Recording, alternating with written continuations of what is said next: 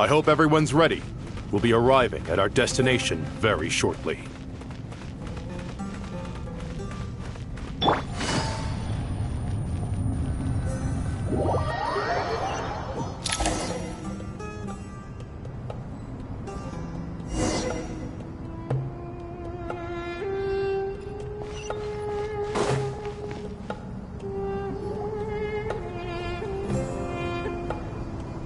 Why, we've not seen so many visitors ever, really. What is this place now, a tourist attraction? Ah, closer inspection reveals many familiar faces. To what do we dusty old fellows owe the honor? Surely you're not just here to chat. You surmised correctly. We are here to carry out a rather enormous project. Ho, enormous, you say? How large, then? Larger than the gaping void in our lives? Why, you've even put a smile on Goatee and Crocco's faces. All this activity is making for quite the special day.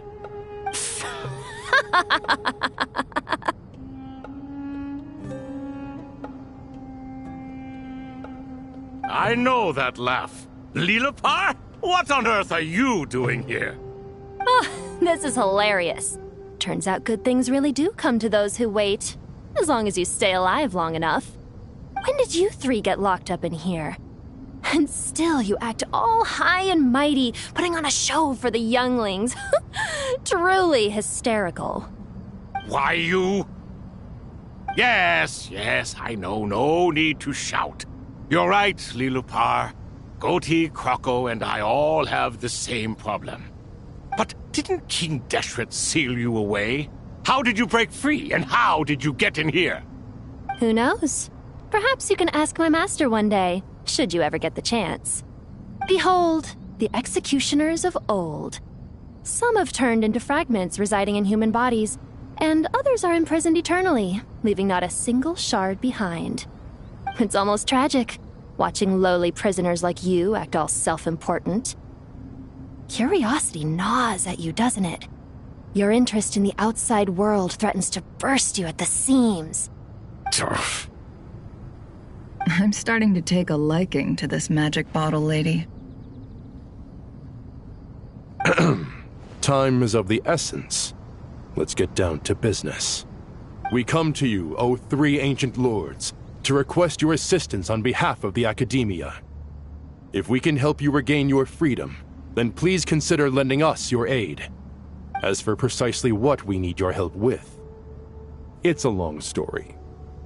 So, to demonstrate our sincerity, we are prepared to first resolve the problems that plague the three of you.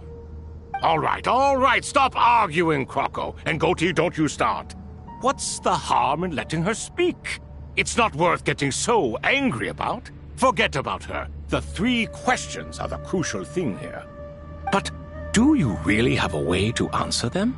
You once answered the final question, Nefer, but the seal did not open. Unless, with the passage of time, you have found a new answer? You could say so.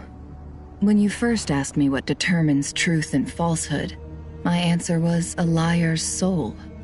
Liars are the best at seeing through the falsehoods of the world. But if you want them to tell you the truth, you have to reach their soul. I think that makes sense.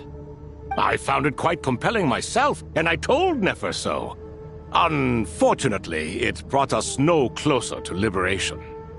Well, that's simply because it was my answer, not the one King Deshret was looking for. Can you guess which answer Al-Ahmar wanted then? Time. And that's not only the answer to the final question, it's the answer to all three of them. All things wax and wane with the passage of time. Love and hate eventually fade into nothing.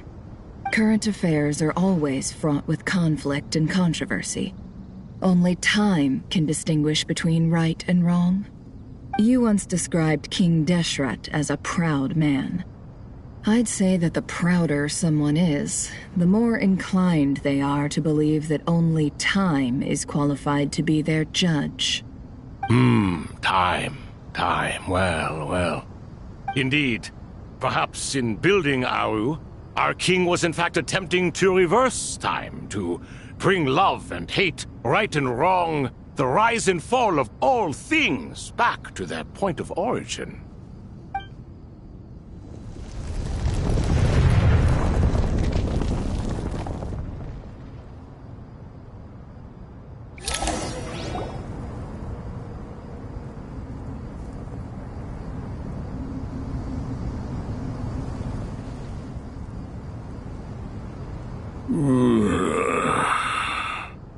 This is the most eventful day I have experienced in a long, long time.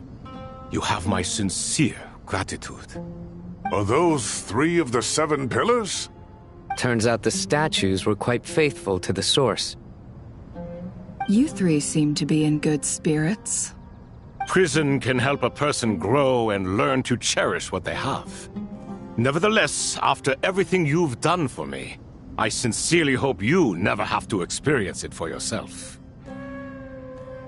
Hello, Nefer. It's good to see you, Thoth, the Ibis King.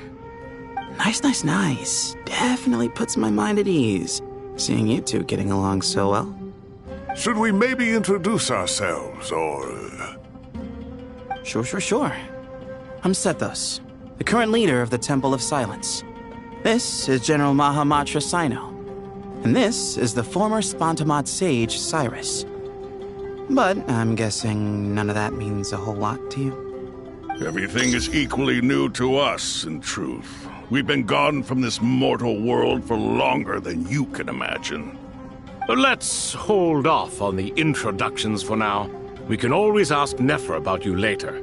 It'll give me something to talk about with my chosen disciple. You're like a helpless parent. Gods and people of yore are not necessarily welcome in today's world. Self-awareness is one of my finest qualities.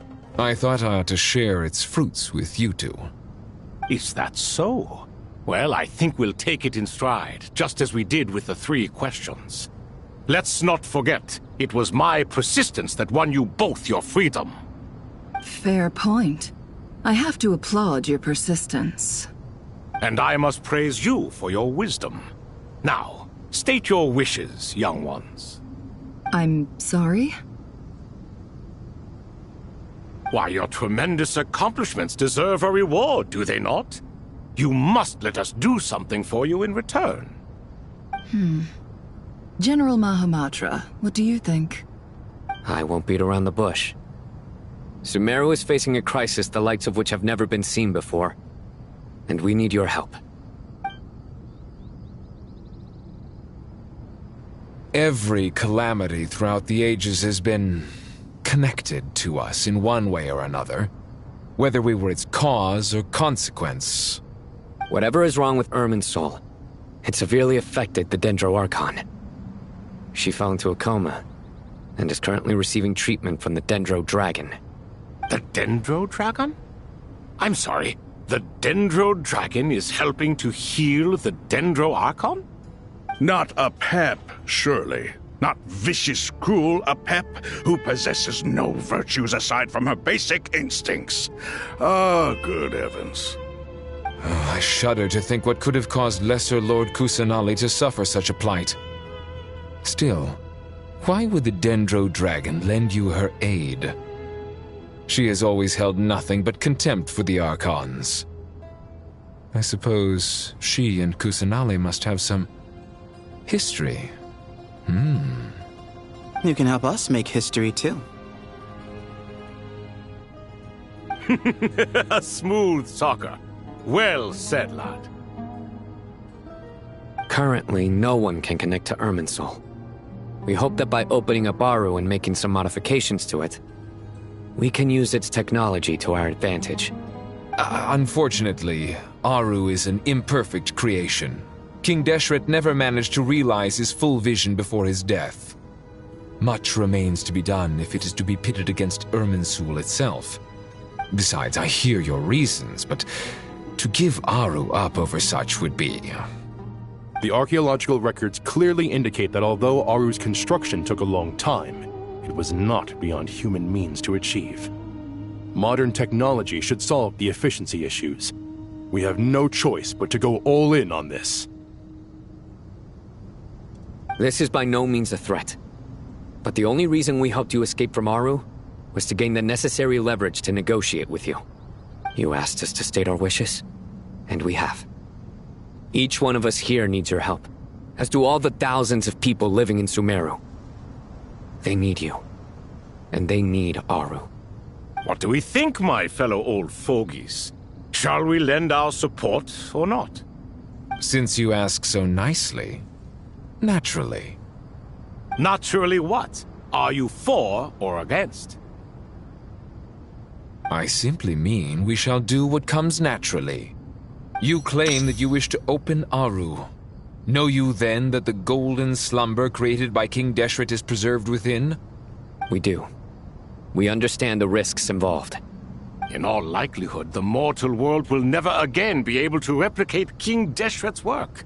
Never will there be another chance to come so close to creating a utopia. Knowing this, are you sure of your decision? We are sure.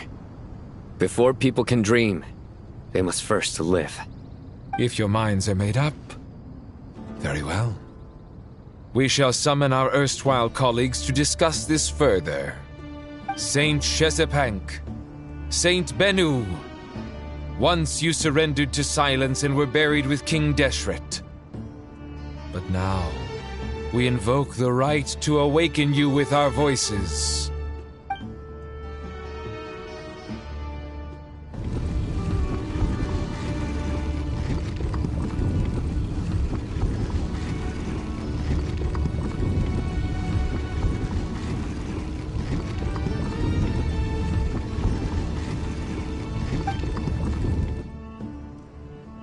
Saint Bennu, responding to your call.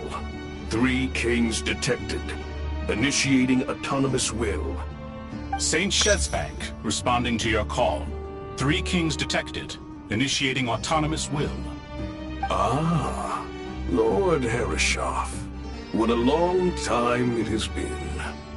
I trust you are keeping well. Then your trust in my well-being has long outlived your physical body. You have always opened with that same phrase, in life, death, and now even beyond. Al-Akmar is long gone. What is the reason for this meeting? You're awake? Good.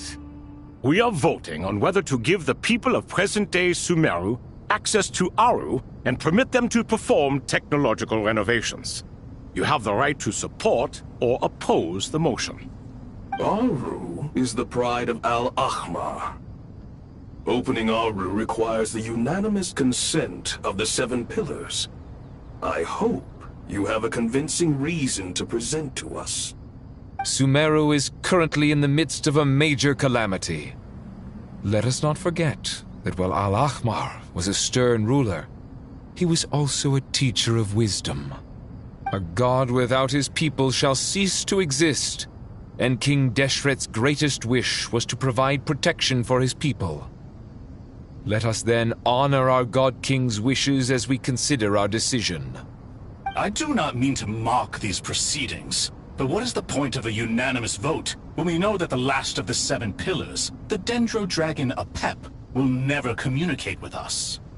This will no doubt surprise your mechanical mind, and I have no intention of trying to persuade you it is true.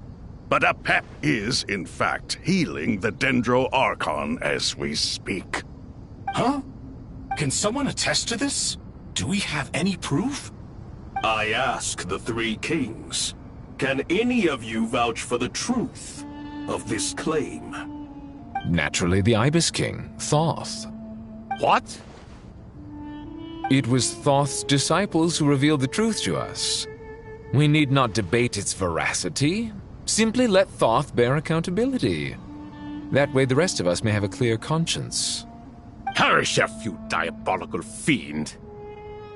I awakened our former colleagues for you, supported your opinion, and backed your decision. What sort of fiend would do that? I miss the days when Hermanubis was still around. At times like this, he would offer to take accountability. What are you trying to say? Is my word worth less to you than Hermanubis's? Hypocrite though you are, Lord Thoth, you are humorous in equal measure. How could we bear not to associate with a character such as you? I, Saint Shezpank, approve the Goat King's proposal.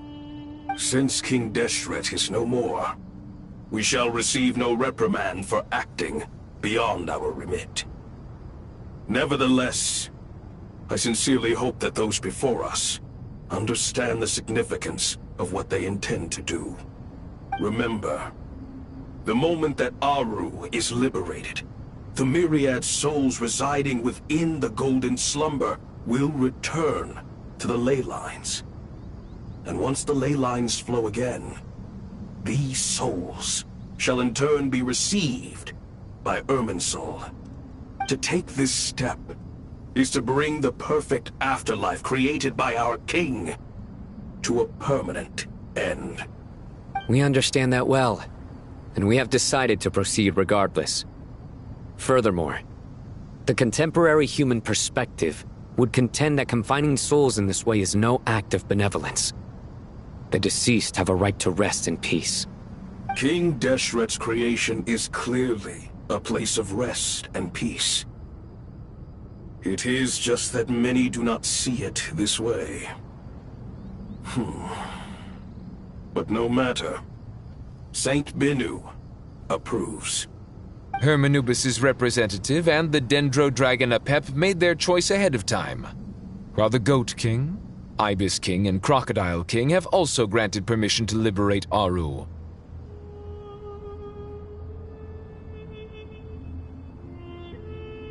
By the grace of His Majesty, guided by his wisdom and will, let the gates of Aru be reopened.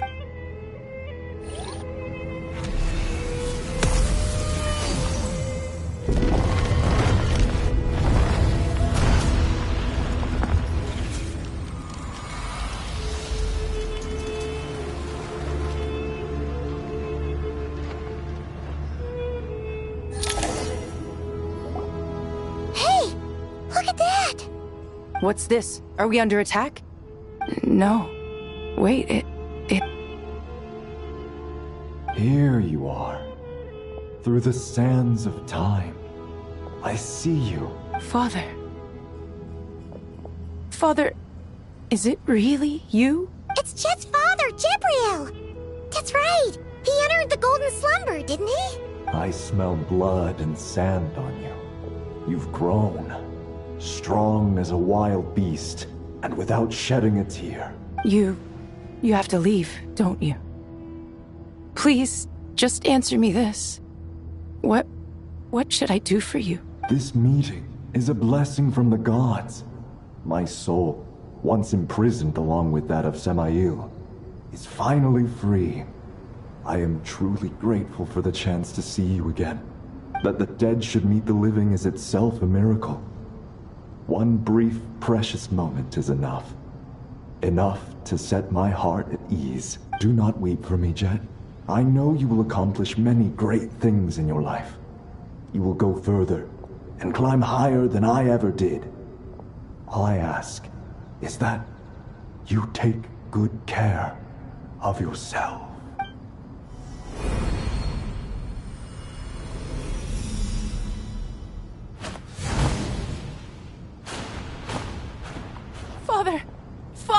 Father. Hey, Jet. Do you want something to eat? Maybe it'll help you feel better. I'm fine. Thanks, Paimon. It was just a little sudden. The chance to see my father again meant the world to me. He was trapped in the Golden Slumber for our sake. And now, after all this time, he can finally rest in peace. I'm glad. It's a huge relief. You've grown strong, Jet. More than enough to fend for yourself. Yeah. I'll leave the past in my memory where it belongs. My family, the good times and the bad. Goodbye, Father.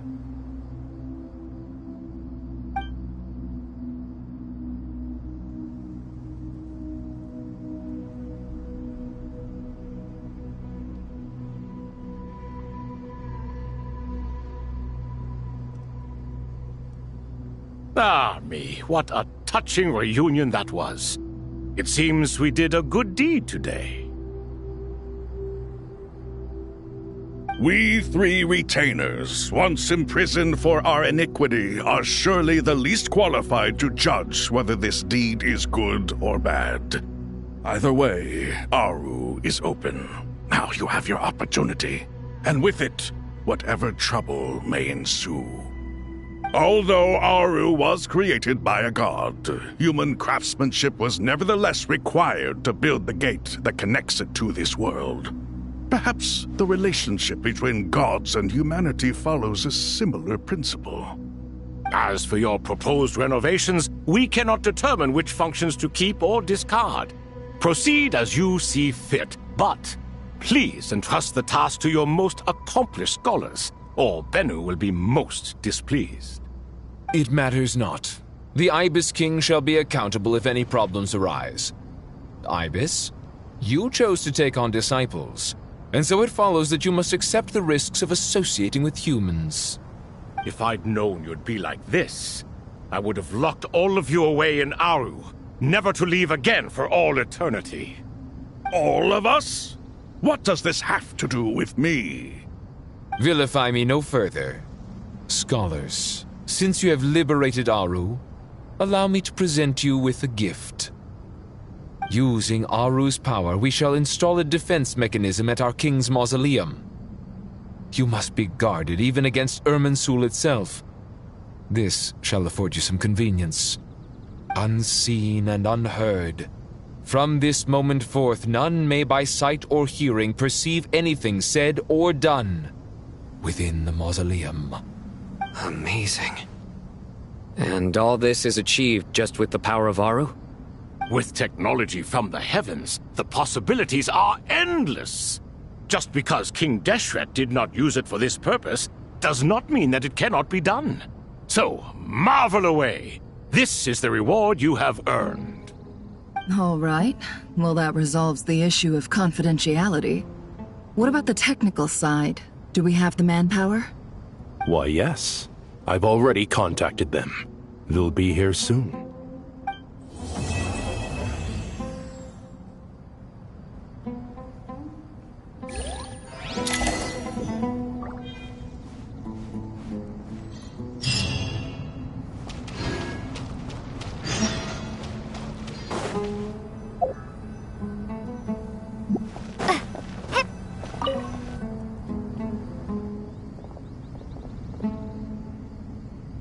You must be the ones tasked by the Academia with renovating Aru? That's right. Good afternoon. I'm Kaveh, and these two are Termezi and Naisaburi. Hey, I'll hate them! Come and introduce yourself! We've met before. This is Thoth, the Ibis King, and everyone knows these two. Afternoon, gentlemen. I've only ever seen these two in murals! Ah, the paintings in the temple. They show us chatting, playing cards, playing chess. Precisely the activities we most enjoy, funnily enough. No, only you enjoy playing chess. We were just humoring you. I wouldn't go that far. Back to the matter at hand. A preliminary assessment by the Academia indicates that this project requires expertise in various disciplines, including the deciphering of ancient texts, mechanical engineering, the restoration of ancient ruins, and elemental theory. The most capable minds in their respective fields are here before you. If there are no objections, we'd like to begin our work. The artisans who built Aru for Al-Ahmar gave their very lives to create this splendid work. Follow their example by giving your utmost devotion to this project. I didn't know that. We'll do our best, of course, but we certainly won't be sacrificing our lives. Such brazen words. Humans these days are a far cry from their ancestors. What little respect you show for King Deshret. No, that's not what he meant. Please, don't mind him. He shares your sentiments, just not your, penchant for hyperbole. Assuming that's what you were going for? I just think it's important to manage expectations. Forgive my lack of courtesy, but we simply can't sacrifice our lives to the gods on completion of the project like people in the legends of old. Here's a first draft of the project proposal for your perusal. Please let us know if you have any requests. Normally, I'd have made it look a lot more visually appealing, but we were really pressed for time on this occasion. I hope you'll forgive me if it's a little rough around the edges. Naturally, naturally. If my fellow ministers deem this meager display of respect sufficient, I suppose I can consider agreeing to their proposal. Why are you so preoccupied with the ostentatious displays of respect to Al-Ahmar? We should be trying to make things easy for them. You never know. We might have to rely on these young people to look after us in our old age. Exactly. This is Aru's mainframe. Be reminded to use it with great caution. We certainly will. Thank you for your assistance. You may attempt to lay out punishment should you so desire, though I'm afraid it would be futile. You and I both know that certain components of Aru can only be operated by humans. King Deshret always believed in humanity. Still, the reason that Aru's modules are designed that way is not so much because he trusted them, but more because he was wary of you. Is that true? No wonder human artisans helped to build Aru then. He actually required human assistance to create his greatest work. Naturally. Have you noticed that the Goat King keeps giving superficial responses? It's like he's just going through the motions and leaving the real debate to his colleagues. He understands the art of perfunctory speech. That's what earned him his position as the Minister of Ministers. It seems the rumors about King Deshret being a poor judge of character are baseless after all. Excuse me for being blunt, but it sounds suspiciously like you're putting yourself on a pedestal and mocking me. You're mistaken. And while there's nothing strictly wrong with making every conversation about yourself, it's not exactly a positive tendency either. You? Whatever. I knew it'd be like this working with you. All right, let me past. I need to look at this console. It's your job to activate it after all. Let's begin. Everyone, please proceed with the external checks and preparations as per the procedures outlined in the engineering plan.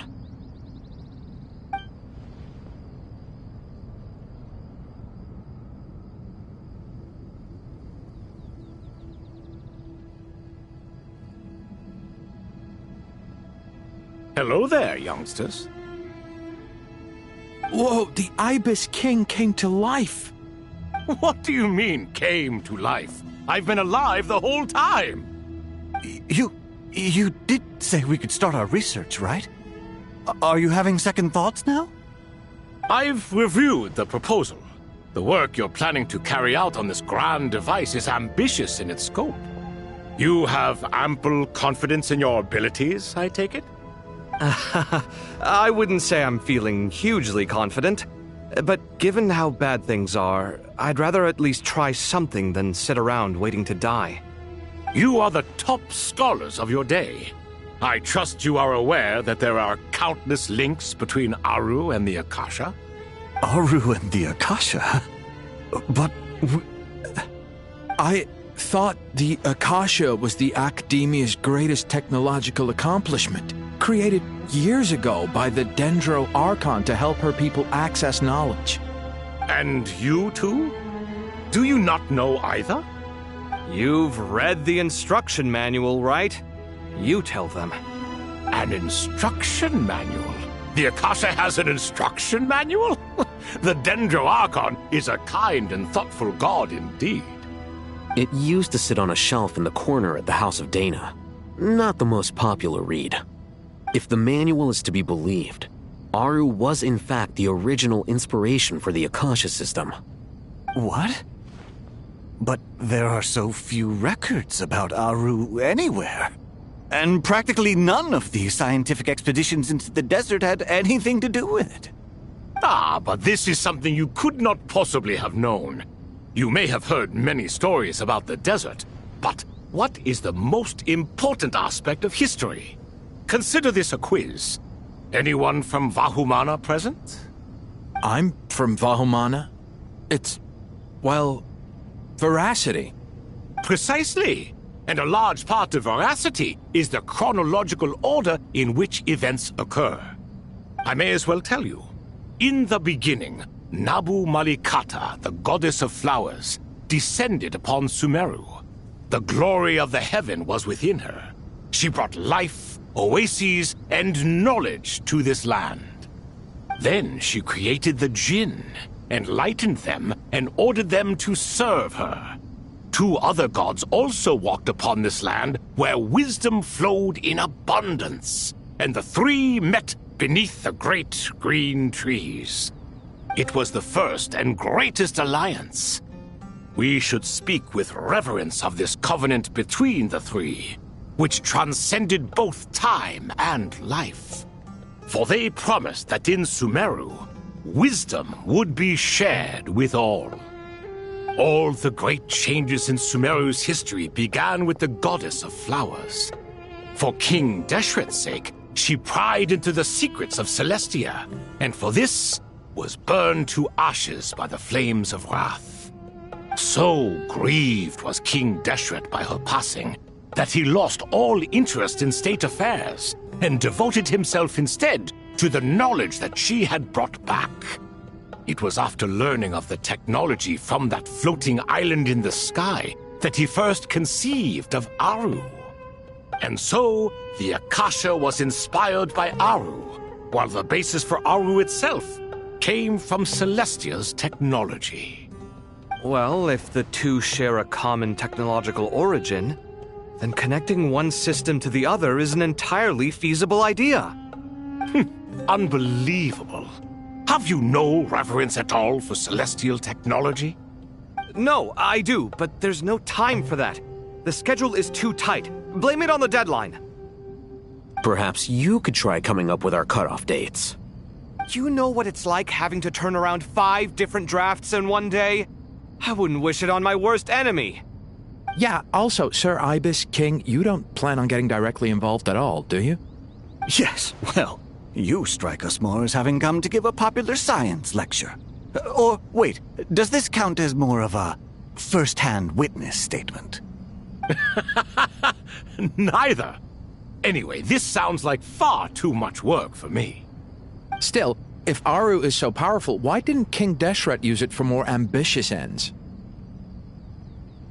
Because it was never fully completed. King Deshret had grand plans, but he perished before they could come to fruition. In the beginning, his wish was to create something that could rival the very world itself. The Lord of Flowers sacrificed everything for that ambition. What he desired, she bestowed, and thus was knowledge brought into the world. Her courage and sacrifice had to be honored with the most splendid of monuments, or King Deshret would surely have deemed it a grave injustice.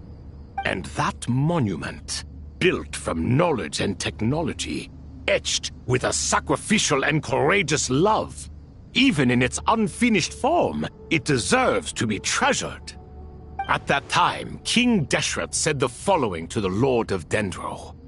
Since we share an eternal covenant, I shall never be your enemy. Hence, the fruit of wisdom from the heavens is not to be devoured. Remember, it is not that I lack the power to become the enemy of wisdom. Yet you and she have taught me much and shown me kindness. For this, I cherish you both. In the end, Aru was only used to store a portion of the souls. It was but a primitive form of the masterwork the king had envisaged. His final hope for Aru was to return to the past, when she yet lived. So the point you're making is, King Deshret was both powerful and ambitious, and he only ceased his imperious ways out of affection for the goddess of flowers and the Dendro Arcana. You could see this as an act of mercy, but you could also see it as the sentiments that lay between these three gods placing constraints on him. This was, after all, the foundation of the alliance between them. This explains why Aru was both a prison and a monument, and why the answer to the three questions was time. You have to be careful who you get involved with, or you invite all manner of misfortune. This is as true for gods as it is for humans. Love is the same. It is both a prison and a monument. All right, let us pause the story here for now. Seeing as you've been so diligent, I'll offer a little help. Who's in charge again? Is it you two? Ah, yes, me and him. Now then, close your eye. Wisdom hides in the space between the tangible and the intangible. It is to convey the incommunicable through the simplest of mediums. By the power of King Deshret, I shall grant you a glimpse into the unseen secrets that lie at the threshold of existence.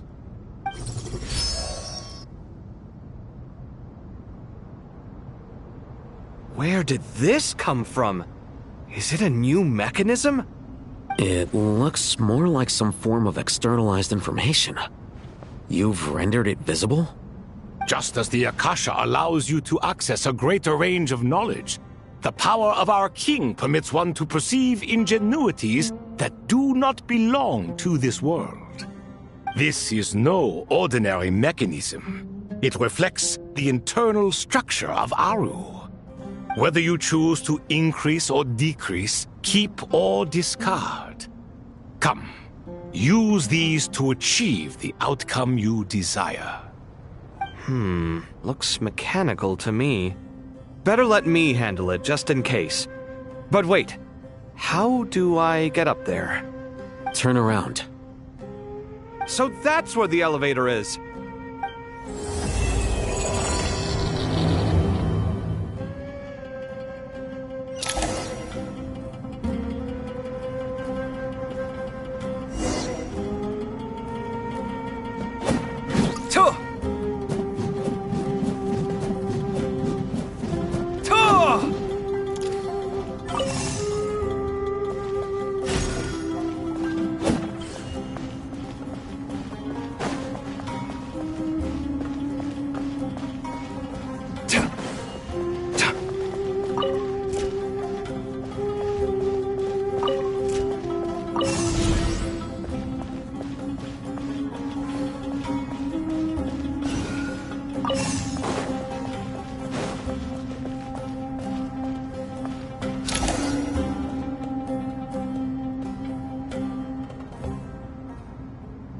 Obelisks were used to record important information in the ancient desert civilization.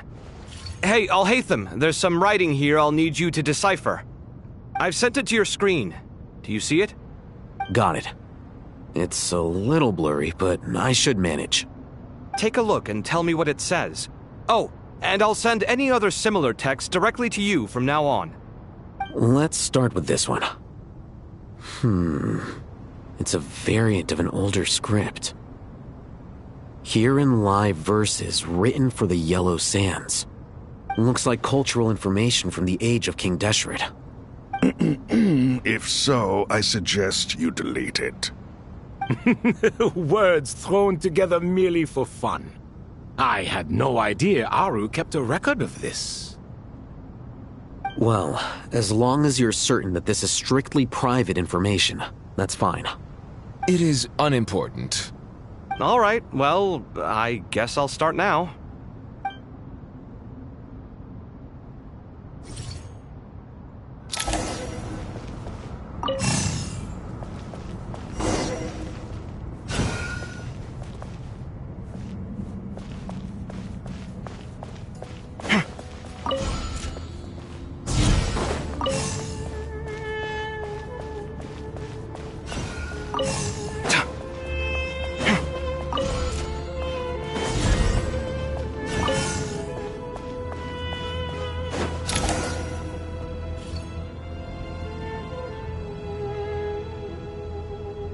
found some more. Sending them over to you now. These are all reports about the Gurubad conflict. Can we delete them? I'd say so. Most of this information has already been archived anyway. What if there are details in there that Vahumana missed? What are we supposed to do if they come after us in the future?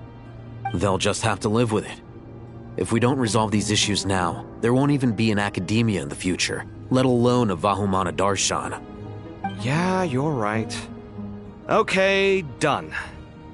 There's some other similar monuments nearby. I'll check them out.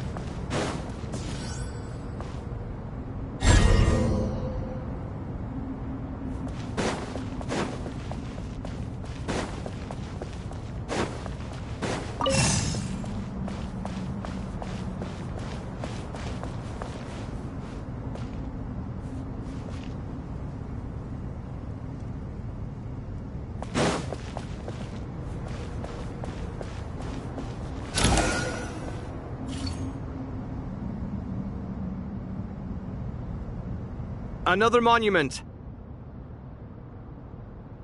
Hold on.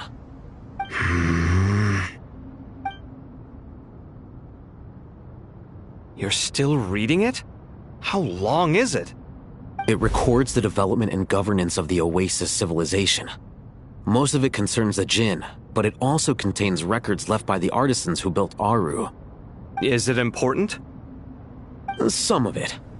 There was no way for me to read the whole thing in its entirety, so I had to rely on my intuition to pick the parts worth keeping. What about the artisans' records? What do they mention? They're speculations, mostly. For instance, they were wondering how to protect themselves if King Deshret decided to silence them after the construction of Aru was complete. Sounds like pure mythology to me. Surely that kind of thing didn't really happen. The records do emphasize that this was merely their conjecture based on various myths. Still, the artisans did leave details of their plans to survive, including blueprints for their escape route. Even that got recorded? Okay, well, I'll make a copy of this first before I delete it. Is that truly necessary? You won't be needing those. No, the blueprints are important. I want to keep them as a memento.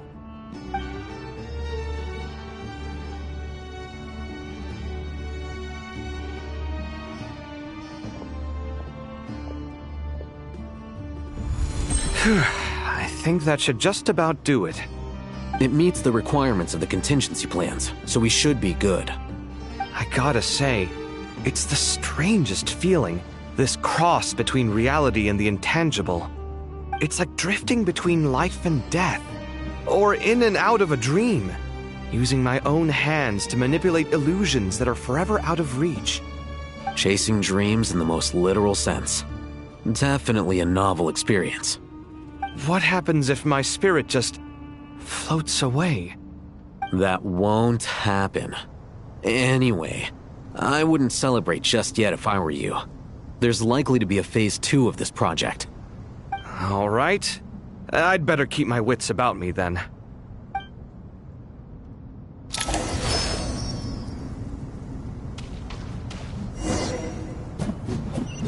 Ha! Scanning.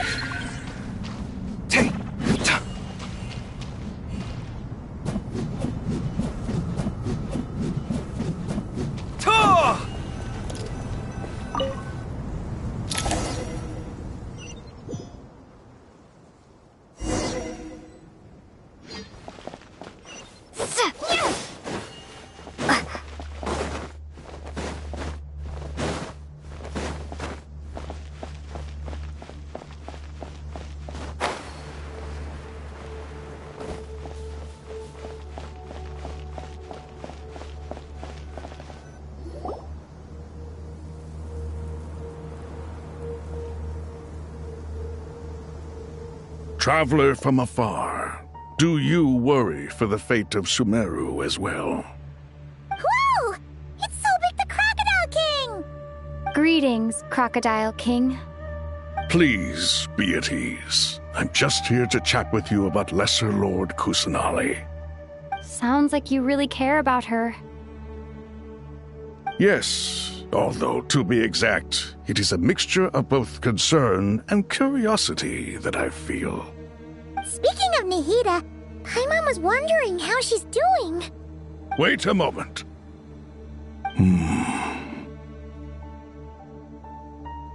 What is it?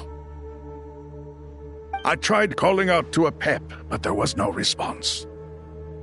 This can only mean that she is focusing all her energy on taking care of Lesser Lord Kusanali.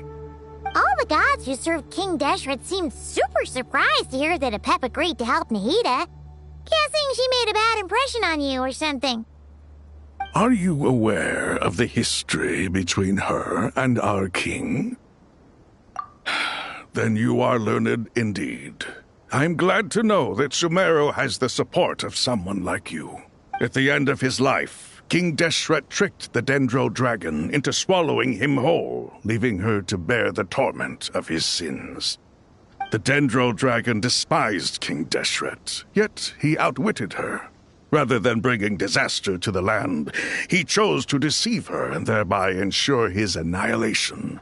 An act that surely displays his love for humanity. The Dendro Dragon stands for the glory of a bygone era. She hated Al-Ahmar and what he represented. All the gods, all the power they wielded. And so, her willingness to help the Dendro Archon through this crisis comes as a great surprise indeed. It makes one wonder whether, perhaps, the Dendro Archon assisted her in the past. Yep, Nahida did her a huge favor.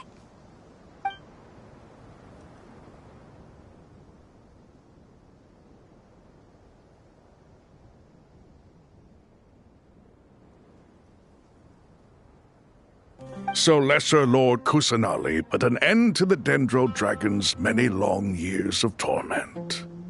As much as she loathes the Seven, a pep knows kindness when she sees it. No wonder she was willing to make an exception. Yeah, that's the sense we got from dealing with her too. She is not incapable of coexisting with other living things. Rather, she actively chooses to avoid coexistence. And this despite the fact that she symbolizes life itself. How ironic. All of this being said, I wouldn't expect too much from her if I were you. Nothing will change her hatred towards humanity and gods. We'll keep that in mind. Anyway, how much longer do you think Nahida needs to stay with the pep?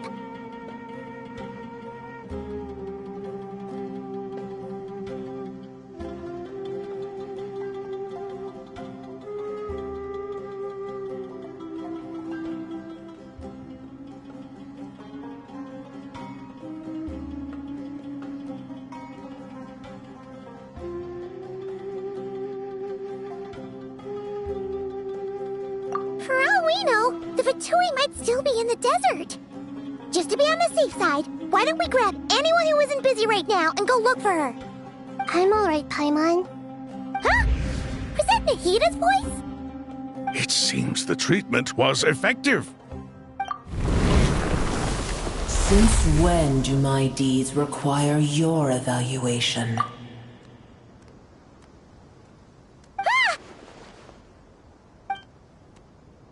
Here will do just fine. I had no intention of taking you any further. One ought not expect greater generosity than they have earned. You always hide your kindness away like an oasis within a sandstorm. Only those who make it through the swirling winds can know just how beautiful that oasis is, and how much hope it brings. You dare appraise my being? No, I'm expressing my gratitude. I want to thank you for sharing your precious life force with me.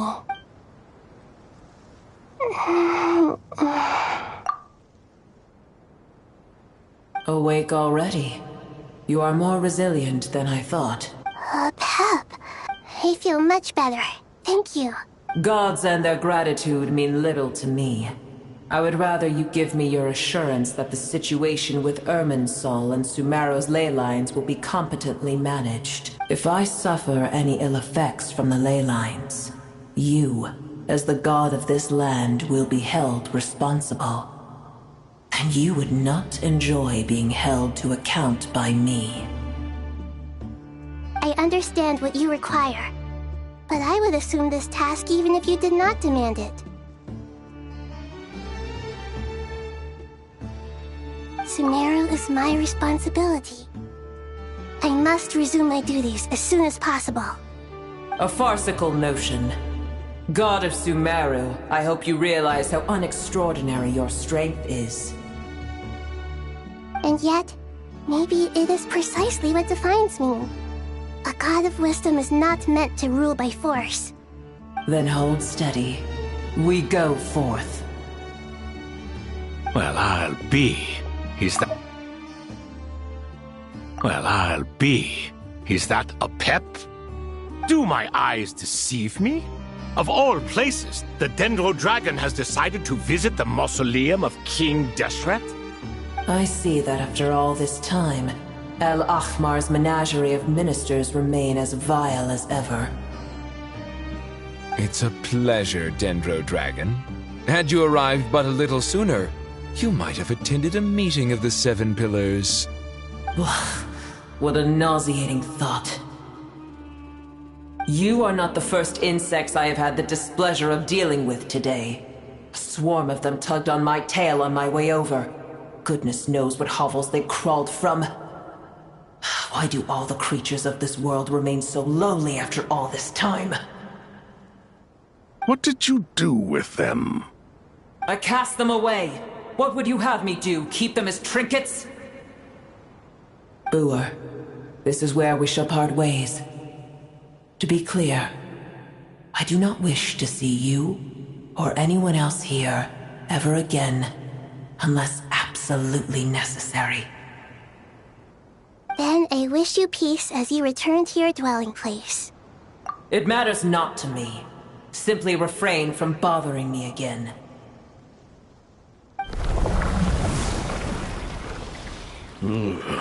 A force to be reckoned with. At times like this, I feel glad that she has no interest in any of this. Hold on, just hold on, okay? We're almost there. We made it. Huh? Wait, that voice, it's...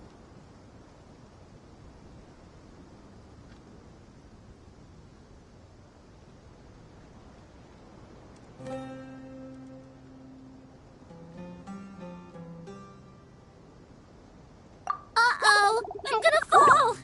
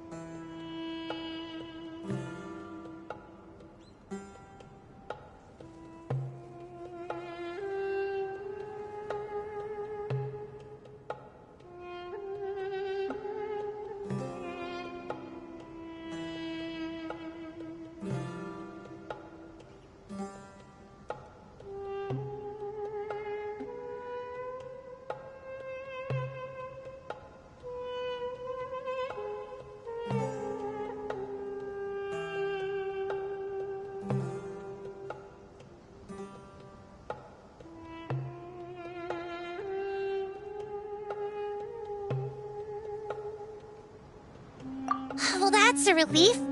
A pair of safe hands indeed. The Dendro Archon's familiars. They are the last thing I expected to see here.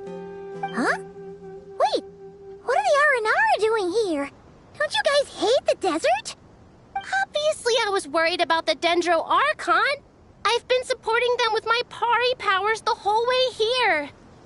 Oh, you seem pretty nervous. Is it because there are too many people around? Not just people. It's all these non-human beings, too. It's hard on them. I can't believe you made such a long and dangerous journey just for my sake.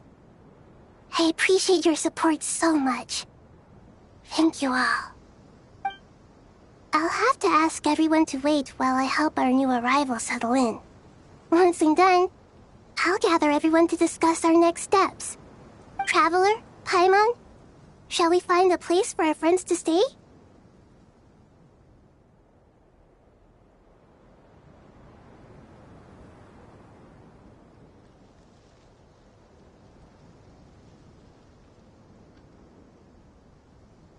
Awesome! Let's go! Well, first I have some questions.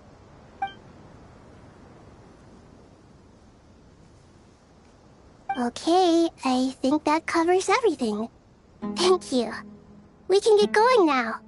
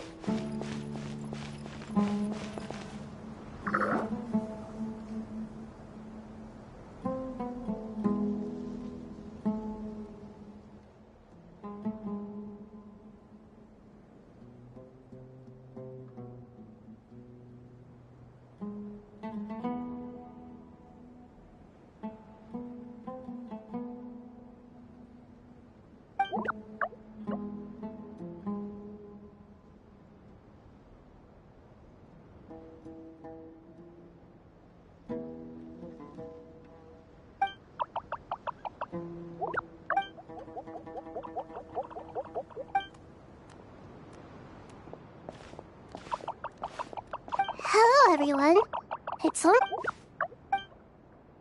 It must be very tough for you coming all the way out here, especially since you don't like the Voluka.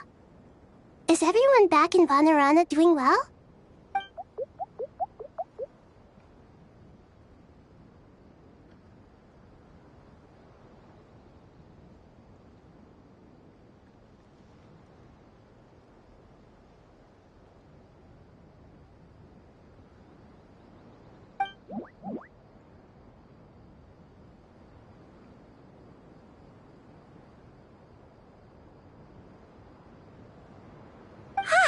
Everyone's here. Good. Are you okay? You look like you were about to pass out back there. Then you're forgetting who I am. Don't underestimate me.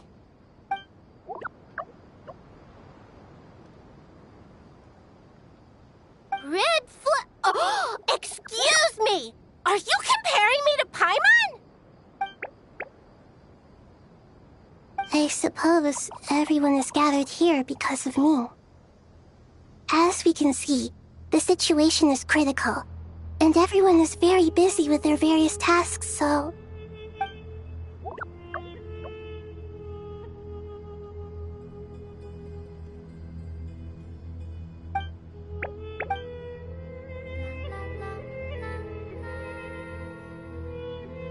I can't thank you enough. Right now, we're focused on restructuring Aru, processing excess information, and helping restore everyone's confidence. I'm sure you'll find it all very straightforward. I can help too! Just let me know where I'm needed.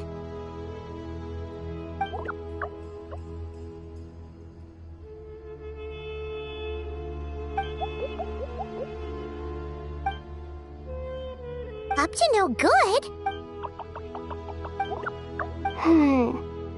That definitely sounds suspicious. Traveler, Paimon, I have other work to attend to here that needs to take priority. Could I trouble you to investigate the situation Arabalika spoke of? No problem. Leave it to us! Thank you. I'm counting on you.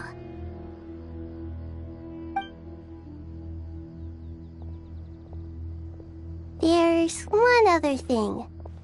If you are to work alongside the people of Sumeru, you will need to make yourselves visible to them. Is that acceptable to everyone?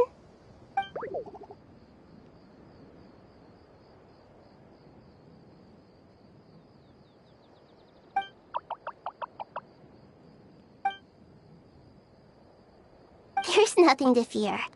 No one here will hurt you. But if you do feel afraid, don't worry. Just call my name and I'll be there.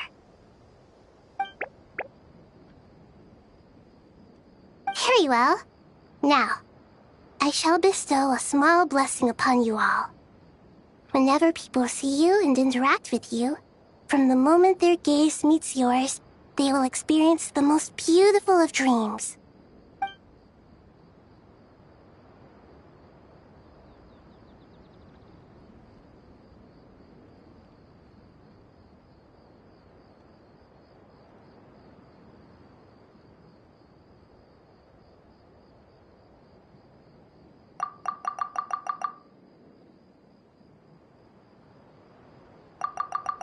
Do not fear. We will face it together. This too shall pass.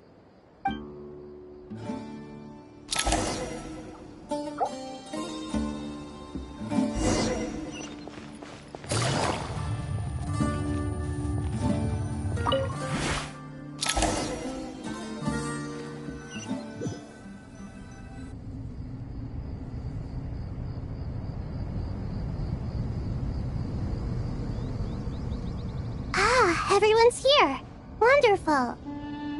Dendro Archon, you're back. Are you recovering all right? You mustn't push yourself too hard. I'm doing very well. Thank you for your concern.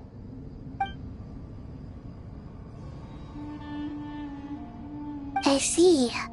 Using the power of Aru to reboot the Akasha and gain access to Irminsul. It's a sound plan, although... I regret to be the bearer of bad news, but with the state that Irminsul is currently in, it's impossible to access via traditional means. Even the Akasha won't change that. Alas, we had feared this may be the case. And what about non-traditional means? Non-traditional means? Are you saying... Desperate times call for new measures.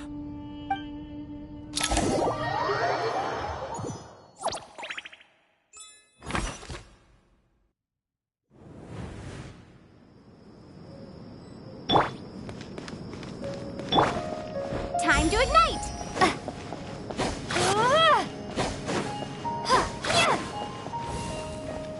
The wind rises.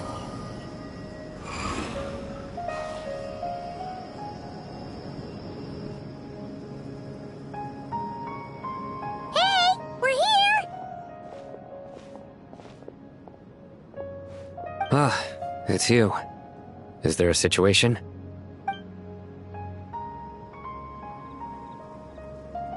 The Aranara have good intuition when it comes to people. In other words, there may well be a traitor among us. Given everything that's going on, I'd be more surprised if there wasn't. Miss Nefer, as a professional intelligence broker, I trust you have a solution? Not one that I'm willing to volunteer. What's in it for me? Let's say I'll treat this as a pilot project aimed at expanding your intelligence operations. Whatever business you're in, an avenue to demonstrate your abilities could never hurt. I like the sound of that. Glad we're on the same page. Given that you rarely set foot in Sumeru, practically no one at Caravan Rebot knows who you are. I take it you've read the files on everyone in the area? Yes. I also skimmed the list of evacuees, and am more or less up to date on where everyone stands. Any initial suspects? Limiting the scopes to males whose recent activity could be viewed as suspicious. I've identified 3 names. The Aranara saw 2 people talking, but currently we only have 1 suspect. The other person was probably just a messenger, and in all likelihood has already left Caravan Rebot. Everyone is heading for the desert per the evacuation order. Anyone willing to turn back at this stage is almost certainly with the Fatui. There's no way it was a spur-of-the-moment decision to act at a time like this. This spy must have been planted long ago. We need to smoke him out from wherever he's hiding. Sounds like you have the beginnings of a plan.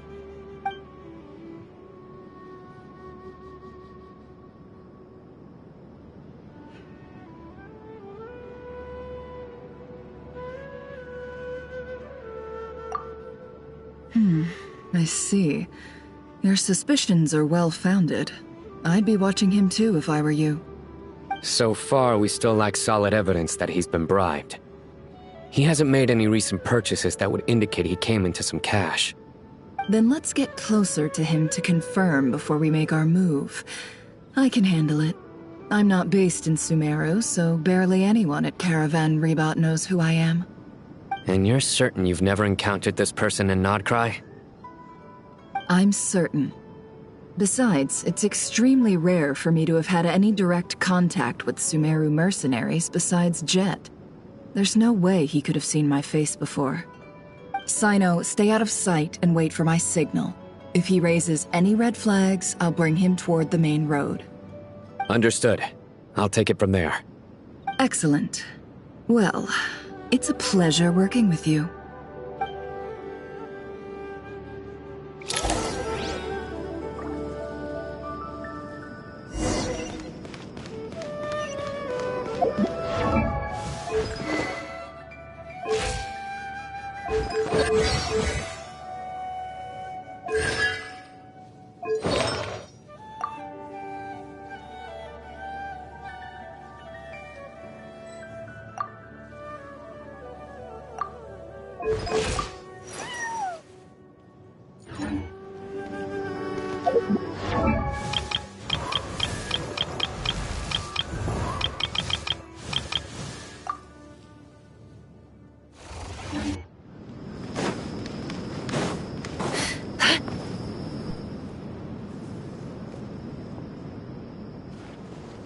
Darker skin, scars, frequents the desert and has ample combat experience.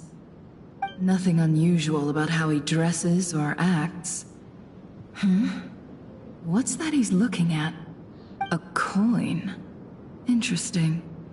Could that be how his contact paid him? Conveniently discreet for someone trying to hide any unexplained income. And yet it could be highly valuable. Sorry to bother you. Has everyone here already left? I don't suppose you happen to see a lady wearing a hat? Ma'am, what are you doing in Caravan Rebot all by yourself? The main group evacuated some time ago. Didn't you pass them on the road? My friend and I lost some of our cargo along the way. I didn't want to miss out on potential business, so I told her to go on ahead and meet the client while I retraced our steps. I didn't think it would be so late by the time I found it. And then there was a terrible sandstorm. I guess I must have taken a wrong turn, because I didn't see any large groups on my way here. Forgive me for asking, but just to be on the safe side, could you describe this friend of yours? Sure. She has blonde hair, and she was wearing a hat and a white dress. You'd definitely know if you'd seen her. Yes, I think that does ring a bell. Ah, my apologies. During this exceptional time, the Core of 30 are under orders to be extra cautious when dealing with unknown people, whoever they might be. I understand. Well, sir, is there anything else you need to know? If not, I'd better try and catch up with them. Hey, wait! They left a good while ago now. You'll never catch up with them on your own. Why don't I give you a ride? I'm here to collect the last few people anyway. We have plenty of carts, so one more won't be a problem. That would be amazing. Traveling with a group will be much safer. I'll have to pay you for your trouble. Hey, let's not worry about the money for now. Wait here a moment. Once I'm done packing up, I'll take you to join the rest of the group. All right, thanks. Let me know if you need a hand carrying anything. No need for that. I'm strong enough for both of us. Okay. Well, I wish there was some way I could repay you. Guess it's my lucky day, running into someone who knows what they're doing here. You might have just saved my life, you know? You're not wrong there. I mean, what kind of cargo is so important that it's worth risking your life to get back? I hope for your sake that it's priceless. Actually, I suppose I can tell you, since you've been such a big help. But be sure to keep it to yourself, or we could both be in big trouble. Oh, really? Sounds mysterious. We're in the antiques business. You understand? Some of our goods aren't acquired through the most legitimate means. We have to be very discreet when we're selling them. That's why I had to go looking for the missing cargo alone. Ah, no wonder. Well, ma'am, in that case, it turns out that maybe there is something you could do for me. I'm all ears. But to be clear, our commission isn't cheap. Think carefully before you ask. We don't want to ruin our relationship before we even hit the road. I'm sure that won't be a problem. My issue is, I have something that's a little difficult to sell on as well. Take a look at this.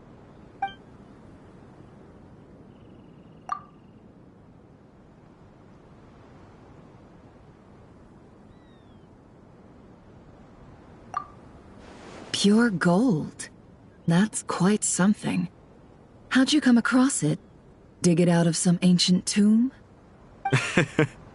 If you look hard enough, there are many treasures to be found in the mausoleum of King Deshret. It has no distinct Snezhnayan markings. That'll be why he's going with that story. And he clearly doesn't want to arouse suspicion, so he's on the lookout for an opportunity to make a quiet trade. Surely you have an existing business partner. Won't they take it off your hands? I hope I won't be attracting the wrath of my competitors by helping you sell this. The shop I used to work with is having cash flow issues at the moment after losing some money. I'm under enough pressure as it is without having to deal with them. On the off chance anything went wrong, I'd never get my money back. I understand. Gold is the last thing that traders with cash flow problems want to see. Well, in that case, I think we can work something out. As it happens, I'm just about done packing. Shall we make a move? Sure. Let's walk and talk. This evacuation was a huge operation. They needed a few people to stay behind and tie up loose ends. And I ended up being one of them. You're lucky you ran into us in time.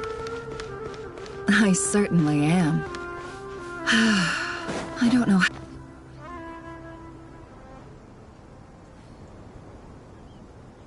Huh?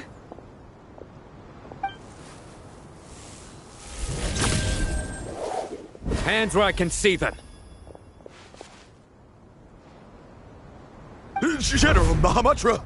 No, wait! What are you doing? This is the coin? Sadly, you won't have the chance to spend it. Nicely done. Looks like Sumeru's Matra are a well-oiled machine nowadays. Unmarked gold coins are quite difficult to trace. Thanks to you, we have secured the evidence. Here's what's gonna happen.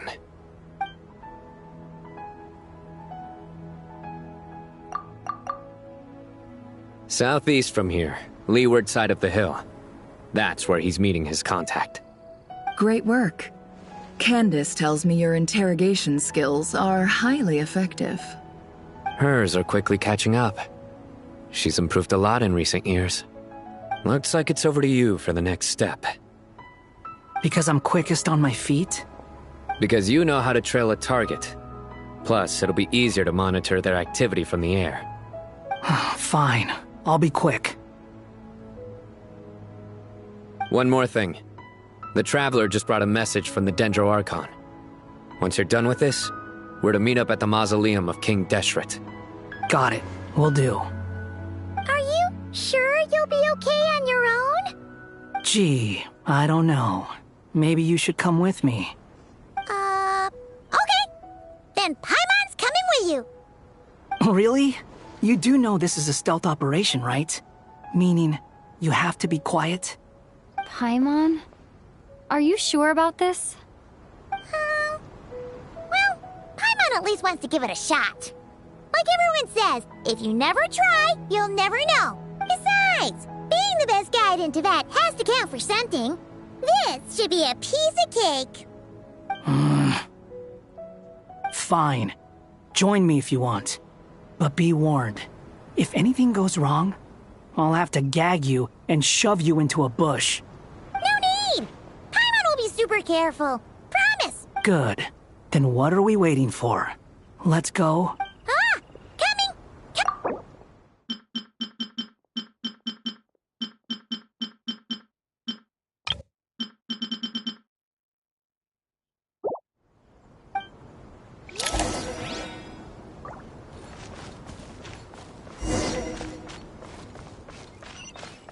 Behold!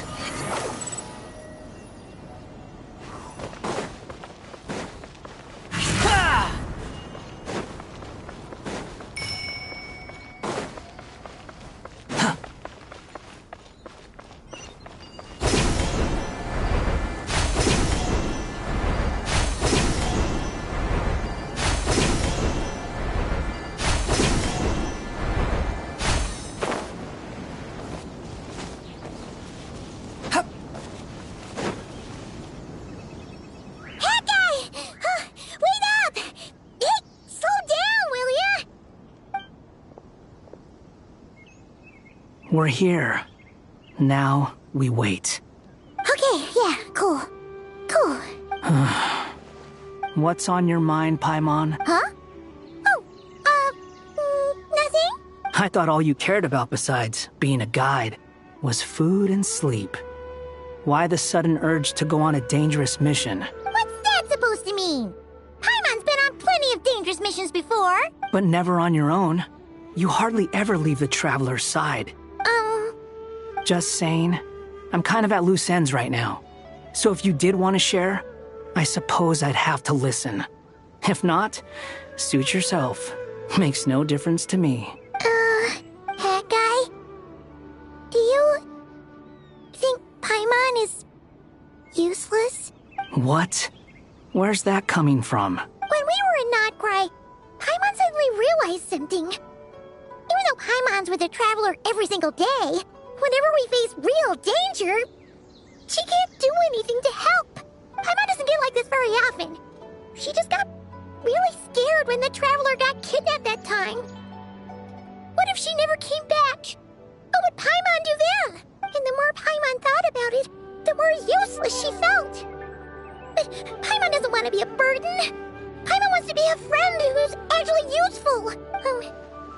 Does that make any sense? You know, that feeling of just being complete. You asked the right person. Boy, do I know that feeling. Oh. I'm not gonna try and encourage you. What I will say is this.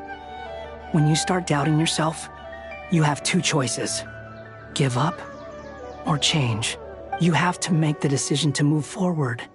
Otherwise, no amount of consultation from other people is gonna help you. So ask yourself, what do you want? To get stronger? To learn more? Whatever it is, go do it. You won't have any regrets if you can at least say that you tried. Oh. All right. Something's not right. Shouldn't they be here by now? Paimon, is it just me? Or is it a little too quiet around here? Should Paimon take a look? We'll give it another hour. If nothing happens, we head back. Okay. How strange. We've been here for ages. Where the heck are they? Have we been stood up? What is it? Did you think of something? Something feels off about this whole situation. But I can't quite explain why. We know for sure that the guy Sinocot had something set up. Yet somehow his contact is a no-show. So, either the handler got caught, or, more likely, they decided to cut our guy loose. But how would they know to do that? That's the problem. They couldn't possibly know what's happening here. Unless... This feels all too familiar. Come on, let's head back.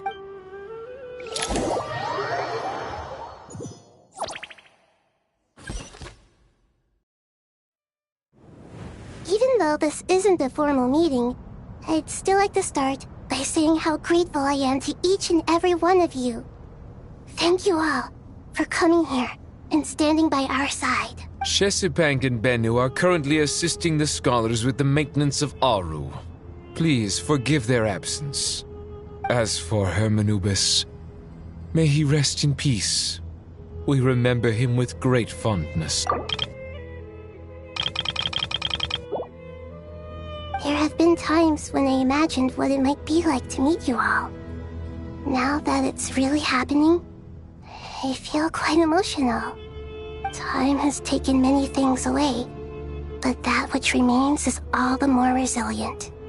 I must say, there is one thing that rather surprises me. You appear to be in good spirits, Lesser Lord Kusanali. But even so, I can sense that the life force given to you by the Dendral Dragon has far from fully resolved the problem of your vitality. Oh no! So even a Pep's power didn't work? Don't worry, Paimon.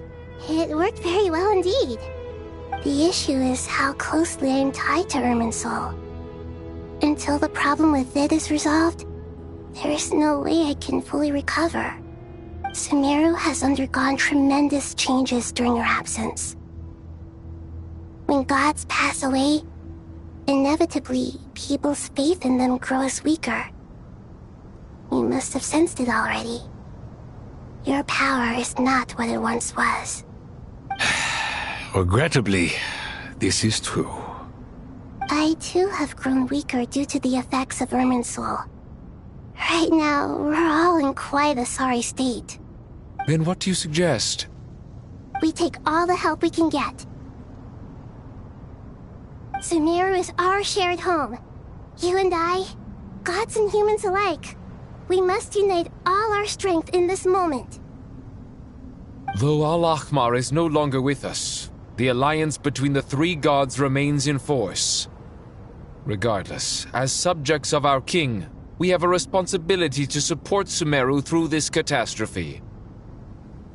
Not to mention that it was the people of Sumeru who released us from this prison of Aru. Times have changed, and the people of today possess greater wisdom than those of the past. You really know how to give a rousing speech, Goti. Now then, let us learn more about your plan.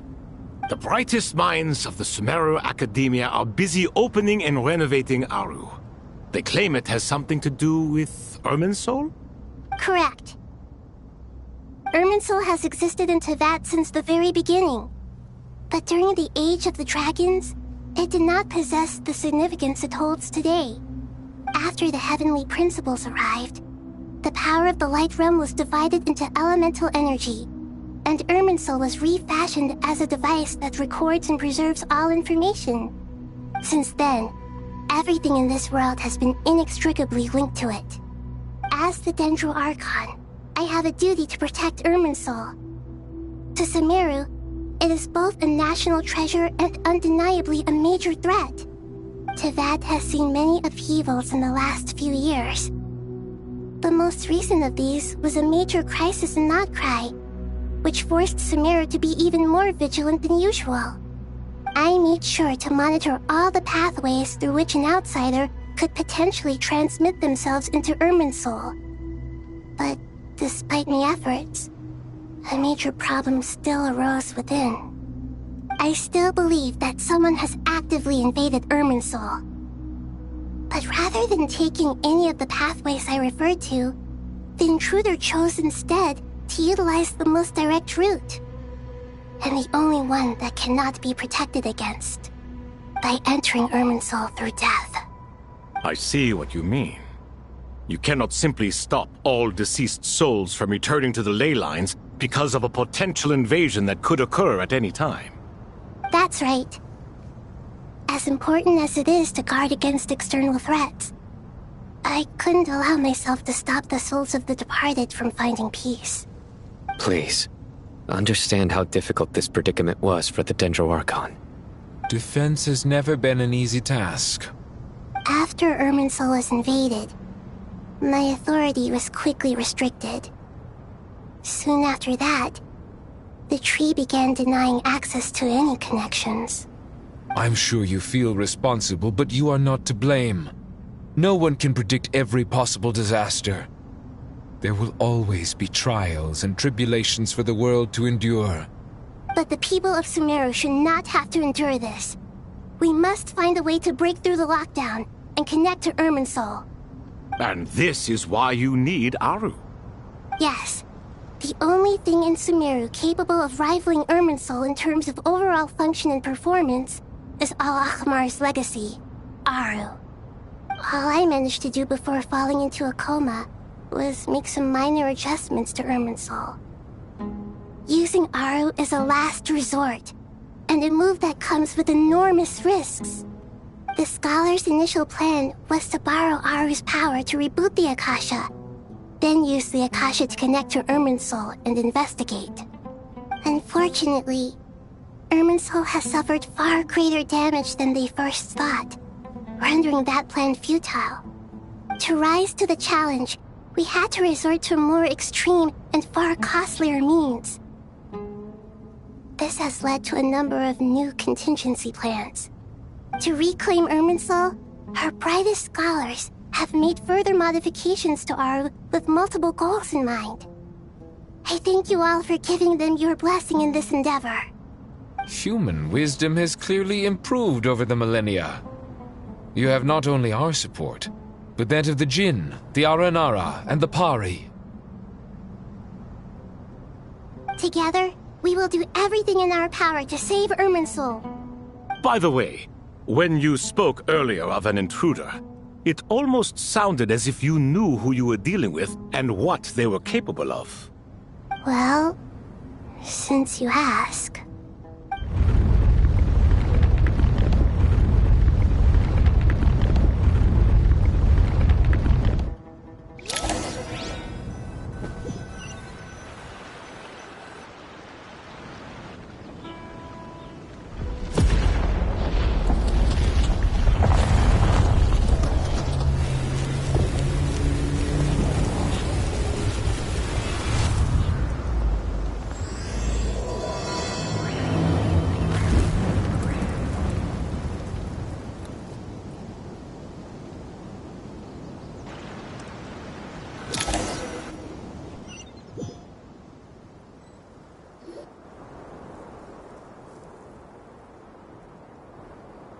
Master Tainari!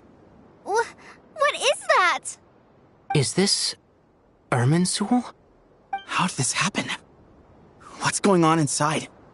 Luckily, we managed to evacuate everyone. What in the world was that? That was... terrifying!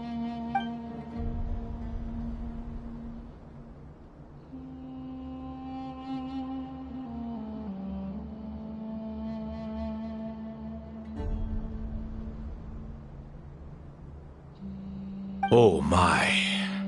I understand now, Dendro Archon. You make yourself quite clear indeed.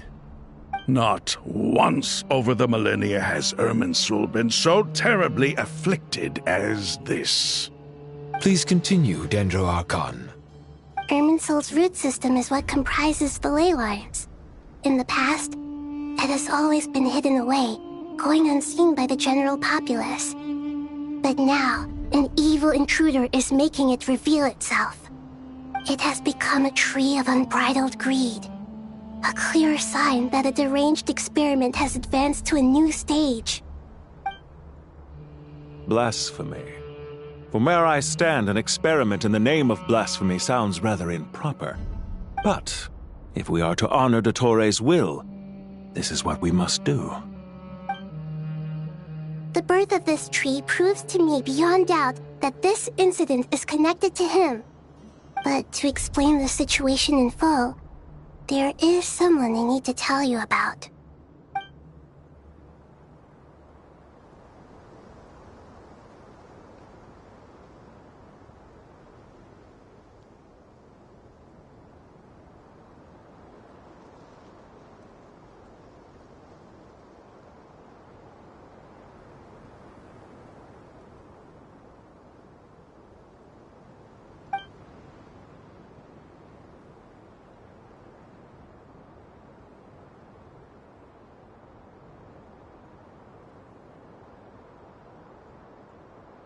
Zandik. So it was him. I saw him in the desert once. A man of supreme arrogance. So this is where it has taken him. But didn't Dottore die and not cry? How is he still able to do all this? He must still have loyal followers amongst the Fatui. Even so, I'm still unclear as to how he has been able to wield such a profound influence over Irminsul.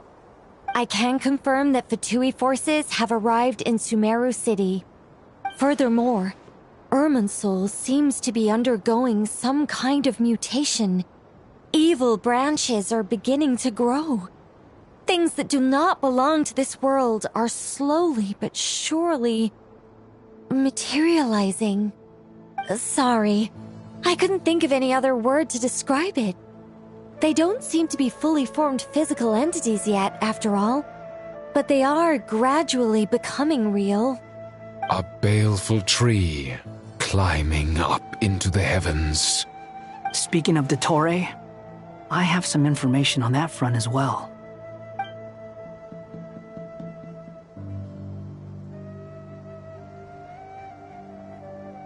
I didn't think it was wise to state this out in the open. But my theory is, the mole wasn't cut off after he was caught. They wrote him off from the beginning. You mean, the Fatui never intended to follow through with him? Then why plant a mole at all?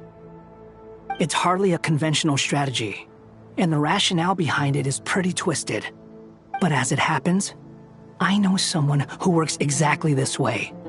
And when it comes down to it, his goals are very simple. He just wants to confuse people, so they can't figure out what he's up to. He's been a collaborator of Dottore's from the outset. That fact alone confirms that Dottore is involved with this somehow.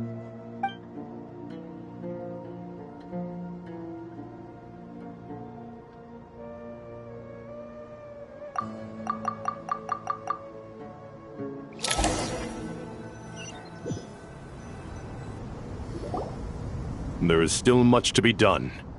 Everyone, please remember our core strategy. As per the discussions, the following groups must act immediately.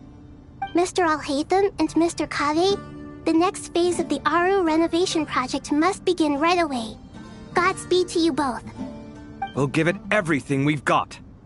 The plan looks feasible, but the implementation will require certain resources. General Mahamatra Sino and his team will help to procure the materials required for modifying the terminal. No problem. I've already spoken with Sethos and Hat Guy, and they've agreed to assist me. This kind of thing is best left to the fleet-footed, right, Hat Guy? If it's efficiency you're after, we're the right people for the job. Following up on the elemental energy amplifier we discussed, Ms. Dory, I assume you're the one most familiar with the status of this project. Aside from the Dendro Archon, of course. Yep, that's right. Leave it to Lord Sangama Bay. Got it. Well, I'd like Madame Farazan, Kale, and Nicole to support Dory on the technical side. You can count on us. Will do. Rest assured, I'll take good care of Kale. Dia, Candace, and Nefer, you'll be in charge of negotiating between the various parties. I trust you remember our goal. You bet. We can handle it.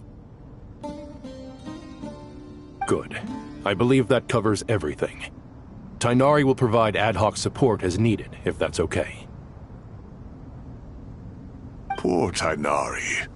Must be tough being Nephis' student. Getting bossed around all day, every day. Hey, don't try and drive a wedge between us, you old rascal. All it says to me is that Master Nephis has faith in everyone's abilities.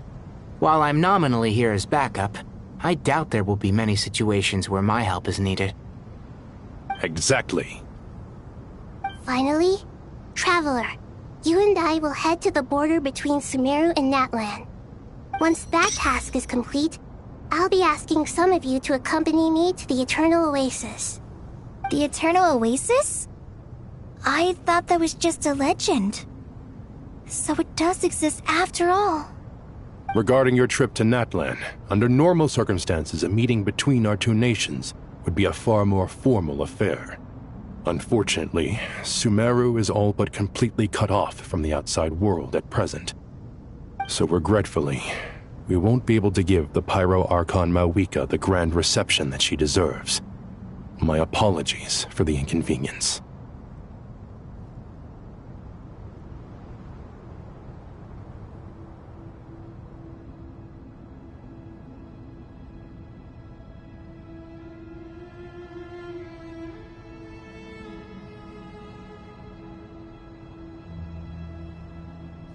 No point putting too much pressure on yourselves. That goes for everyone. Right. Especially you, Dendro Archon. I'm sure you're still feeling quite weak. Don't worry about me. The Dendro Dragon's life force will sustain me. Plus, we'll be there every step of the way. Nahida will be just fine. Yes, I believe in myself. And I believe in every one of you. Well, time to get going.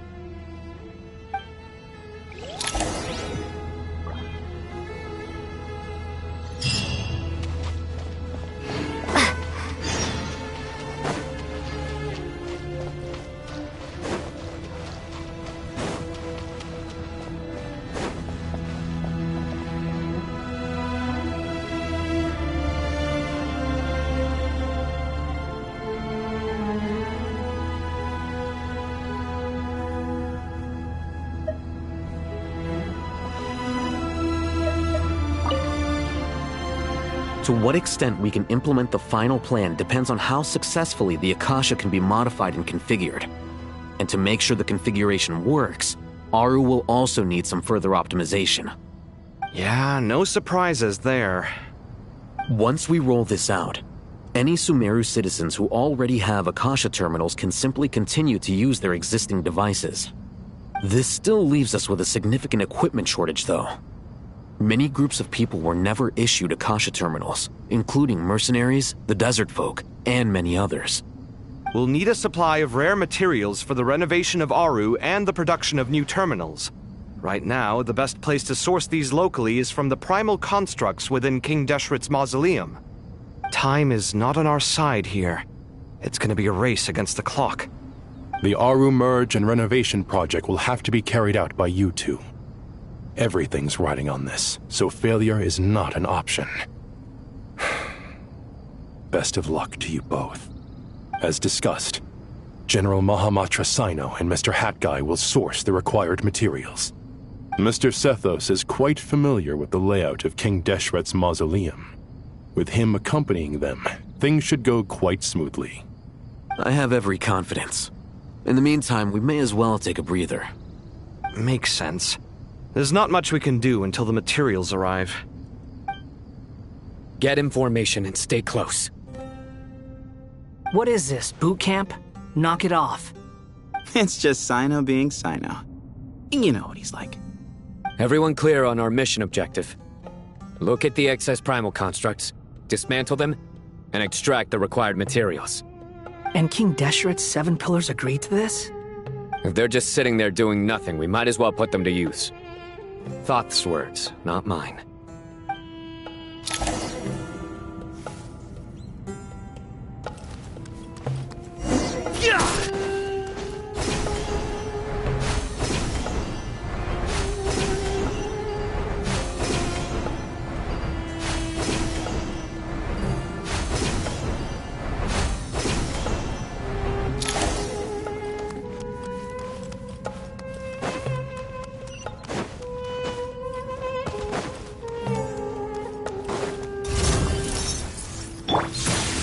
Sage's wisdom!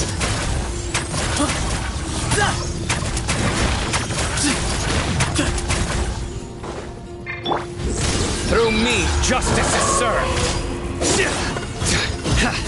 You stand condemned! Squall Fury! Wretched vermin!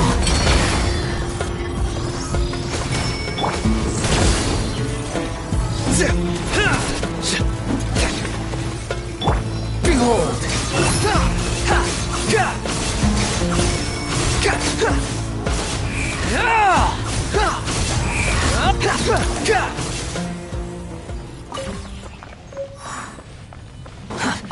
Too slow. Quit following me.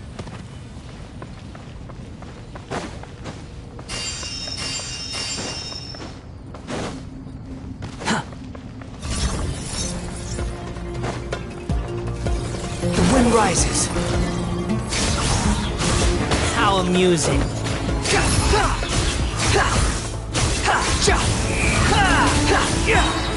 Unsightly insects.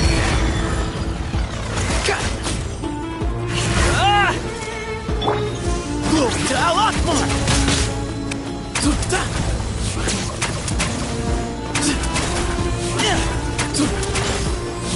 Where you heading?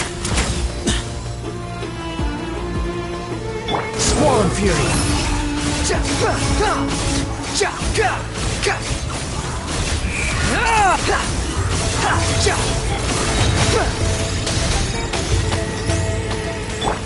Surrender! Your sins weigh upon your soul!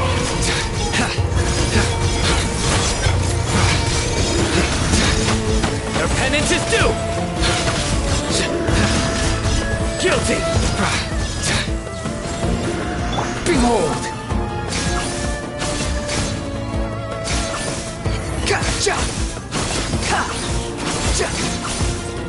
Cry louder! These devices should still be usable even though they're broken down. Let's take them back for the others to review.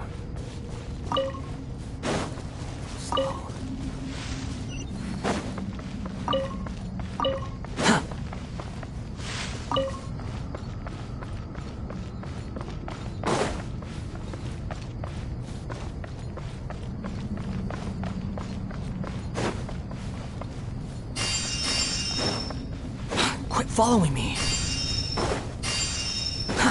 Too slow.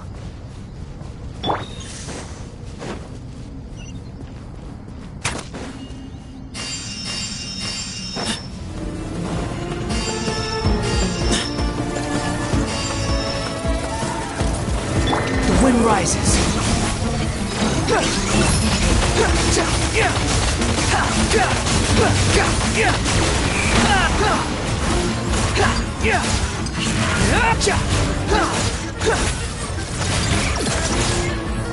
Quit falling.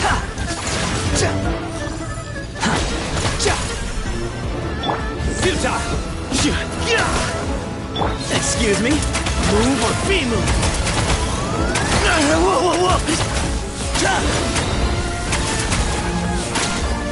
Where you heading? Bow your head! Through me, justice is served! Your penance is due! How many do we need again? Enough to make an Akasha terminal for everyone who doesn't own one. I remember you telling me how revolutionary these Akasha terminals were. You've used one before, right? The Academia declared the Akasha to be the most powerful and comprehensive wisdom dissemination system in history. That should give you an idea of how powerful it is. Certainly sounds impressive. Neither Hat Guy nor I have ever had an Akasha terminal. Well, if it all goes to plan, that's about to change.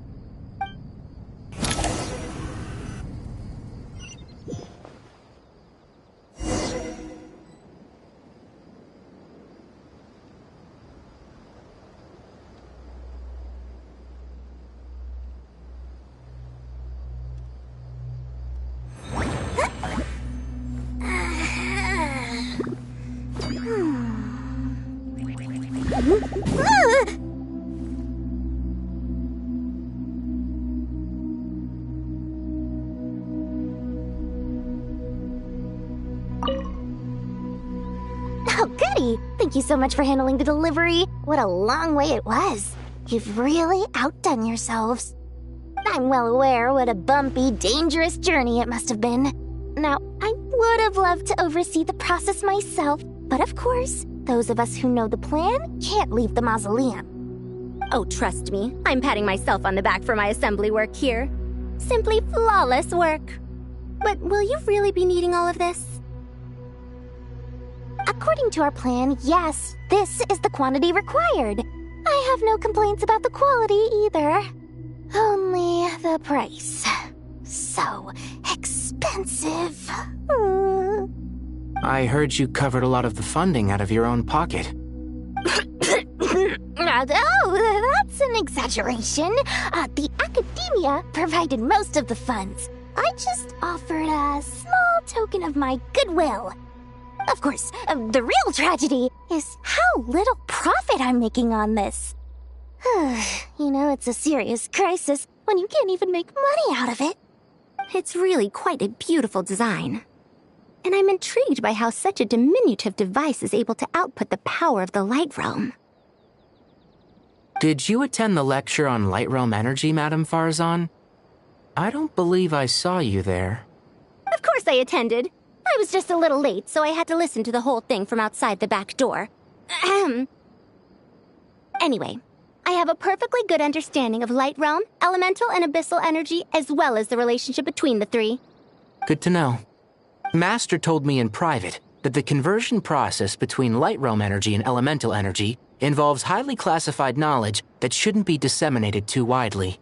But even so, the scholars still shared said information. Well, you can't enforce a rule that everyone breaks. Is that the idea? At first, the Dendro Archon was reluctant to explain it in great depth for safety reasons. Later, she came to terms with it, and simply informed my master that we would all have to face the question of survival together. To protect someone from such dangers means keeping them in the dark. But for someone to know and embody the wisdom within, they must understand its very essence. It's an information hazard. We're exposed to danger just by knowing the facts.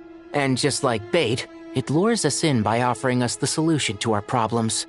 But if you're not careful, you'll end up pursuing it down a dark path. A tricky problem. But today, this big problem has been broken down into many smaller, more trivial ones. What do you mean? I get it. For instance, you and I share secret knowledge, while she and I take on the risks of life, death, and fate. Something like that? Hey, what? That is not what I call a trivial problem. Well, as they often say in Vahumana, an event that is monumental to the individual is negligible in the grand scheme of history. Generally, the fate of the individual is an insignificant affair. Being from Amorta, where the subject of our research tends to be a lot more personal, I have to disagree. It's hard to dismiss the individual as insignificant. In other words, the big problem of survival has been broken down into many small, interconnected factors, and each one of us represents one of those factors. When the same secret is shared with a group of people, the same fate binds them together. Most people would find this unimaginable, but to us scholars, this is the path that has always beckoned to us. Sharing knowledge is a good way to fight against fate. I will always believe in that. All right, I think that's everything. Thanks a lot. But don't go anywhere just yet. I'll still be needing you to calibrate the equipment.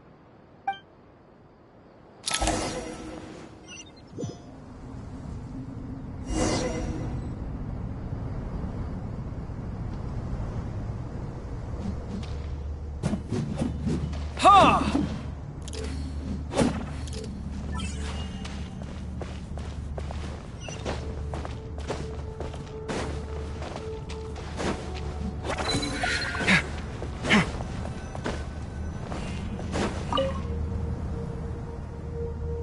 Okay, the materials are ready.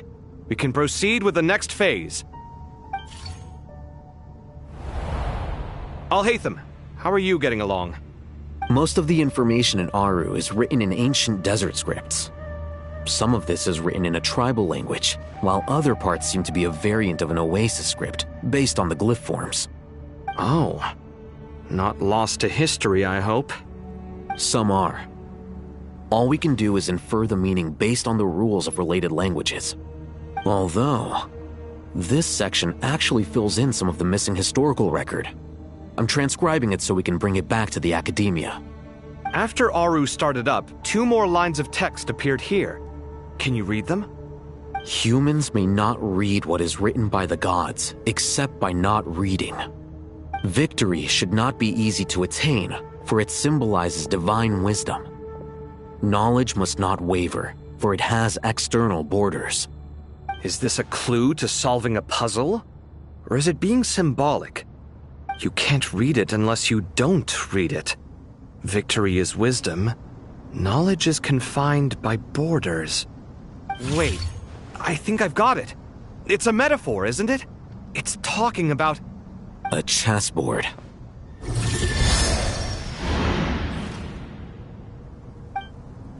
You were right. The youth of today are skilled at solving riddles. Have the secrets buried in the desert not been unearthed over the years all the same?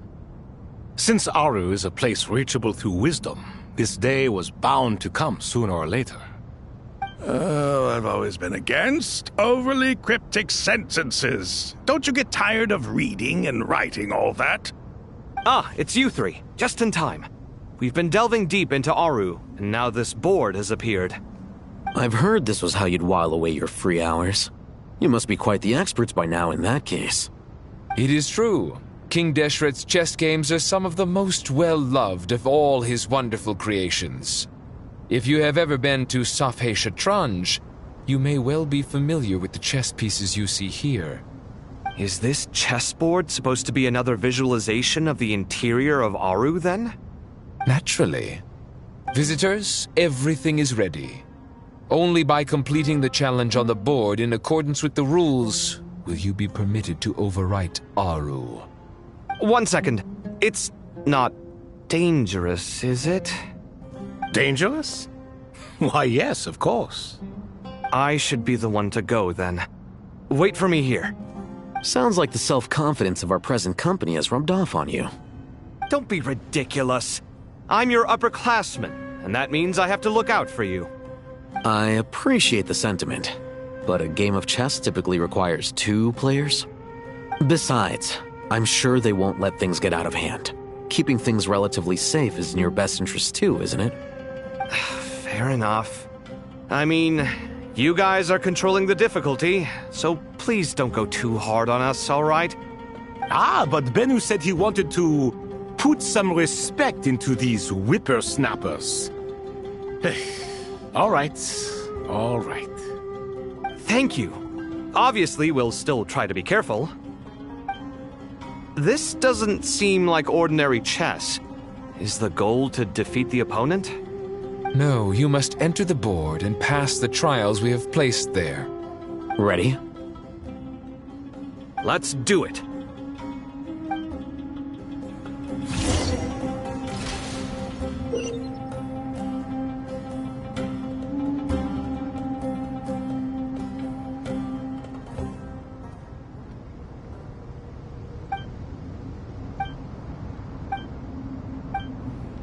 The first trial is posed by me. I don't think this is gonna stop us. Ah, but the key to this game lies in working together. Otherwise, you will be deemed to have broken the rules. Looks like it's up to me. Marak, can you open it? King Deshret's favorite primal construct. Living on in suitcase form, of all things. Amusing. Ho-ho! Excellent work.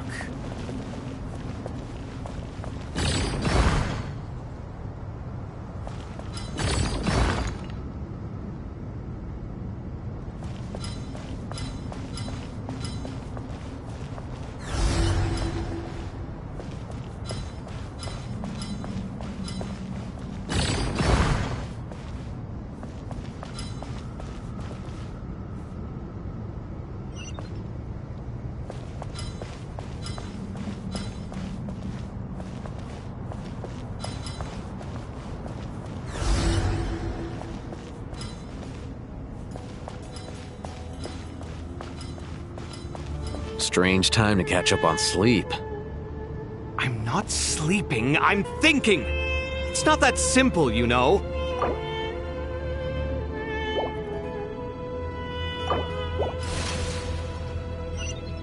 The first trial is posed by me. I don't think this is gonna stop us. But the key to this game lies in working together. Otherwise, you will be deemed to have broken the rules. Looks like it's up to me. Marak, can you open it? King Deshret's favorite primal construct, living on in suitcase form of all things. Amusing. Ho ho! Excellent work.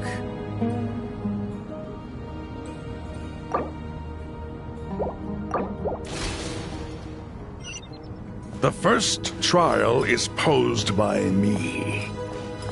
I don't think this is gonna stop us. But the key to this game lies in working together. Otherwise, you will be deemed to have broken the rules. Looks like it's up to me. Marak, can you open it? King Deshret's favorite primal construct, living on in suitcase form of all things. The first trial is posed by me. I don't think this is gonna stop us. But the key to this game lies in working together. The first trial is posed by me. I don't think this is gonna stop us. But the key to this game lies in working together. Otherwise, you will be deemed to have broken the rules. Looks like it's up to me. Marak, can you open it? King Deshret's favorite primal... The first trial is posed by me. I don't think this is gonna stop us. But the key to this game lies in working together.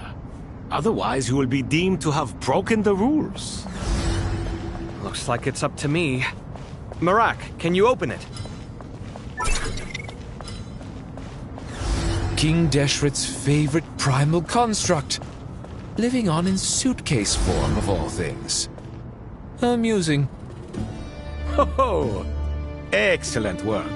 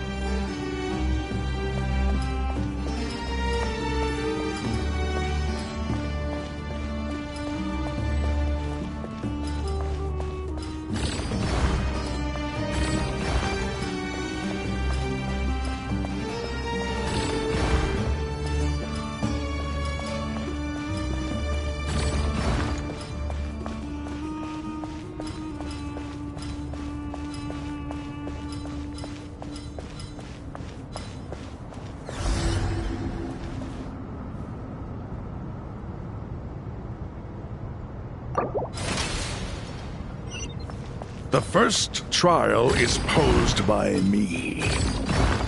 I don't think this is gonna stop us.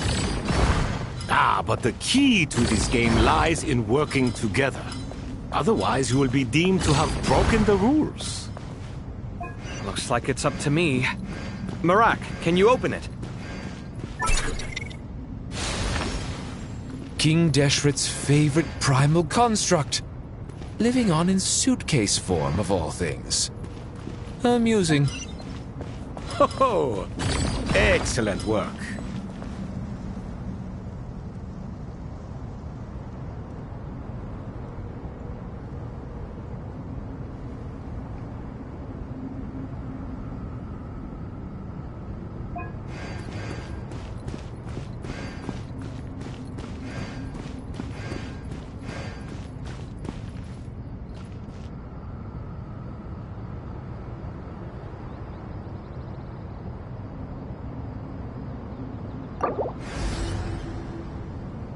The first trial is posed by me. I don't think this is gonna stop us.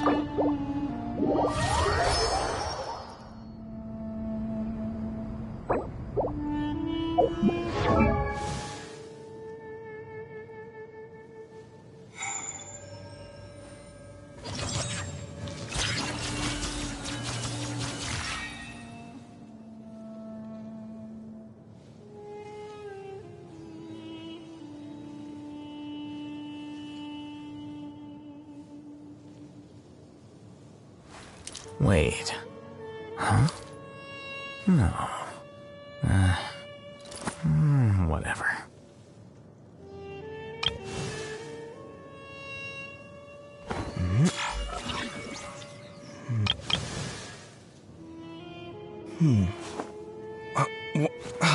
Where's my key? Not again.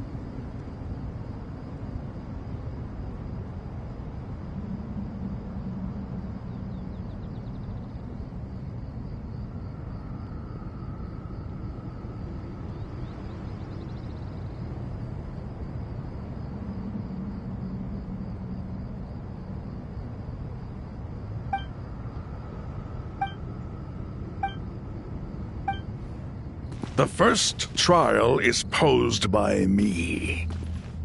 I don't think this is gonna stop us. But the key to this game lies in working together. Otherwise, you will be deemed to have broken the rules. Looks like it's up to me. Marak, can you open it? King... Now is the time for my trial. Now, don't be nervous. I'll make it nice and easy for you. Really? Thanks in advance. We appreciate it.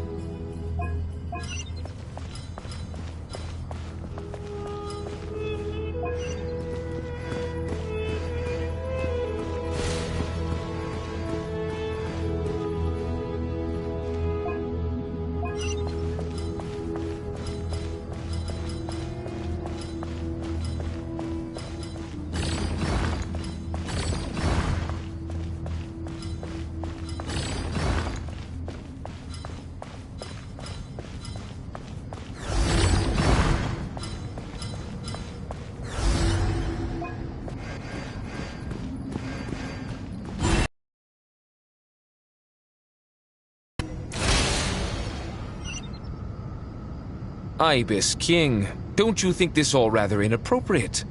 You may as well be handing them victory on a silver platter. Do not expect me to follow your lead. Ha!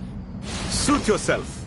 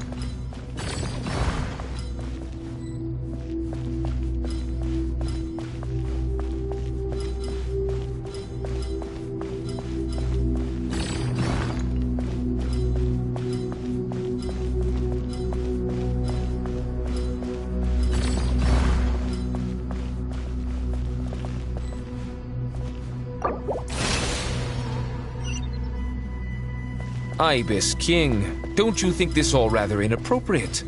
You may as well be handing them victory on a silver platter. Do not expect me to follow your lead. Ha! Suit yourself.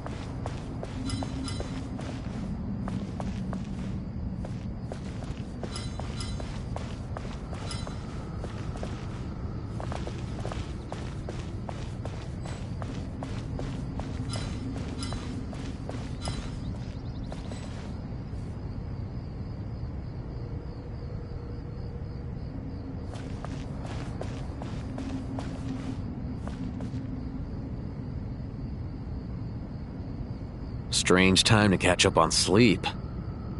I'm not sleeping, I'm thinking! It's not that simple, you know.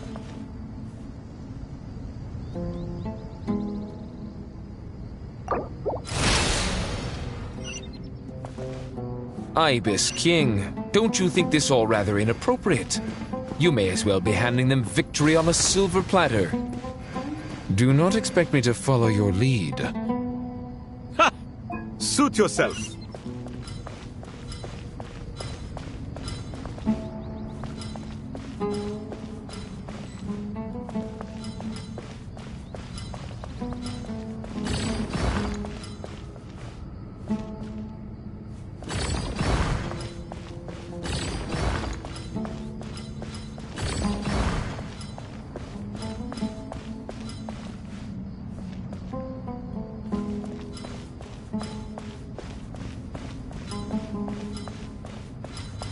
Strange time to catch up on sleep. I'm not sleeping, I'm thinking! It's not that simple, you know.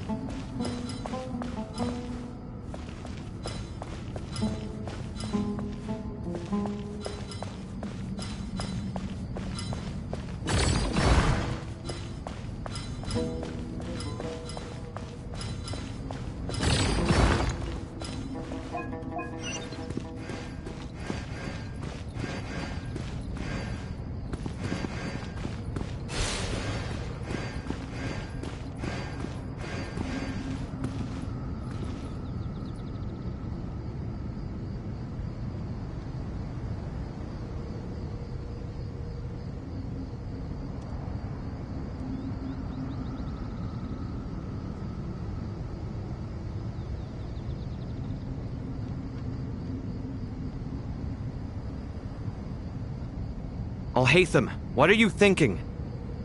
If you don't want to wait, you're free to leave. I never wanted to wait in the first place! Chessboard gave me no choice. If you say so.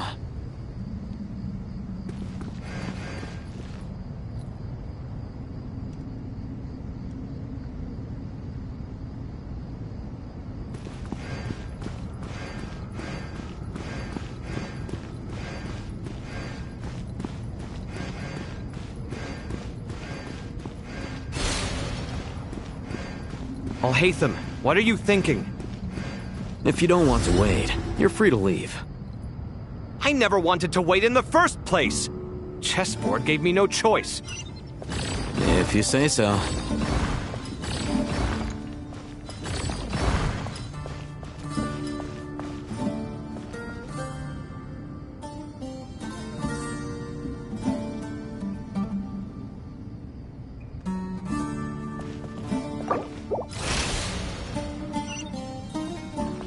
Ibis King, don't you think this all rather inappropriate?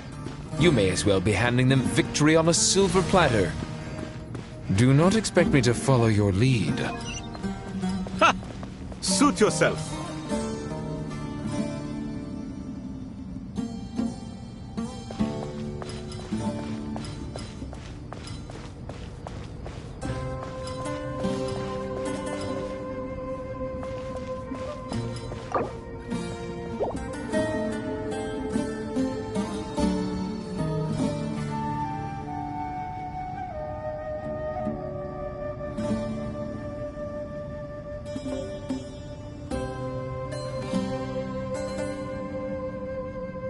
Strange time to catch up on sleep. I'm not sleeping, I'm thinking! It's not that simple, you know.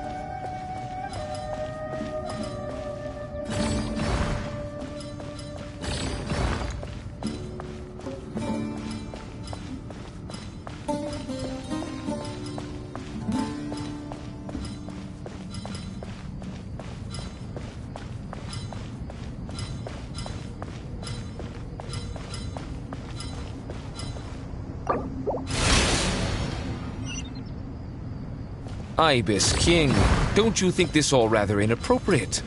You may as well be handing them victory on a silver platter. Do not expect me to follow your lead. Ha! Suit yourself.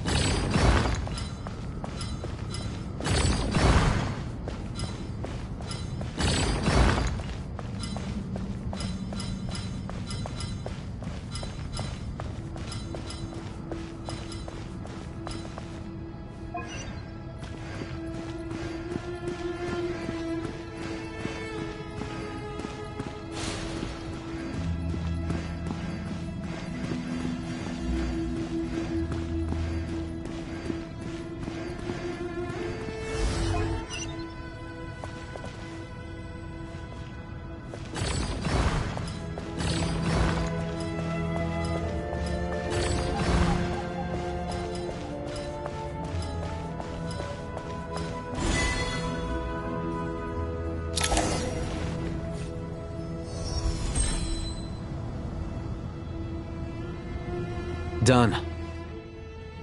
Finally. It's over. But seriously, that was incredible! Standing on the chessboard felt completely different from standing on solid ground. And also... Oh, sorry. I'll save my thoughts for later. Thanks to the three of you for helping us out with this. Is it just me, or were you giving us quite a lot of guidance along the way? We made but a humble contribution.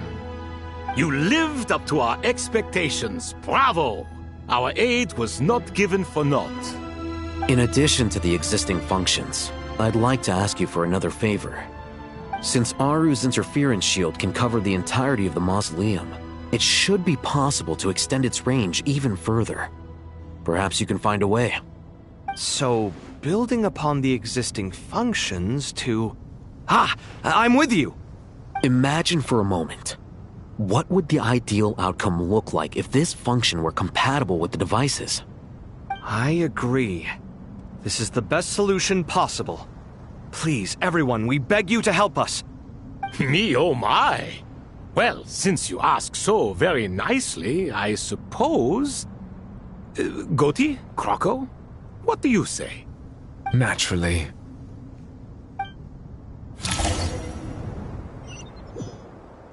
Time to go!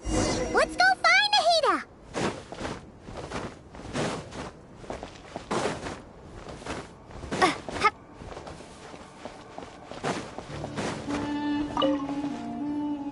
There you you are. Miss Nicole truly is an angel. She shows great wisdom in guiding others, and she has already sent word to Natlan on our behalf.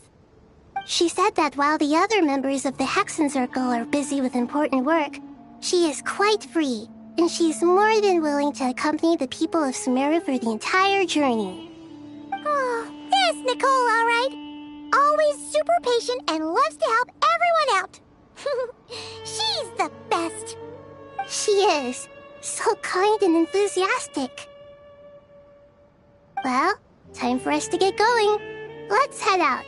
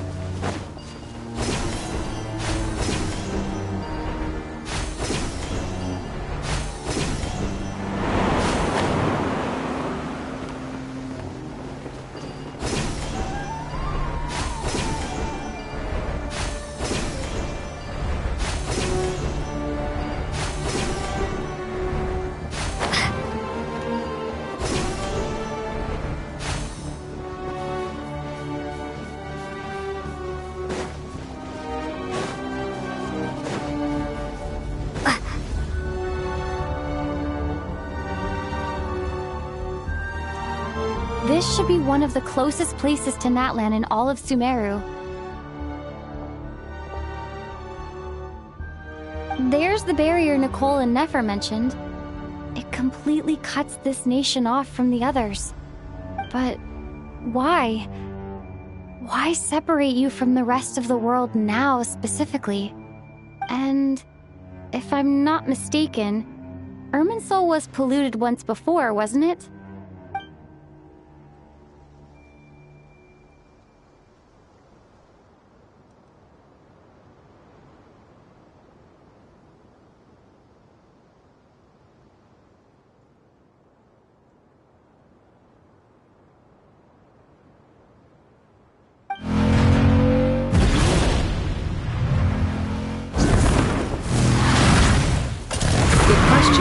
I'm wondering the same thing myself.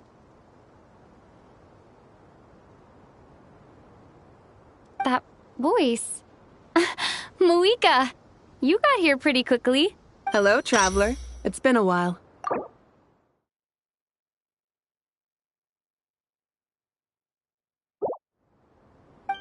Hello there. Hello, Dendro Archon. Moika, I apologize for asking you to meet at the border on such short notice. I also apologize for not being able to greet you in person. The form in which you see me now is one carried by the Traveler. The real me is inside the mausoleum of King Deshret, and I am reaching out to you with my mind from here. Irminsul has been infiltrated by the Doctor. We must be on our guard, as he can spy on information in the world from within the tree. Fortunately, there is no record of the Traveler in Irminsul, and you are still within Natlan's borders.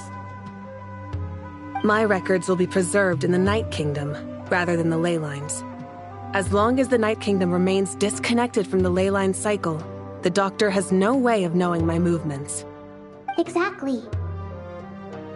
So by meeting each other in this way, the meeting essentially never happened. No wonder Paimon didn't come. You were concerned that her activity would be recorded by Irminsul. The Natlanese have heard about the situation in Sumeru. With the borders sealed off, merchants have been forced to stop their shipments. It's pretty serious, and you're the ones bearing the brunt of it. I'd like to address the question you raised at the beginning. I can offer a brief explanation, although it will sound rather cruel. I don't reach this conclusion gladly, but Irminsul predates the heavenly principles. It existed long ago, when the dragons of Natlan were at the height of their power. So even when the people of Sumeru became ill because of pollution, It was not a critical issue from the perspective of Irminsul itself. As long as it continues to function normally, the barrier will not be activated. But this time, the Doctor's invasion has directly affected the tree. That is what caused the barrier to deploy. The Heavenly Principles established a rule that when Irminsul is plunged into grave danger, a portion of power will be reserved to isolate Sumeru. That way, even if Sumeru is destroyed, the outside world at least has some time to catch its breath. We'd certainly need it. The Heavenly Principles created almost everything that exists in Teyvat today. To them, preserving the existence of the world and its inhabitants takes priority over protecting Sumeru. Meaning, protecting Sumeru now falls to you. Yes. My own power may be limited, especially compared to yours. But that doesn't mean that we're just gonna sit around and wait for the end. If necessary, I will utilize any and every means at my disposal. Nicole of the Hexen Circle didn't say exactly what this meeting was about. But after hearing everything you've said so far, I think I can guess where this is going. That's right. Nahida and I discussed it at length. We both know how presumptuous this is, but... You need the Pyronosis, don't you? Yes, you guessed correctly.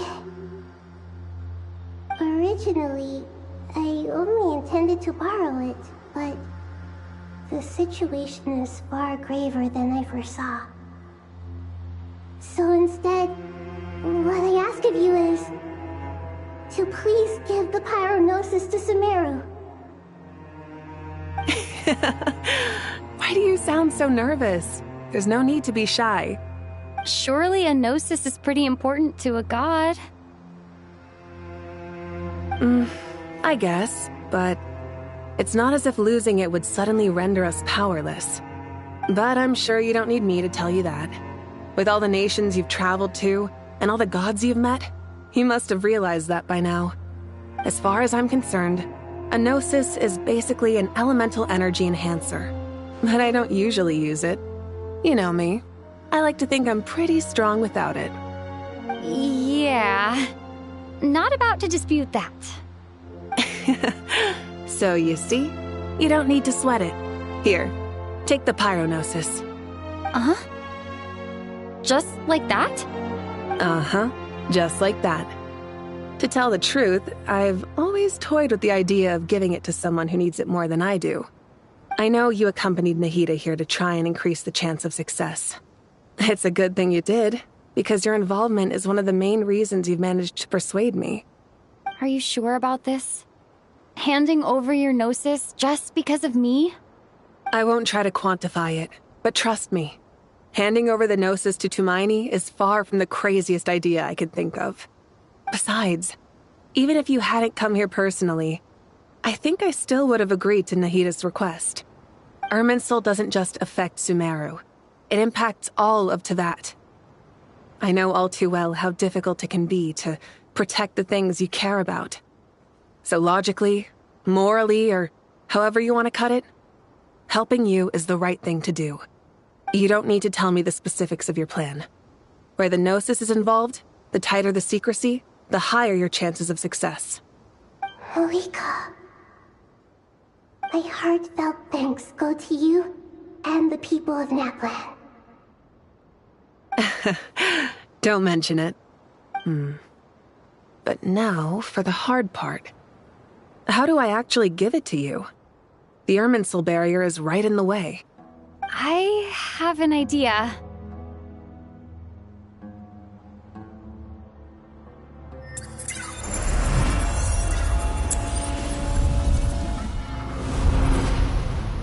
Just as I thought. Incredible. What did you do? Just made a lucky guess. This seems to happen quite a lot. Things that apply to everyone else don't seem to apply to me. I figured the same might be true here. Irminsul usually produces effects based on the records it holds. Since the Traveler is a descender, Irminsul contains no records of her, and thus has no way to impede her. Is that right? You really are full of surprises. Catch. Whoa! Thank you, Moika. Thank you for trusting us with something so important. All right. No need to get so formal. It's not like we're strangers.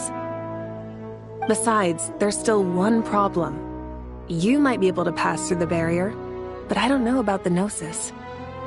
Any other surprises for us, Traveler? Let me try something. I have the Pyrognosis in my hand.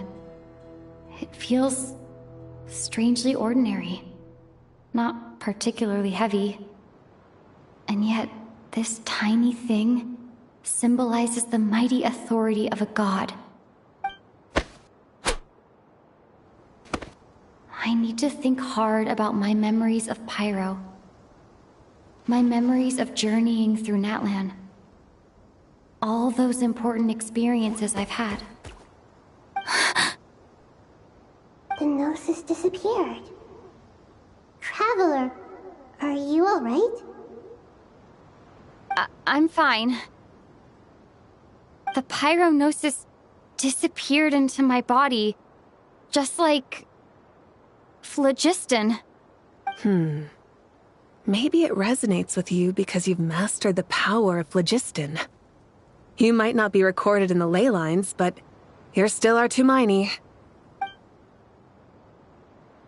Whew.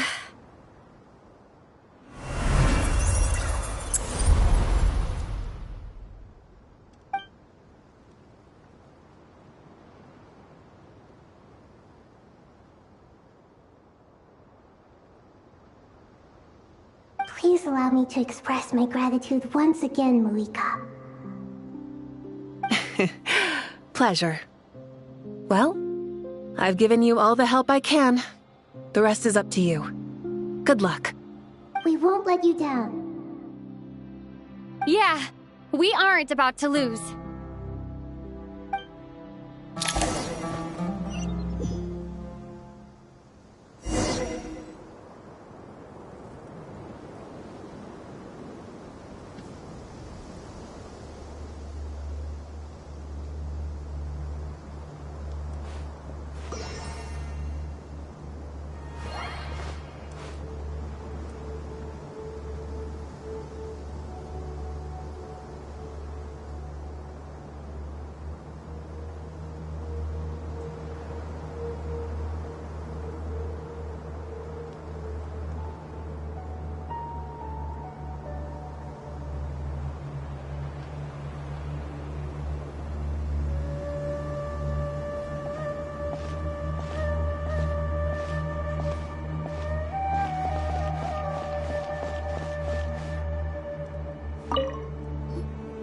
Traveler, Paimon, how are you feeling? Paimon's a teensy bit nervous, but only a teeny tiny bit. Seems like she's gotten way braver over the last few years, huh? Of course. After all the adventures you've had with the Traveler, I'm sure you've gained a lot of experience and grown as a person. I'm doing all right. What about you, Nahida? How are you holding up?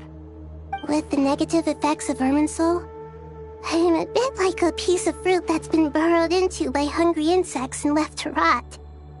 I'd be lying if I said it was nothing. But please don't worry. We all know what we're getting into, and we've prepared as well as we can. I believe in everyone. I believe in you. And I believe in myself. Stoking the fire inside oneself is certainly one way to live. But knowing when to rely on one's companions is also a form of great wisdom. I've been quietly learning little things from everyone, like plucking tufts of fur from a sumpter beast. Me too. With the constant traveling, I'm always learning and growing. That's the journey of life. I think there's someone else here who would share that sentiment. Don't worry about what I think.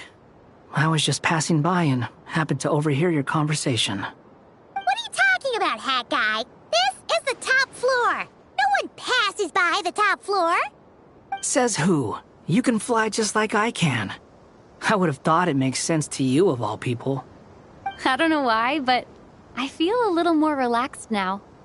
It shows that you feel comfortable laying down your burdens in our presence. It means that Sumeru is a place you can trust, where you know we have your back.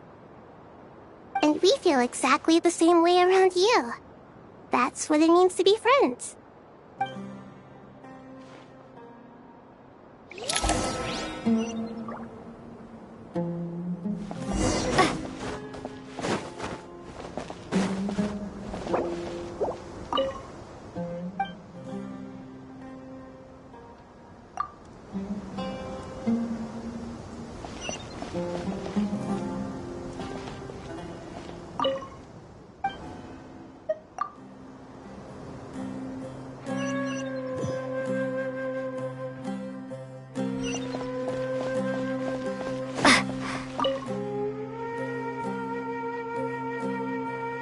We'll make our move after sunrise tomorrow. Good. Is everything ready? As much as possible. That'll be enough. Don't let the pressure get to you. We'll take things one step at a time. That's how we've always done it. Master Tainari! Mr. Sino! So this is where you were. I brought some juice and some water. Would you like some? I know how easily you get dehydrated in the desert, so you should definitely have some water. In which case, I'll have the juice. I gotta ask, though. Who's on juice-making duty at a time like this? Madame Farazan said she was feeling a little nervous, so I told her about the automatic juicer my friend invented. She took it right off me and started making carton after carton of juice. A juicer? Did Sucrose send that to you? Yeah. I hadn't had the chance to try it out before this incident occurred, but I couldn't bear to leave it behind in Gandharvaville. The juice is very sweet. I think so too. Kale, how are you feeling? Physically, I'm okay, but it just still feels strange to me. Why would a great power like this come to someone like me? I know the feeling well. That same question ran through my mind every day as a kid. At least now, you have someone who can relate to you. All the more reason that you should apply for Spontamod. Tainari fiercely opposes the idea, though. Those two things are completely unrelated. What are we all chatting about, Would anyone like any juice? Oh, you have some already. I had some earlier, ma'am. Maybe give the extra to someone else? Very well, very well. I shall be off then. There's this enormous power, and then there's little old you. You feel like there's no connection between the two. And that sense of dissonance is difficult to get used to. Yeah. But after all this time, I can't believe this stuff still gets to me sometimes. Makes me feel a little childish. Kale, just because we normally keep the conversation light doesn't mean we can't discuss deeper issues. I don't think it's childish at all. You were the victim of a terrible crime. It's normal to struggle with the fallout from it. You have absolutely nothing to be ashamed of. My professor once told me that no incident can be considered truly resolved until the victim says it's over. Your rage and your pain are completely justified. Thanks. Miss Nicole said that the same god remains which were once used to inflict so much pain upon me have now become a weapon with which I can protect everyone. It's like my own personal kind of evolution. Every innocent person who's been hurt needs time to realize that it wasn't their fault. I was the same. But it's all about to be over. Tomorrow, it ends for good. I don't know if you've noticed, but you rarely stumble over your words anymore, and your outlook has become much more positive. It's a big change from how you used to be. And since this isn't over, you can settle the matter on your own terms. It's time you seized back control. I believe in you. Yeah. Sumeru is my home. And it's so important to me. I have to protect it. No. I will protect it. And once you're done, how about you come back and apply for Spantamod? Stop it with the sales pitch, would you? Hey, excuse me. There are still 3 unclaimed cups of juice here. Why don't you take one each? Ugh, my arms are getting sore from carrying them around everywhere. Madame Farazan, why are you... Here, let me take them off your hands. Thank you, Madame Farazan. Drink up and enjoy my handiwork. I think I'm going to make something else now instead. Please, try to relax, Madame Farazan. Your nerves are starting to get the better of you. I know.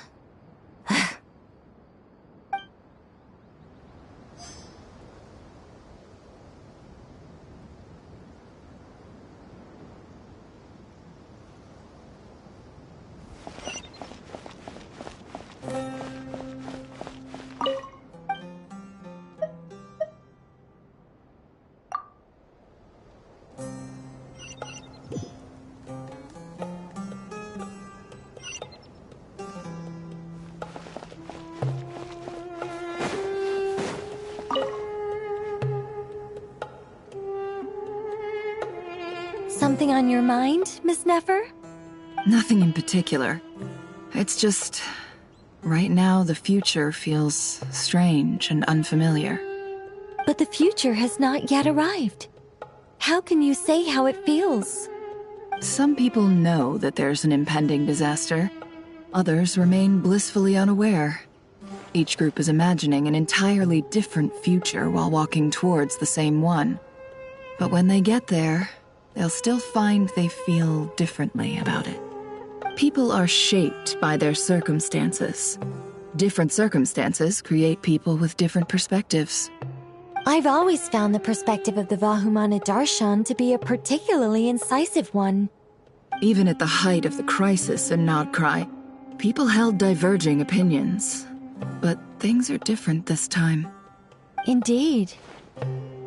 Regardless of faith, gender, wealth, skin color, or eye color, everyone in Sumeru knows what will happen tomorrow. The world has never been an especially fair place. Yet now, against all odds, a moment of unprecedented unity and equality is about to take place. It's fascinating. If only my father could have lived to see this era. Era. To me, that term represents a much greater span of time. It can be an unsettling word. I would even say I'm afraid of it. Do angels even feel fear? Yes, at least I do. I fear the gap that grows wider with each passing day, and the never-ending flow of time. Time renders all memories insignificant, and reduces all splendor to nothing. But those memories are the one thing I do not want to lose. You're very human in that regard. If angels draw too close to humanity, our wings burn away in the bright flame of awareness, and we fall to the earth. After spending so long among humans, I have lost much of my former glory. Maybe that's a good thing. You're more human than some humans are. I've been talking to Kale a lot in recent days. We seem to be in completely opposite situations. I suppose that makes us good case studies for comparison. Case studies for who? Myself, I suppose. After comparing the two of us, I suddenly discovered that I desired more than before. It was a gentle, pleasant sensation. Just as most people pursue glory and miracles, I too am pursuing miracles of my own. Guiding humans to make the miracles in their hearts a reality. That is my miracle. It doesn't sound so bad, does it?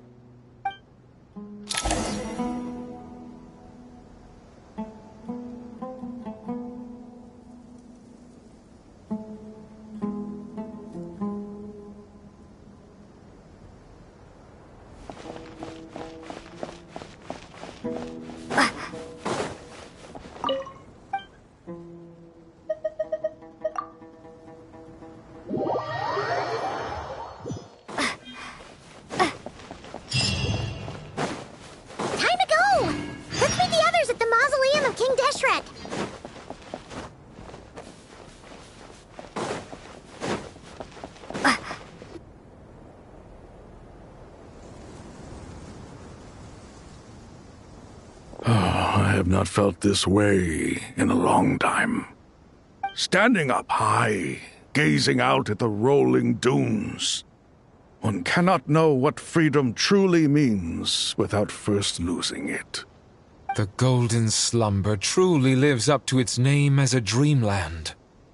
Though desert sands exist there too, no mirage, no matter how glorious, can compare to true beauty. Dendro Archon, what is on your mind? I was wondering whose counsel I should seek on the questions in my heart. What kind of questions? So many. More than can be put into words. As I once said to a friend, we look, we see, and we comprehend. But the question still troubles us. What are the many disasters that this world faces but the sum of all irresolvable questions? The biggest question you should be asking is how to seize victory. Yes. Although, I would express it differently. I must not fail.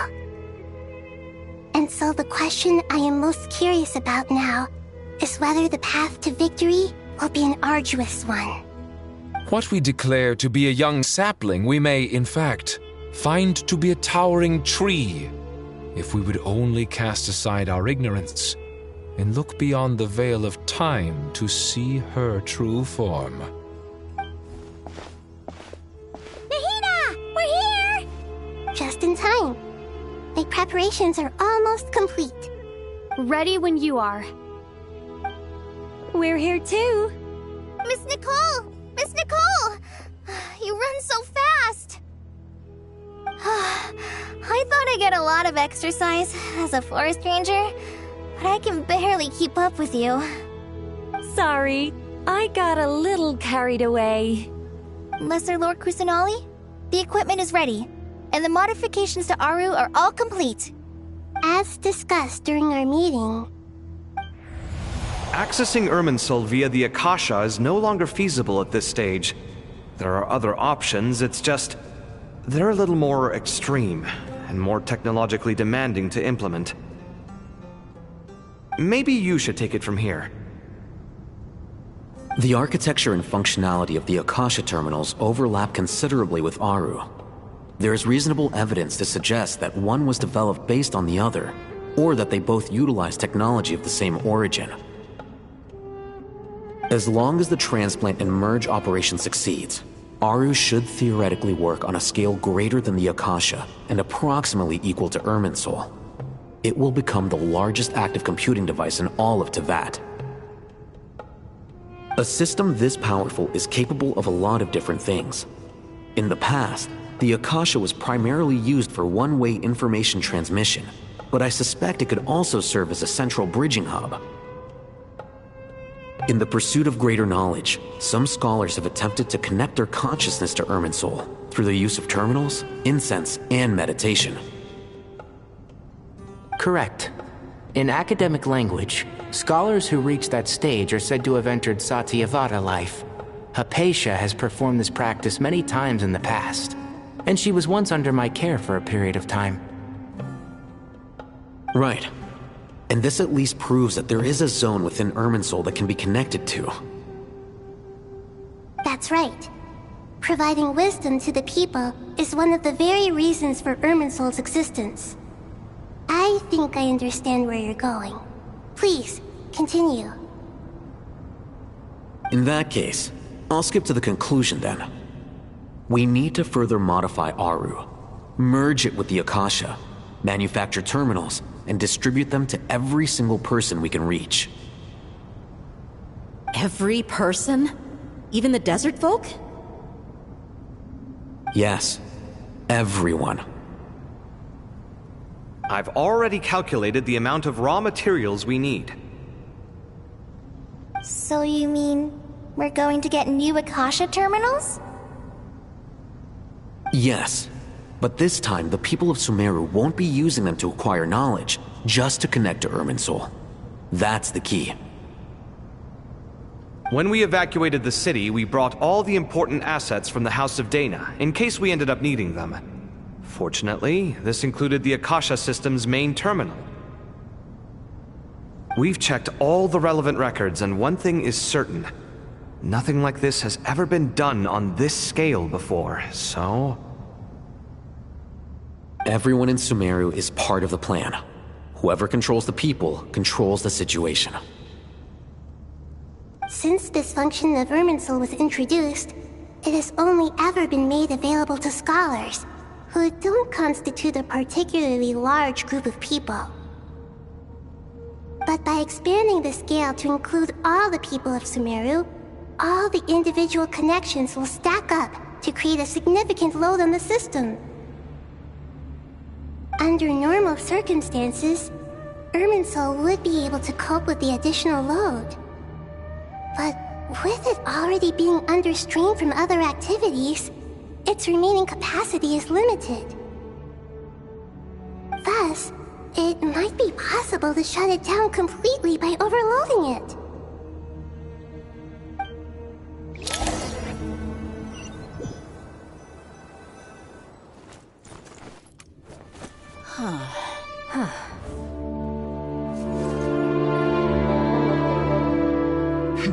Counting down. 3, 2, 1. Are you ready? Ready!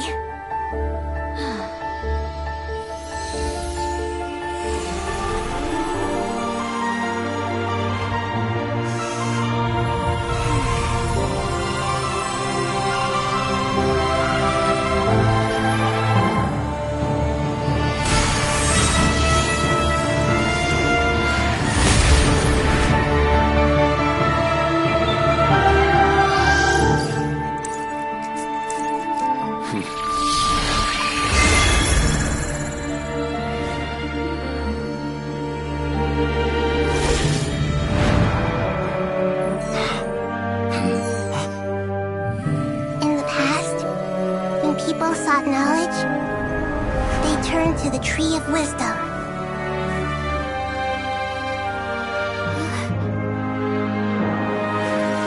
Today, we use it to save Sumeru and the whole world. These boughs that nurtured learning must not become tools for destroying the world.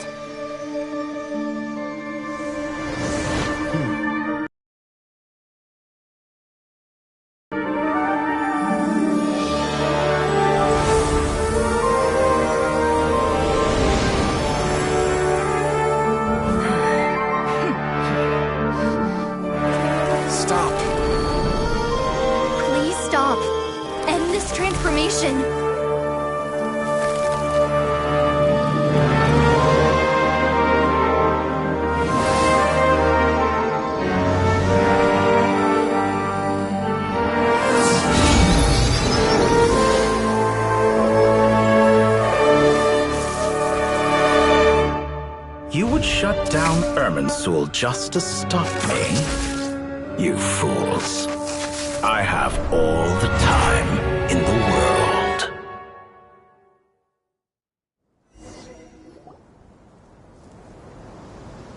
Success! The evil Irminsul tree is still growing! Great!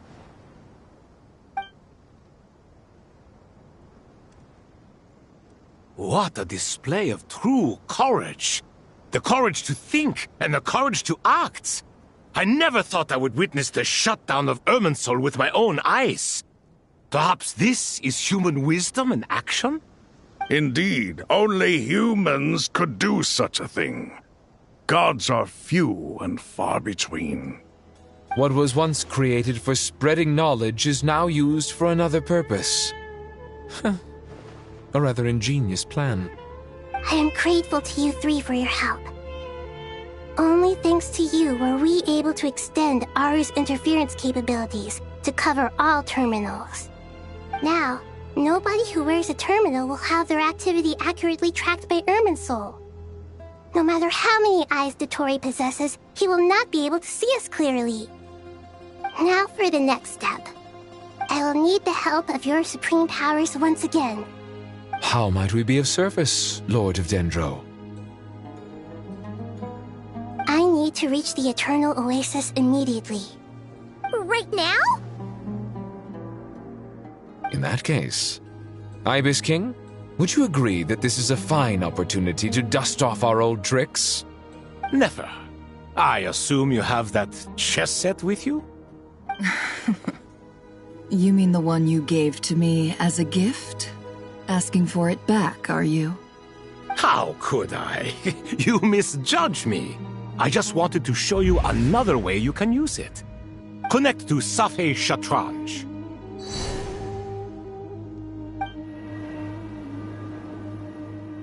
Safei Shatranj? You mean that place in the desert? Thoth's chess set gains its power from the chessboard laid out in the desert by King Deshret and ourselves. All ceremonies conducted using the chess set must be activated via Safei Shatranj. In other words, the chess set is an extension of the chessboard. In the past, moving a chess piece was a sacred and momentous act. Transfer initiated. Entering live combat mode.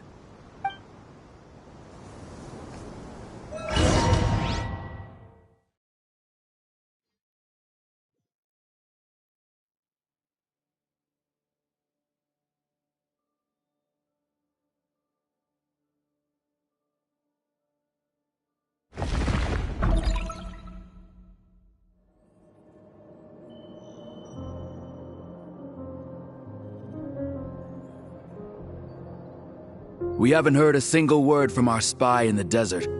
I'm afraid he might have been captured. Never mind. But we spent years turning him. And a lot of Mora. Nothing comes for free in this world, but the loss is not without its purpose. For a small price, we have wasted a precious amount of the limited time they have. Quite a bargain, if you ask me.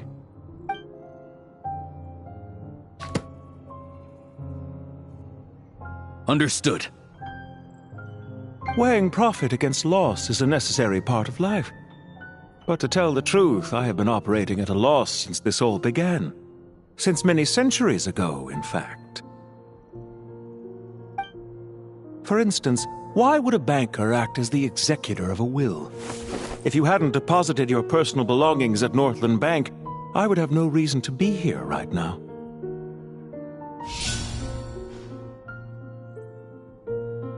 Dottore, I've placed your final data backup into the ley lines as per our contract.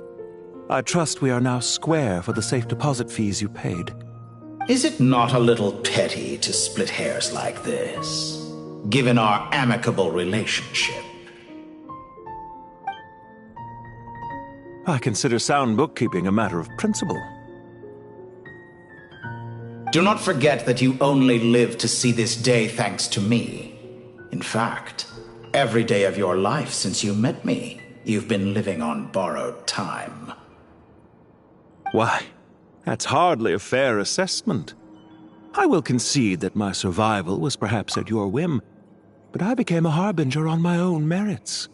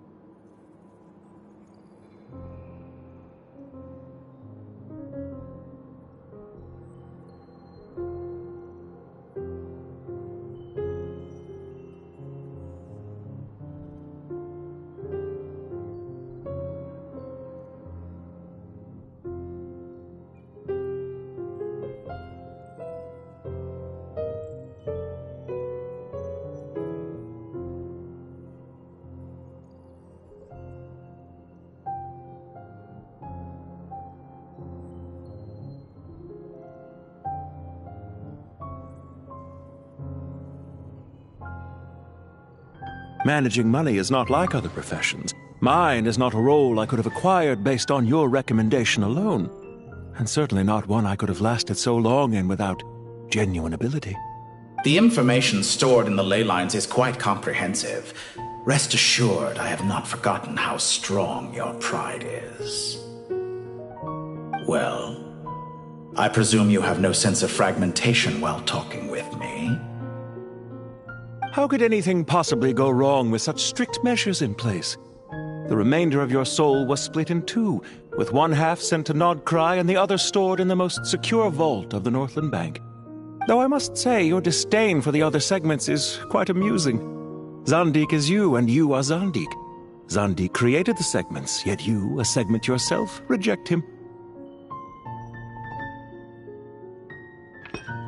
That is, Zandik, created segments of various ages in his later years. To achieve this, he had to freeze time and part with a portion of his soul. But as constructive as it sounds, it erases my uniqueness. If each segment is equally me, then by the same token, none of them are truly me. A soul living forever in the past inevitably holds different views than he did in his later years.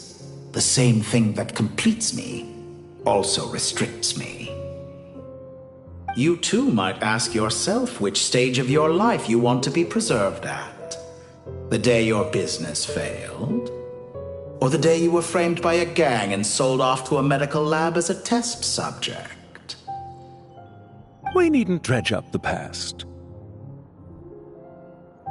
This undesirable plan was eventually scrapped. Lesser Lord Kusanali was quite right. I needed an opportunity to eliminate myself. And after that, I concluded that there was no more effective plan than directly splitting the soul. Once the soul is transferred out, you will find that creating a physical body is far simpler than creating a puppet.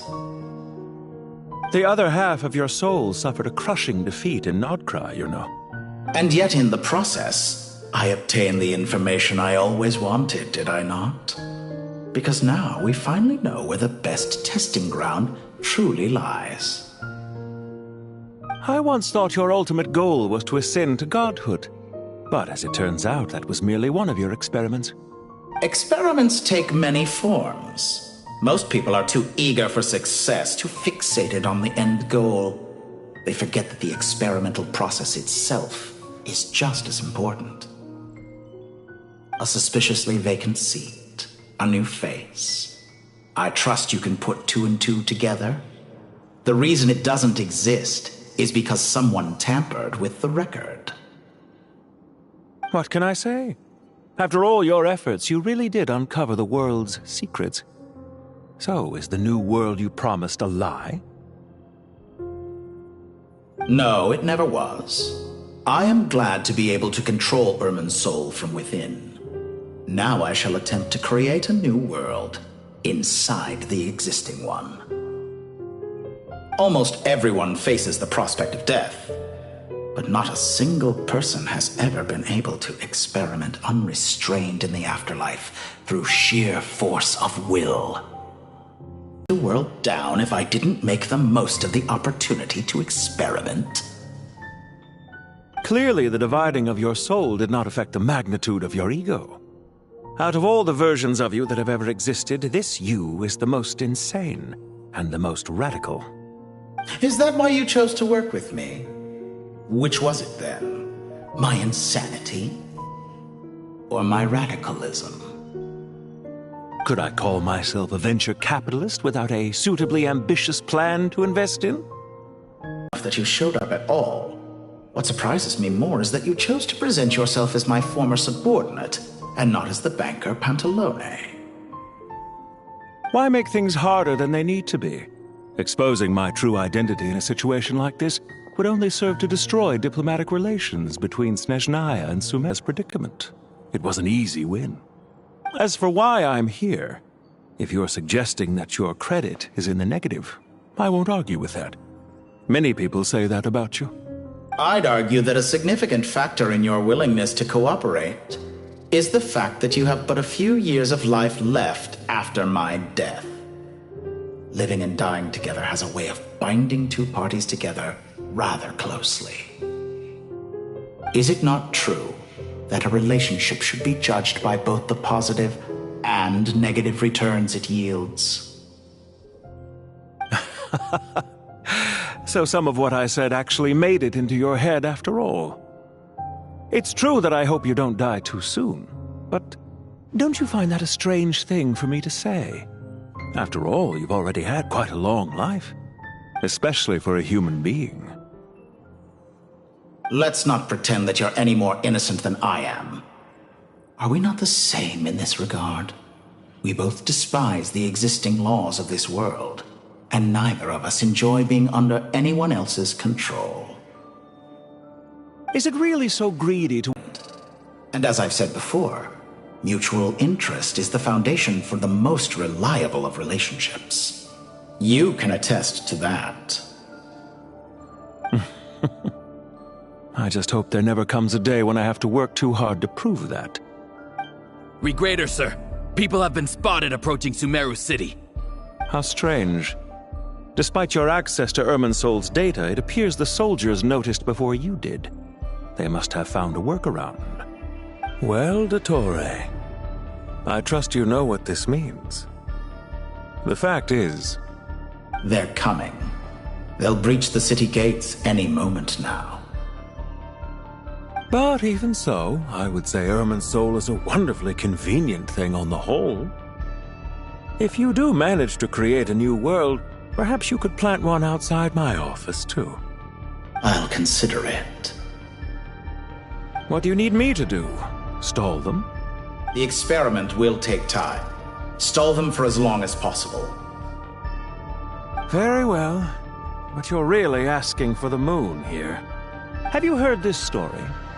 There was once a guilty man, kneeling in the center of a church while an angry mob outside waited to bring him to justice. He pleaded with the gods, begging them to grant him one final request, the chance to finish confessing his sins before he was sentenced. Many suns and moons passed, seasons changed, and still his confession continued, as if he intended to speak until the end of time. Are you suggesting I worship you as a god?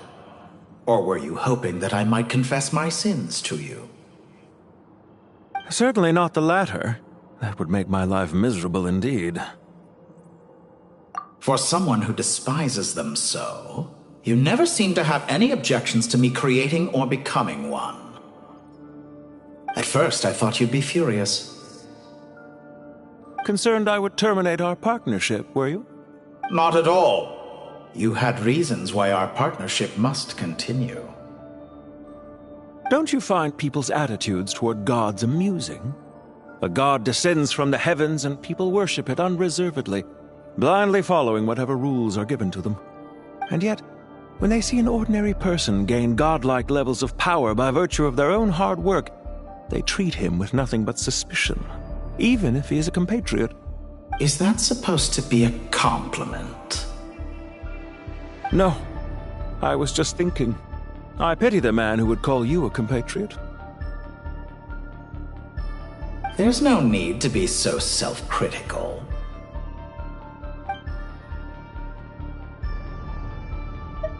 I know it's a little late in the day to be asking this, but how have you been keeping? I'm flattered that you would take the time out of your busy schedule to consider my well-being, Doctor. The part of your soul that went to Nodcry caused quite a stir, sending our organization back to the drawing board on numerous fronts. It was quite a headache for everyone involved. Dear me, I must have caused you no end of trouble. You certainly did. I had the rare honor of being summoned before the Tsaritsa with Pulcinella to answer for myself. A terrifying ordeal. Don't worry, I pulled through. At most, it's a public relations nightmare. I made sure of that. Now I'm curious. How did you explain yourself? Oh, it was quite simple. I just pinned the blame on someone who wasn't there to defend himself. I could hardly be expected to defy the demands of someone as insistent as the Second Harbinger, now could I? How you slander me. You know full well that I am perfectly amenable to reason. There's no question that you are partly to blame for the ruin of my reputation over the years.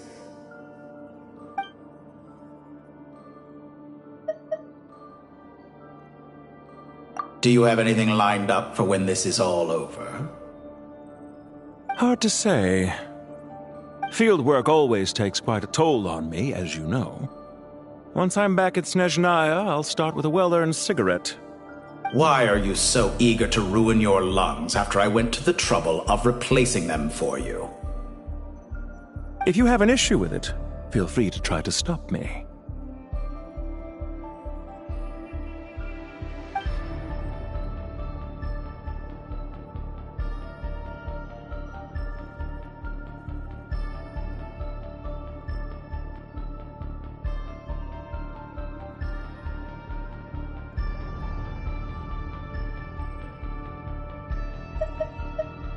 What's on your mind? The limits of humanity. It's a pity. Despite running countless calculations, I find there is simply no way to reduce any further the amount of one's soul required to sustain an individual. It's rare to hear you admit to being unable to achieve something. I beg to differ. For instance, as I've told you before, the original me was prone to motion sickness and couldn't make long train rides. Ah, yes, of course. One of the reasons you often sent yourself out on errands. What are you thinking about now? A new experiment. In the event that my soul was depleted, say we extracted my data from someone else's memories, yours for instance, and then combined it with your intact soul as the base material, what would we create? Such a scenario would be impossible. Oh? As long as your current soul survives, there will be no need to create a new individual. Don't forget, you were the one who approved of the present situation wherein only one Dottore remains.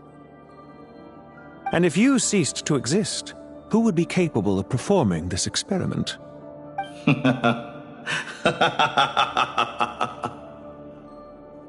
Since the day I met you, you've always excelled at talking your way out of a quandary.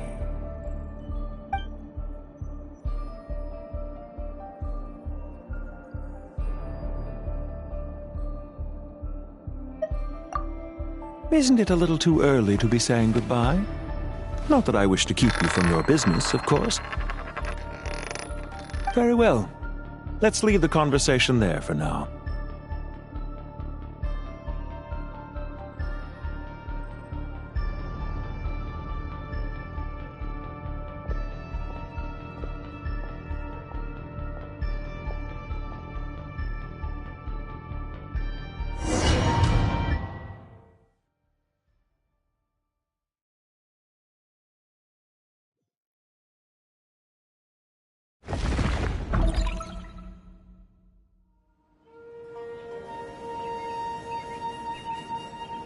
The power of King Deshret's 7 pillars is truly remarkable. With just a chessboard, you can move an entire unit across the material plane. Yeah, sets us up for a much easier fight. Really makes my day. The last time we stormed the city, it involved a lot more running around. I wonder how many people can say they stormed a city twice in their lifetime. I was just thinking that. I've definitely had more than my fair share of unusual experiences in my life. This is my first time here, actually. We never usually leave Gandharvaville. I hope this will be my last time. Does everyone have to chime in? Can't we just fight? What an amusing comment, my dear lady. Yet humans often alleviate tension via small talk, do they not? Whoa! Why is Candace's shield talking? Because the image on her shield is one of me. And I, of course, can appear wherever I wish to. Huh. Well, la-dee-da. Isn't that fancy? Could I get in on this? You wish for your gauntlet to speak? Why, certainly. Ahem. I think you'll find that it is I whose image is carved hereupon. Thanks. Definitely feel stronger now. You're welcome, my lady. I am glad to lend you my power. Sino, what's the situation? There are troops stationed at every entrance. As we expected. A frontal assault will suffice. Everyone, stick to the plan. We'll take the main entrance. You head for the House of Dana's side door. Move out.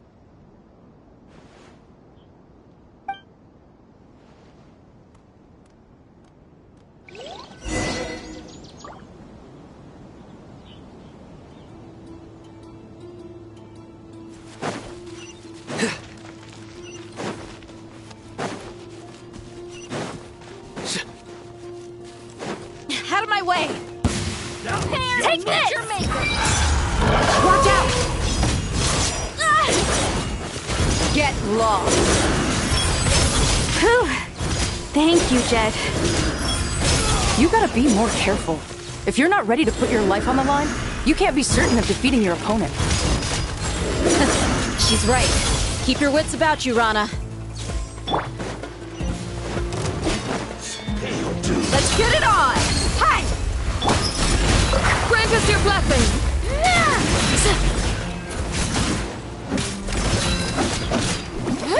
Leaving so soon!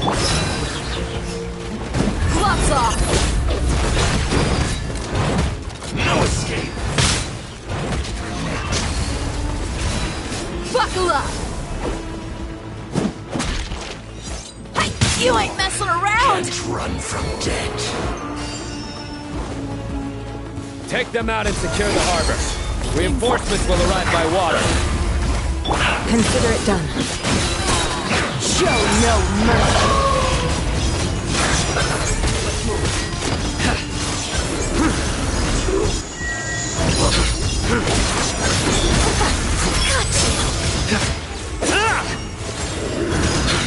This body belongs to ice and snow.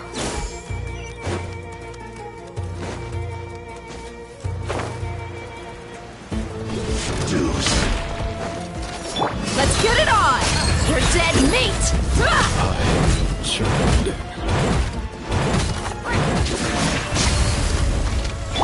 Yield! We shall prevail! Surrender!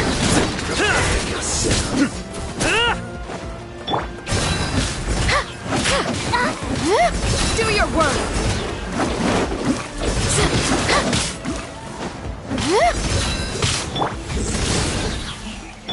Look alive! Please!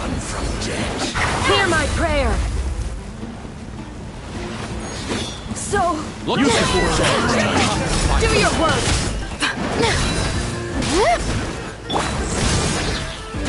Resistance is futile. Save yourself the pain. Buckle up! Ha! Your sins weigh upon your soul. Your penance is due!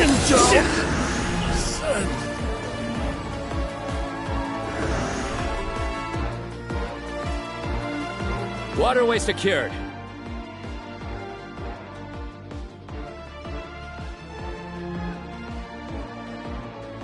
Brothers! Sisters! Perfect. Just in time. Welcome. Once we've linked up, we'll continue the advance. The team has arrived at the north entrance, as planned. Good. Press on.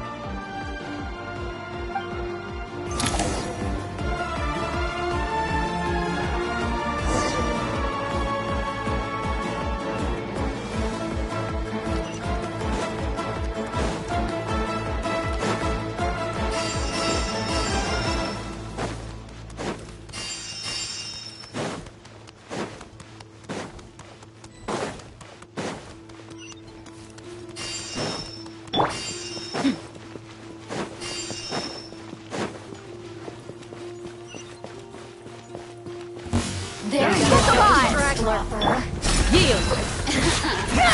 Let me amuse myself a little. Nowhere to run! You asked for it!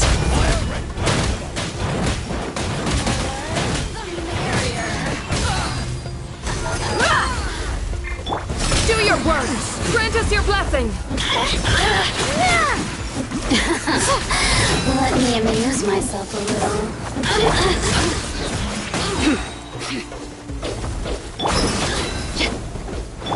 The more, the merrier.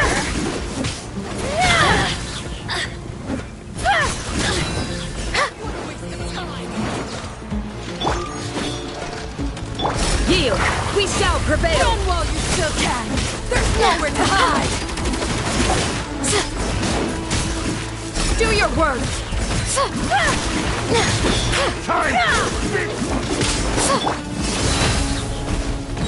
Suta, judgment is upon you.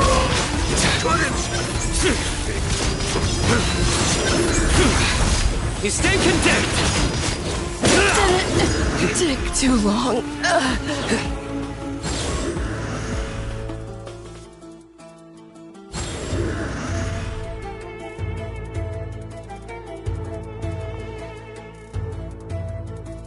Look out! It's an ambush! Finally. We need to hurry. Take the middle road now. Mahamacha Sino, area... Don't relax just yet. More Fatui approaching from the right.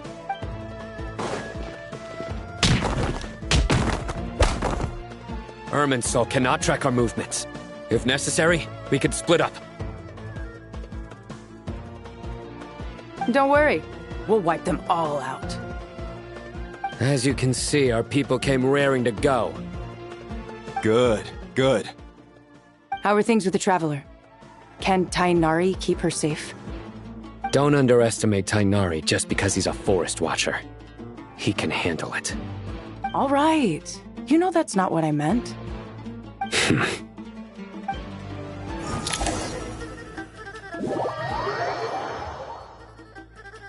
Sino and the reinforcements have drawn the Fatui's fire away. It's our turn.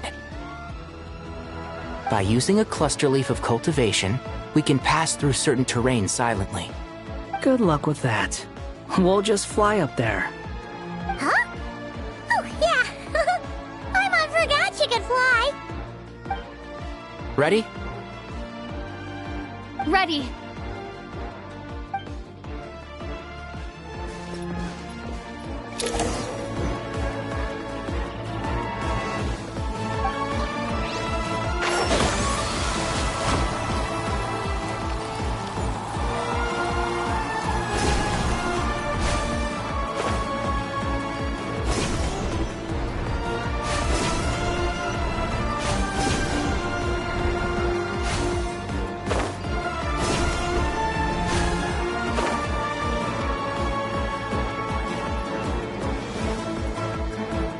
Shroud!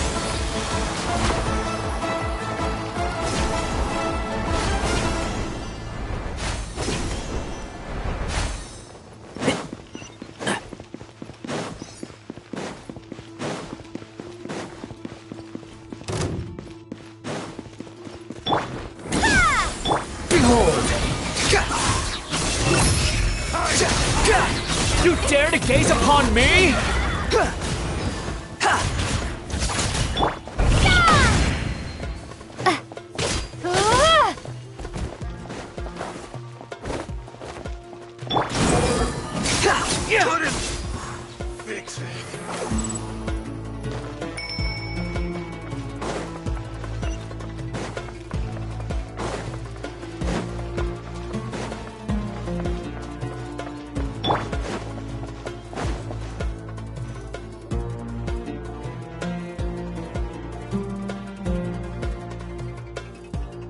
Fatui soldiers up ahead.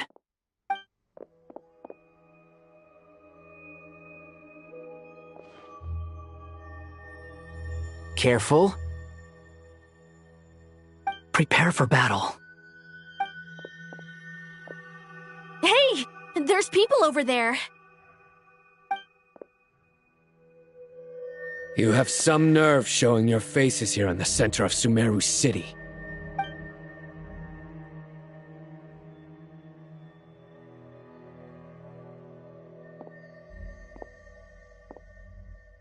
You're right on schedule. Well, this guy sure as heck isn't your average Fatui sergeant.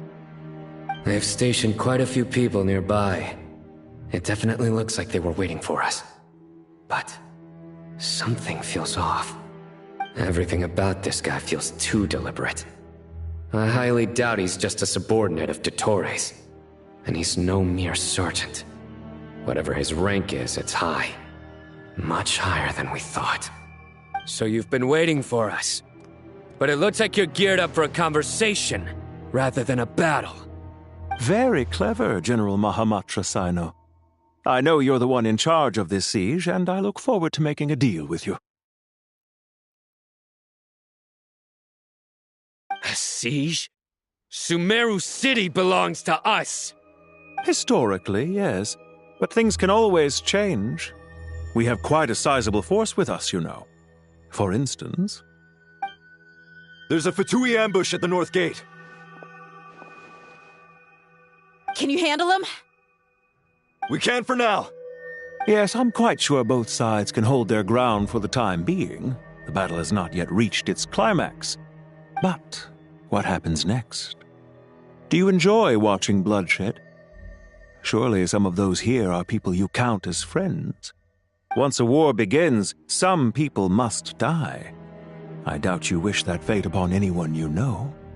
Wait a second. It's a trick. He's not even there. Silence!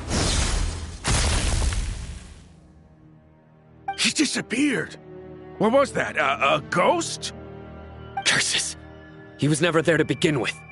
That was just a shadow projected there to lure us in. Enough talk! Attack!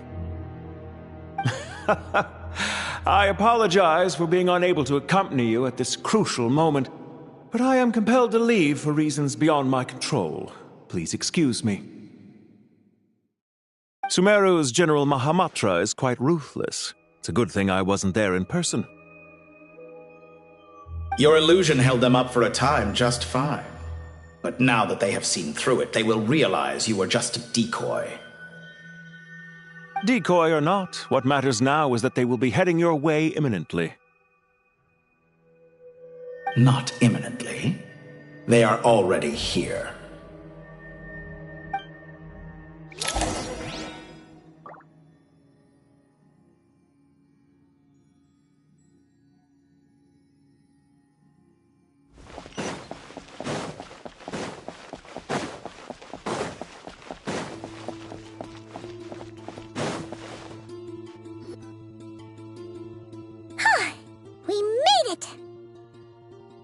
This is far enough. Tainari, you go help Sino. Don't worry about us. We'll manage from here. Are you sure you don't need me to stand guard? No need. Once the connection is established, we'll disappear from the sanctuary of Surasthana. Go help the others. All right. Goodbye for now, then. Please tread carefully.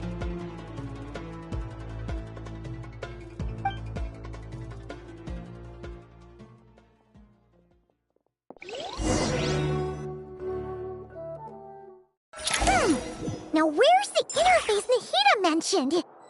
Come on, where's it hiding? Found it. It's over here.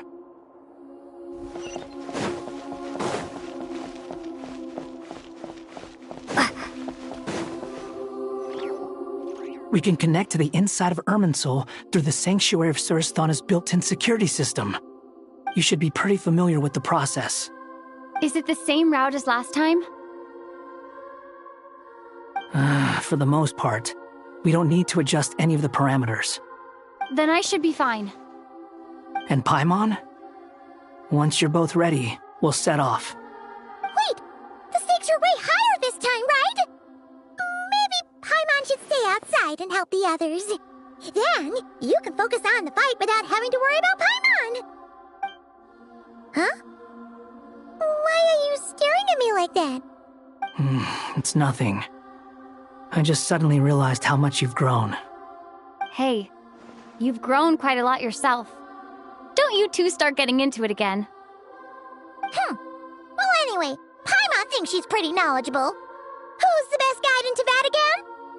And Don't forget, Paimon's a college student now. If we say Alhatham's not a weirdo, it's hard to explain how he came up with the idea of you applying to the academia. But for all that he counts, you're doing surprisingly well in your studies. Just goes to show how important it is to have someone supporting you. And Paimon's not the only one. Let's not forget that you only became a student because of Nahida's personal recommendation. That's fair. I have learned a lot in Sumeru. Oh yeah. Did you ever come up with that ugly nickname you promised me? What? No way! We're friends now! Paimon gave up on giving you one ages ago. Anyway, isn't Hat Guy enough of a nickname for you? Fine. Suit yourself. We need to go. Paimon, if you're staying, look after yourself. Will do. Paimon's gonna link up with Tainari and Sino. You guys are the ones who need to be careful. We will be. Bye for now.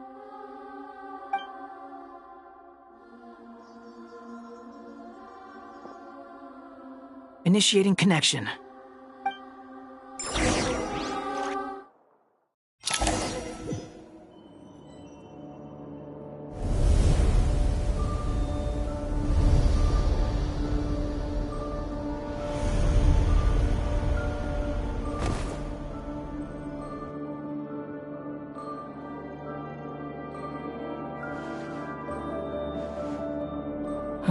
Well, here we are again.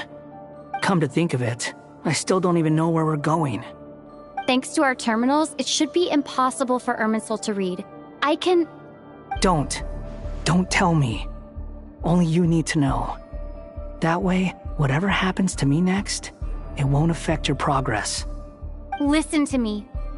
Your safety is just as important as mine. Don't even think about sacrificing yourself for the greater good.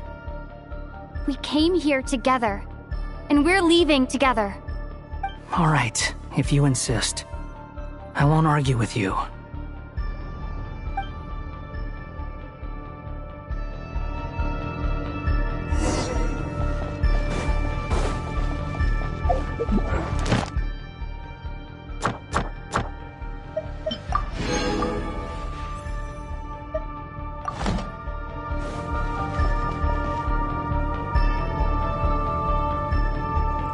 This place looks so different from how I remember. It's unrecognizable. It's a complete mess. Like someone's turned the place upside down. Must be Dottoro's doing. Either he's searching for some information he needs, or... It's still changing. He has to know we've entered Irminsul. But luckily for us, he can't pinpoint our location. Be on your guard. Don't let him find us. The red parts have probably been corrupted by Dottoro's power. Don't touch them, or you might alert him.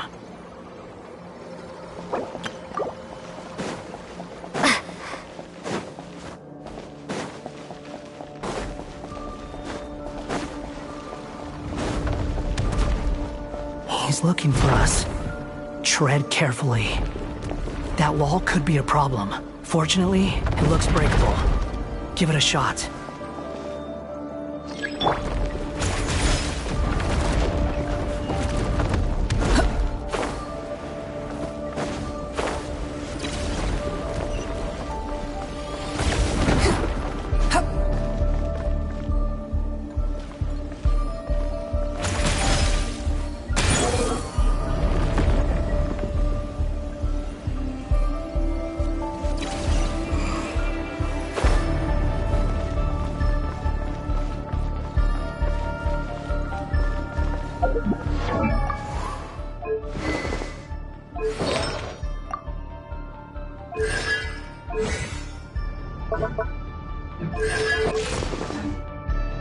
Squall and Fury!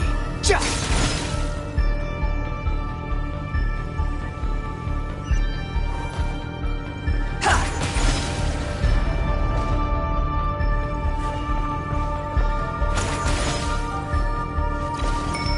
The wind rises.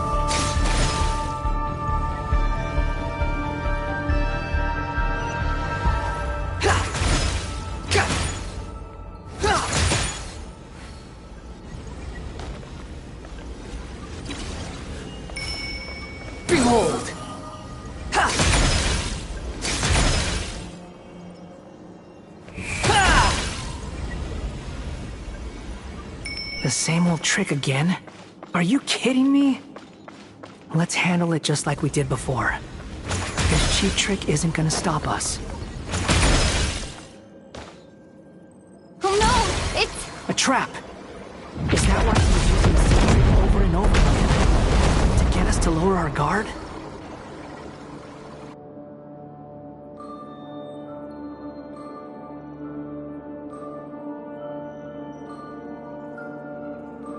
I'm trapped!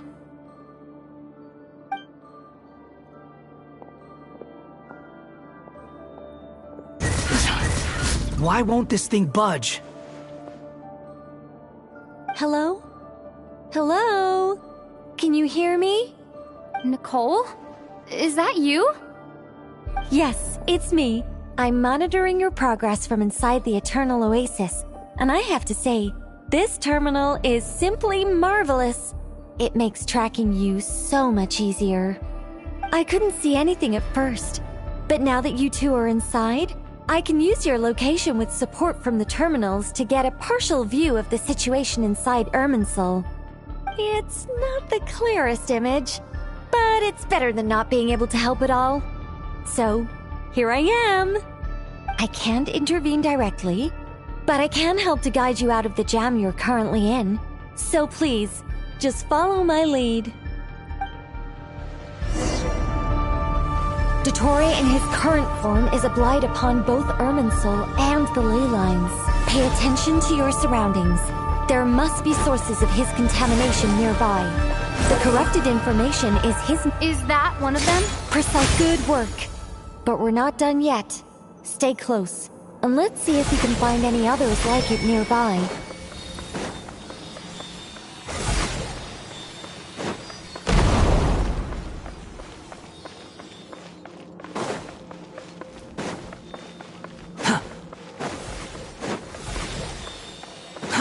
Too slow.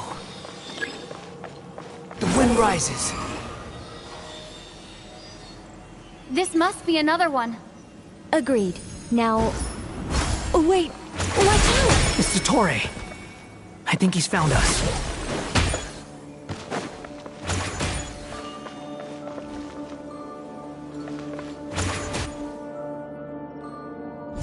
The seal is broken. Quick! Get out of there! And where exactly do you think you can run to? Wait, what is that? Pursuers. That's gotta be it. Run! Don't let that thing touch you. Dodge that attack! Stop following me.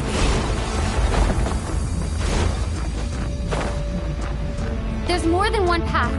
Which way do we go? To the left. Trust me. Fleeing like vermin. What a pathetic sight. Hey! Watch yourself. Stay focused. There's a cliff ahead. Jump! More of those corruption sources.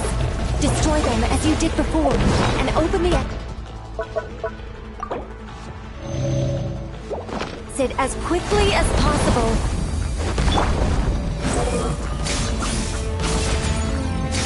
They're relentless. Is he trying to wear us down? You'll just have to destroy these too. I think the pursuit is over. Hard to say. Stay alert.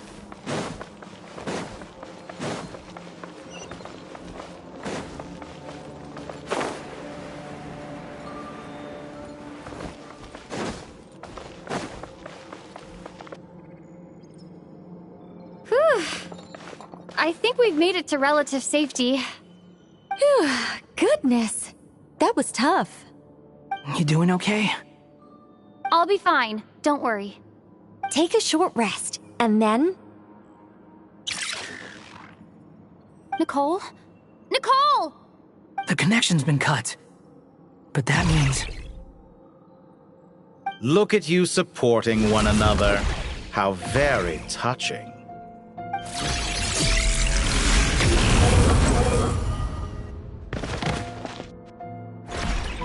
Dottore! Took you long enough to find us. You're more useless than I thought. To let you roam free. I indulged your presumption that I was unable to track your movements. Played along with your clever little plan. Fleeing is for animals, but I rather enjoy watching you flee. Some things lose the will to run altogether as soon as you put them in a cage. If that's true, then why did you come looking for us? Because I wanted to observe you up close, of course. Don't misunderstand me, I'm not here for a fight. Is it so unusual that I wish to greet my old acquaintances in person? After all, it's been a while. Scaramouche.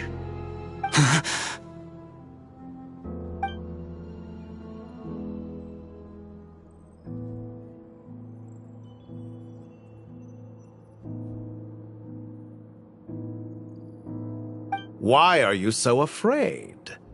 I have done nothing unprecedented in discovering the truth. Nor did I go to any great lengths to uncover your story. You made a bold series of moves in deciding to erase yourself. And with the power of this great chronicling device called Irmin's Soul, you were able to achieve something quite remarkable. Once most people form an opinion about someone, it tends to imprison their mind. Yet you managed to erase every trace of your existence. A novel take on death indeed. However, this meant that you stood out to me all the more when I saw you in Nodcry. I didn't even have to go looking for you. Just the sight of you was enough for me to intuit the truth. For someone in my position, connecting the dots was a trivial affair. It would have been more surprising if I hadn't managed to piece it together. You seem very pleased with yourself for figuring it out. I'm sure you'd even be more delighted to learn the full extent of your crimes. That would hardly be necessary. Besides, isn't there something that concerns you more right now? Something that fills you with dread? Let me put your mind at ease.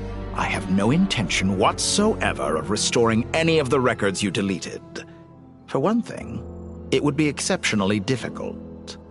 But more to the point, I doubt that the prospect of losing your current life is all that frightening to you. Because in your case, the cruelest twist of fate is that you'll never again have the chance to make up for any of your mistakes. Isn't it? Dottore?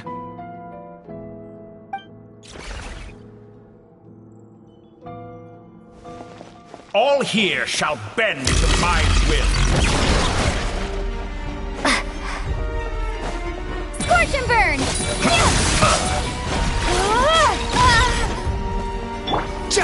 Squall and Fury!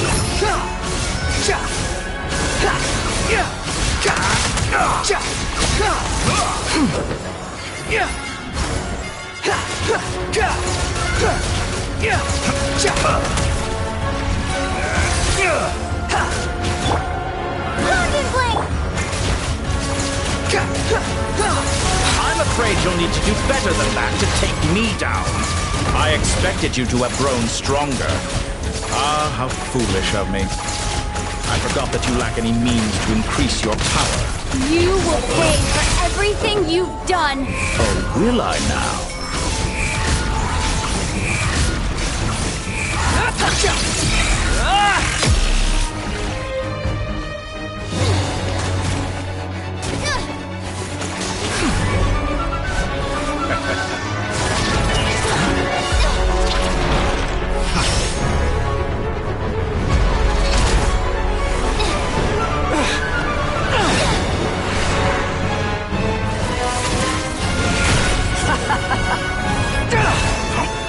Does the prospect of death amuse you?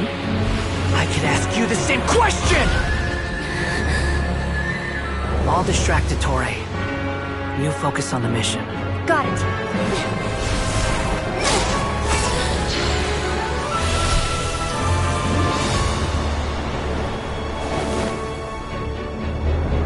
for the hopes and dreams of the masses. Open the secret door on this enchanting night. May wisdom's light eradicate ignorance and darkness, and hereby fulfill our ancient vow. Commence data extraction.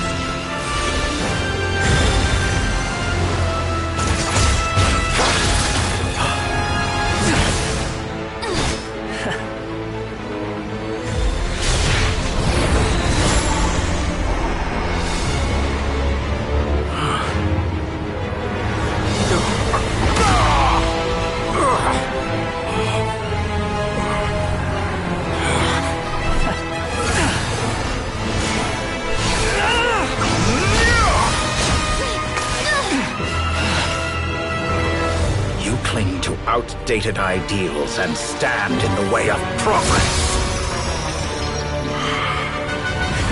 You will pay for interfering with the grandest experiment of all time.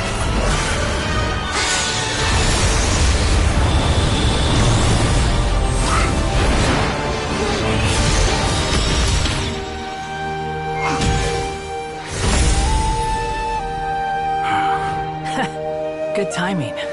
Dottore, as clever as you are, you fail to understand wisdom. Wisdom takes many forms, but the path you have chosen eschews them all. Huh.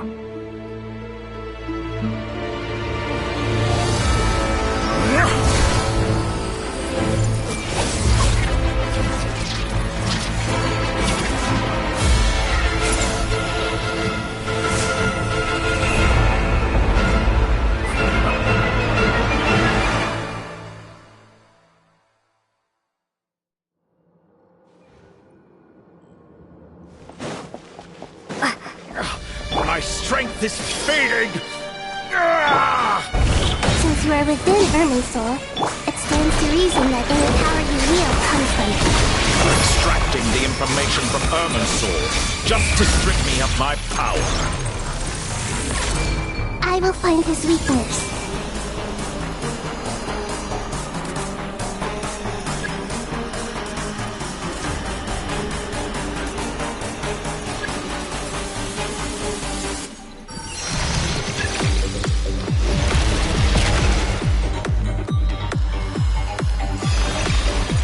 Everyone hold hands!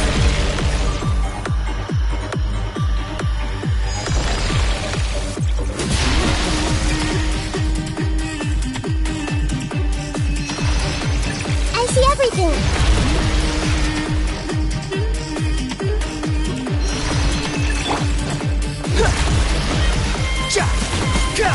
Ow!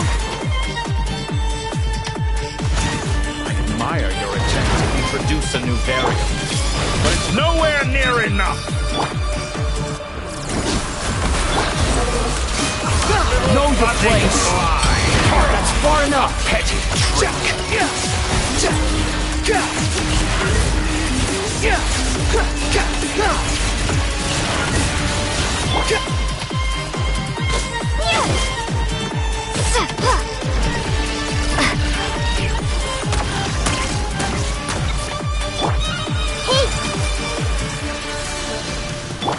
Blazing light! Squall Fury! Let's try this! Upon the gale! Upon the gale! A new dawn rises! You won't destroy... They're so close! Just hold on a little longer! I'll hold him up. Traveler, Hat Guy, the rest is up to you. We certainly have a knack for surprising each other, don't we? I'm just getting started. Just like a little buzzing fly. It's time! Say your prayers! Stay on the offensive, but watch your back. Squall Fury!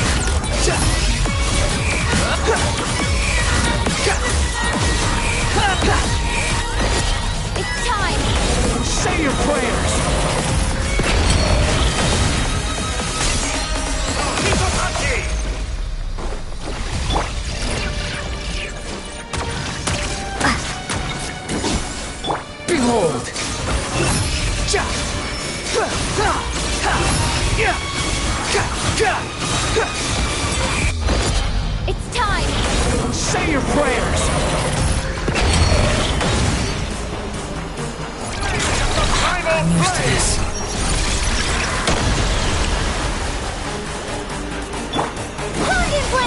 wind rises.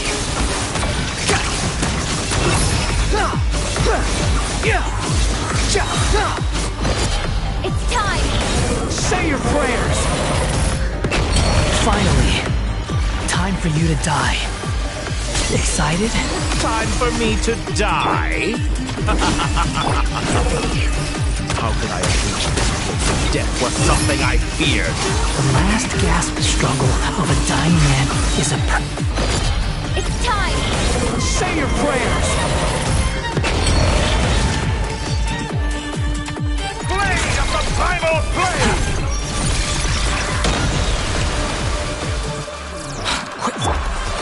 Blazing light! The wind rises.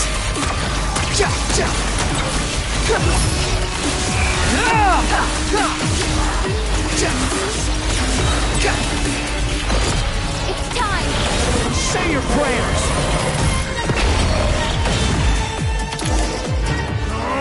That's enough!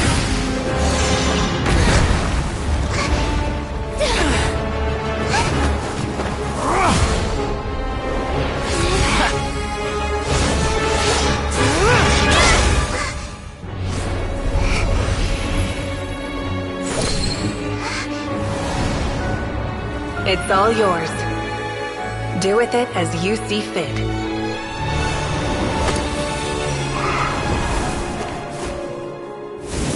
Just as you say, this world is home to some archaic things.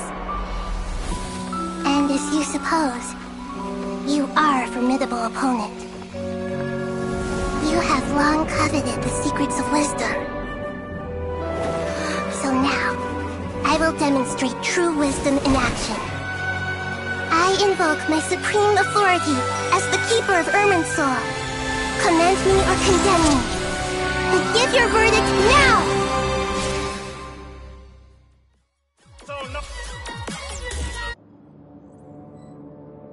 Blessed One of Wisdom, Mahakusaladhama, are you certain that you wish to exercise your authority to destroy Irminsul? It represents both your roots and your finest accomplishments. You truly intend to abandon the very thing you have always fought for? This is my decision. Irminsul has been corrupted beyond redemption. Irminsul is the original tree of Tevat. It is the means by which the heavenly principles maintains fate itself. The 7 Archons should honor and revere it, for their authority was bestowed upon them by the heavenly principles.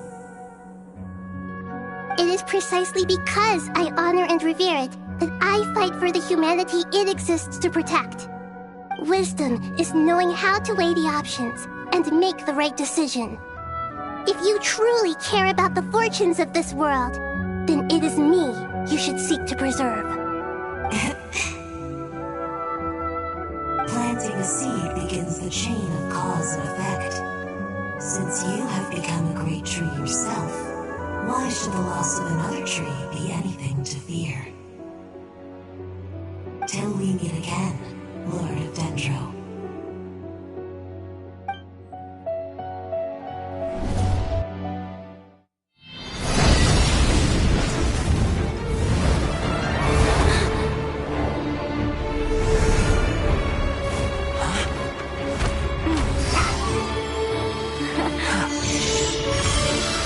The first flame. The pure, cleansing fire.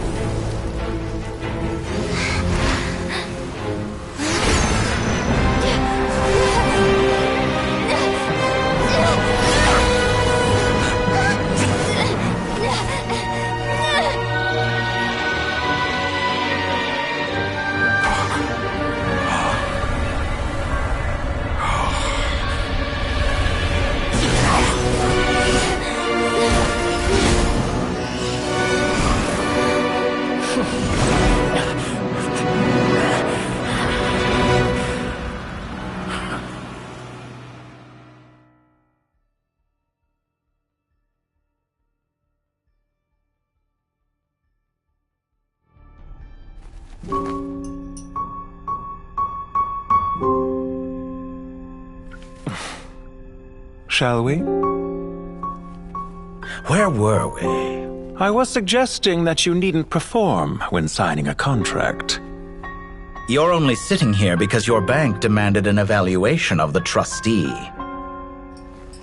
So you told a story about a young scholar from a merchant family in Sumeru? I told a compelling tale, didn't I?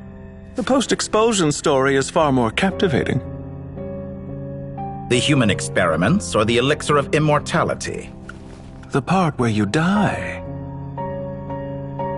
Ah, yes. My favorite part. The 35-year-old Segment thought of himself as Dottore, reserving the name Zandik for the original specimen. Of all the Segments, he was the most selfish. After his expulsion, Dottore searched for a new direction. He joined the Fatui, studied Elazar in great depth, secured resources. He was rather fortunate in his career. Zandik turned to Conrian technology and successfully created his segments. But this was not immortality. Even with backup segments, his body would still age. Still, thanks to Snezhnaya, Zandik found the ideal base for his experiments. Then a perfect partnership materialized at a crucial moment. The year that both parties realized they needed more time. Fortunately, Zandik succeeded. In a miraculous turn of events, he gained the extra time he needed. I seem to recall it differently. All right, it's true. No matter how much elixir he took, Zandik remained human and continued to age. Then, on the morning he turned 85... Help me up! Call for help! Surely he would be rescued, Zandik thought. But to his surprise, no one helped him. Zandik was too selfish for that. Don't forget, you're one of us. Yes, and we're all waiting. Waiting for me to die. Pantalone arrived for a meeting and happened to witness what followed. He found it unsettling. I never said that. But the Zandiks were unfazed. It was a rare opportunity for self-dissection.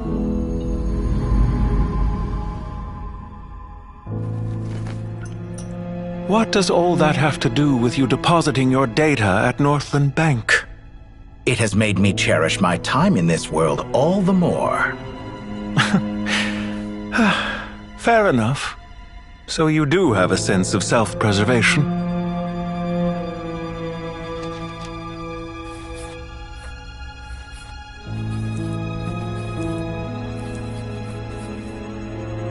What do you mean?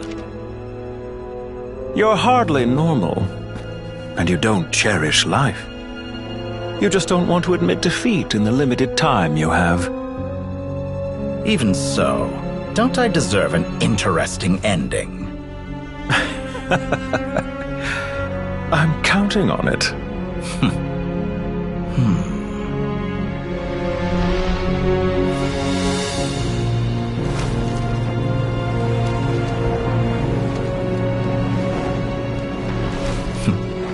If nothing else, I expect my funeral will be a grand affair indeed.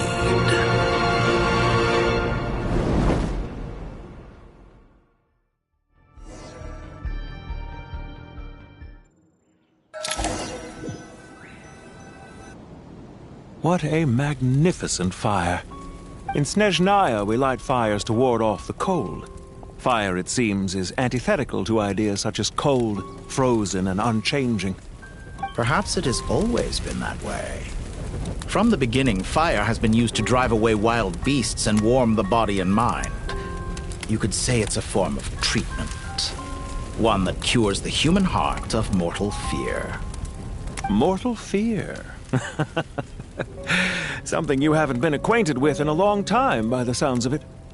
Whereas you, I'm sure, must know the feeling quite well indeed. I remember when we first discussed the elixir of immortality. You claimed that extending your lifespan was about buying more time. But was that really the truth? You fear the prospect of dying a wretched end in this world, don't you? Of course I do. I'm only human, after all. And while you may have forgotten it, you cannot deny that you too were once human, Dottore. I do not believe that there is no such fear in your heart. Perhaps you are right. But I abandoned it long ago and devoted myself to my experiments. I have felt no fear since. From the very beginning, I never thought you could win this game. But still you came. Contract in hand, to honor our agreement. Because I am a reputable partner. And as we have discussed, experiments are about more than results alone. The process is equally important. I have come here and completed my creation, and I do not regret my decision. I'm afraid your journey ends here. After I die, there will be no one to make the elixir of immortality, and your remaining stock will only last a few more years. How then will you prove that you didn't perish in this incident alongside everyone else? When I feel optimistic about market environments, I never forcibly adjust them. They have their own direction. And I myself am one such environment. I have been quite particular about many things in my life. But where the manner of my death is concerned, I choose not to be. You make yourself sound so magnanimous. Oh, but I am. And I hope you will be too. It may have been a long time since anyone told you this, Dottore, but I recognize that you are a truly rare talent. Ha! I can see it. The experiment in blasphemy that I've been performing all this time. It has been a long process, and I do not care about the results as much as people might imagine. If the very goal of your experiment was to explore infinite possibilities, then there was never any reason for it to end. Indeed. Yet now, the experiment has officially drawn to a close. What should I call you? Zandik? Or do you prefer Dottore? Suit yourself. Goodbye, Feofan. This time, that's what it truly is. And don't I know it? Goodbye, Zandik.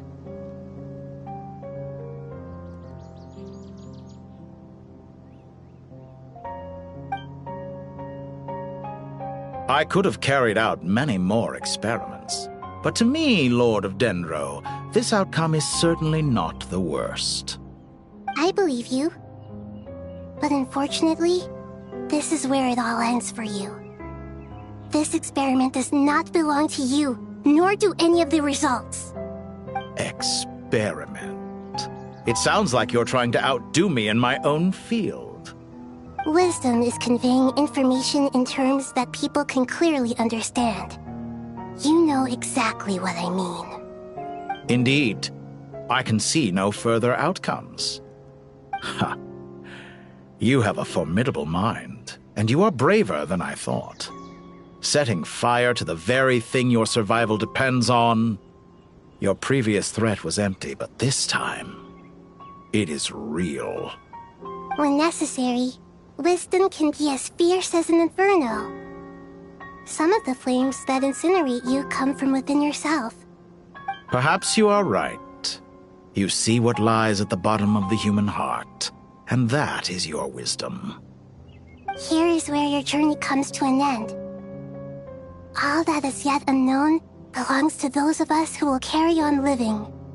It seems I have unwittingly been your arch-enemy all along. But now, it's all over. I do not deny your intelligence. But what you refer to as experiments, I would never describe in those terms.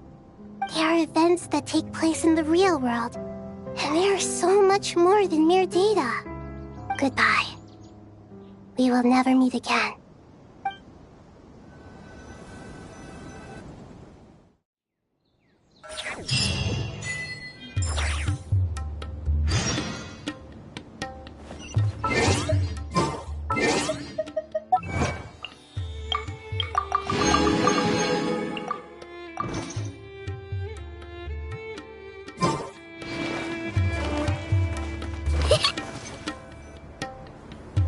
Well, that's the last of them. Everyone on the list is already back where they should be. It was a long, hard road, but we finally finished escorting everyone back. I just pray that we'll never need to leave again. I hope we can stay here forever in this peaceful paradise of our own choosing. Paradise. In the annals of the Temple of Silence, that word carries great significance. It represents the hopes and desires of the gods. They're longing for a place to rest. I wouldn't think gods need such a place. People always think they're the only ones who can lose their homes. They forget that gods too need a place to reside. As the Goat King once said, "A god without his people shall cease to exist." Gods need their believers every bit as much as their believers need them. Only we can truly understand how much the desert faith has faded over the centuries. But we still talk about the gods as though they're part of our lives. Given the myriad ways in which gods and humans interact, I'd say they really are. How else could Dunyarzad consider the Dendro Archon a friend? Well, that sounds about right to me. Describing them as friends sure makes us feel a whole lot closer. If you told me a few years back that I'd have this many friends, I'd have called you a liar. Belief is a choice, just like friendship. We've made our choices through battle. The right ones, wouldn't you say? I'll be heading back to the Temple of Silence.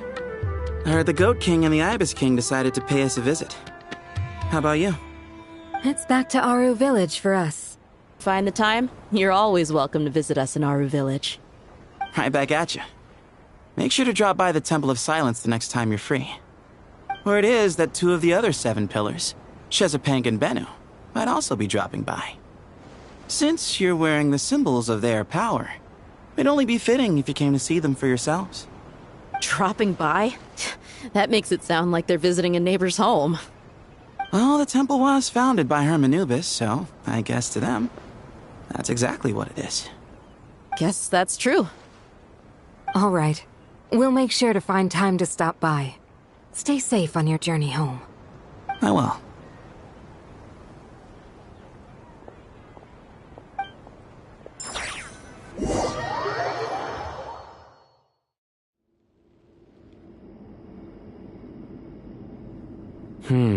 You do have a point. See?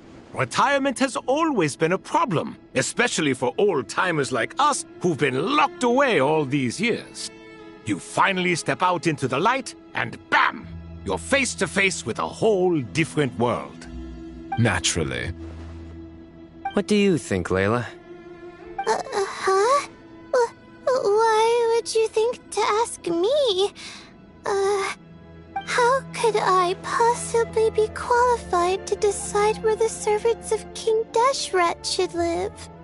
Sorry if my question was unclear. Do you think their statues will stand out too much if we place them here? Hey, I never agreed to this. How could we possibly allow our statues to be left in Hermanubis' home? That would be like breaking into someone's house, then pretending it belonged to you in the first place. Different beliefs can coexist. We still need to respect one another. By which you mean, you two plan to stay at the Temple of Silence, for a while at least, but you have no intention of relocating your statues here. So, you see this as sort of a family visit? Is that correct? Family. Huh. You could say that. In a sense, Hermanubis would view this as his home. Just look at this place. Magnificent, is it not?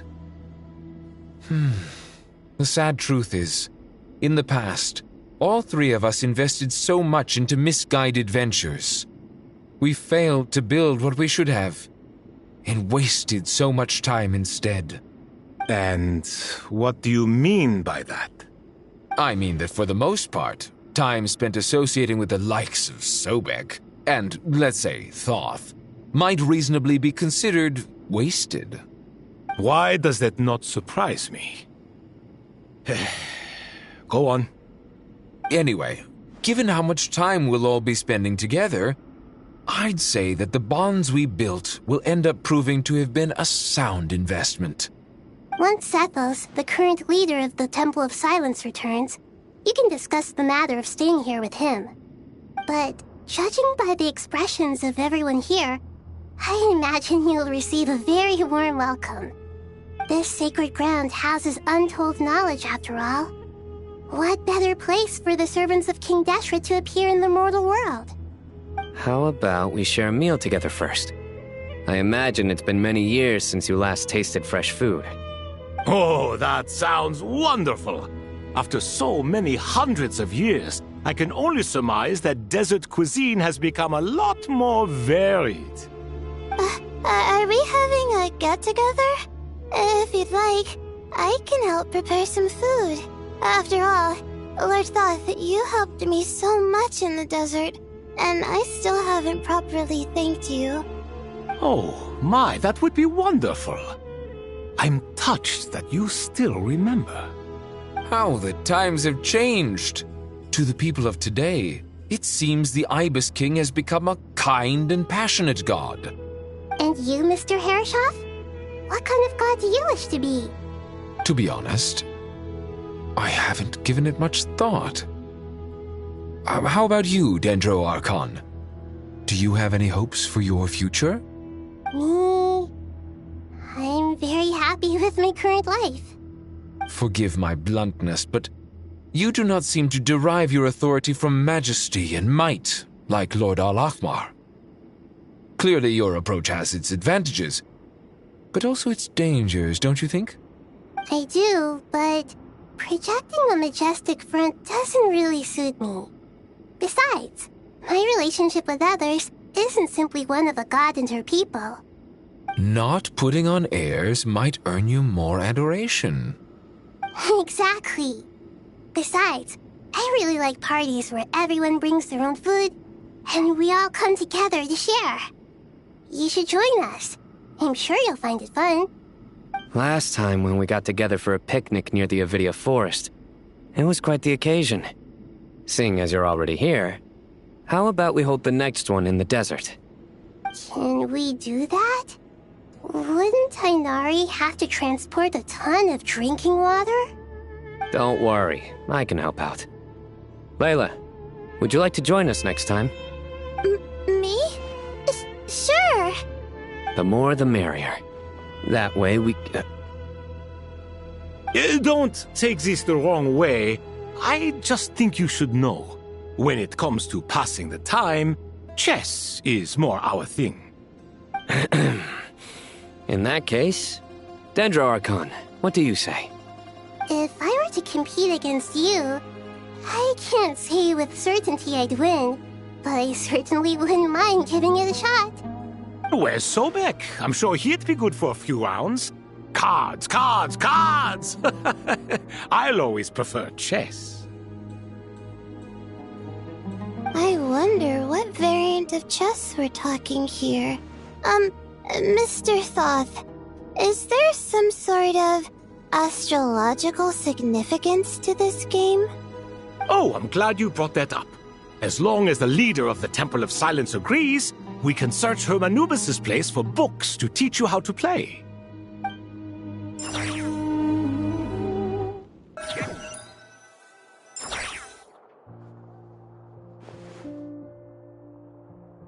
Such devastation visited on Sumeru City.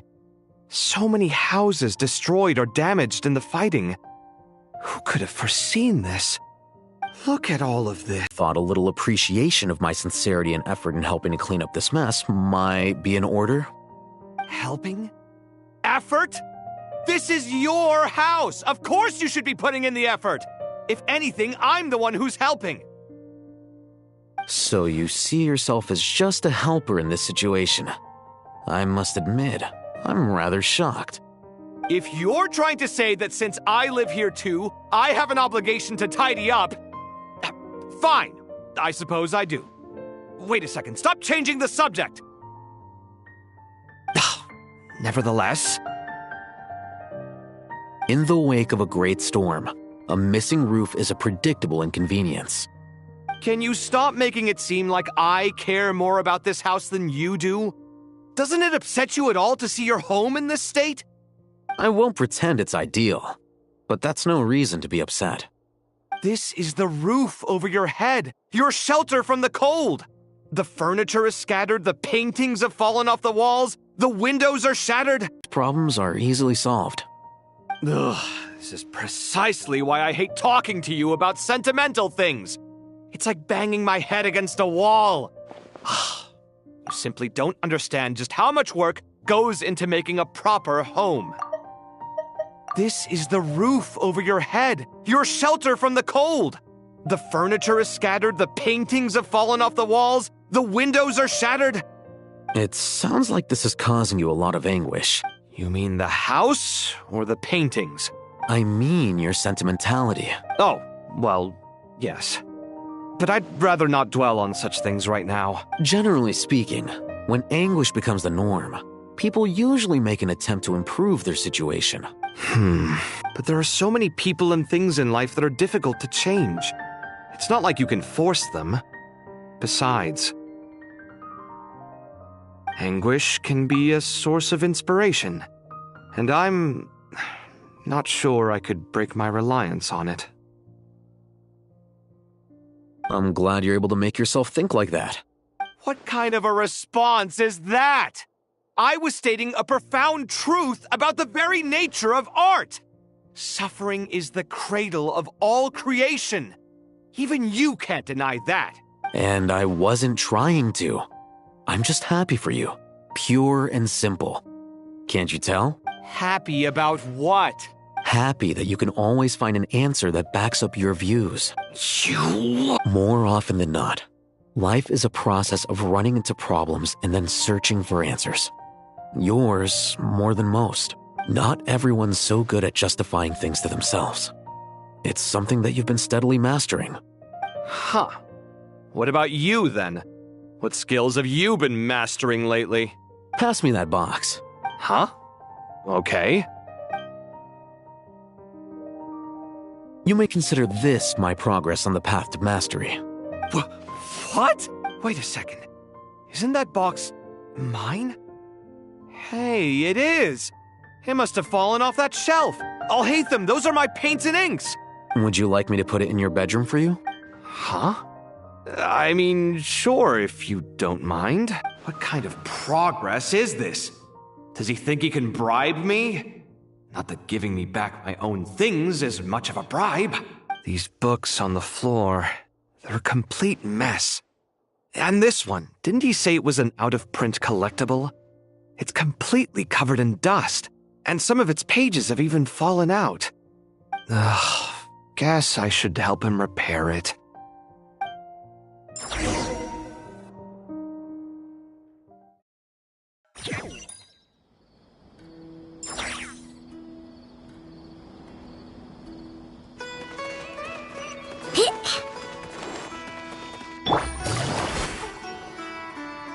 Local Sumter beasts, imported goods, such a bright future ahead.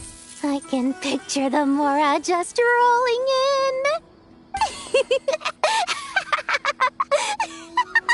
You do realize you sound like a choking cow?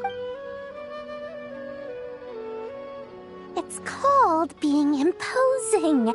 Can't you feel it? Oh, I'm positively shaking in my sandals.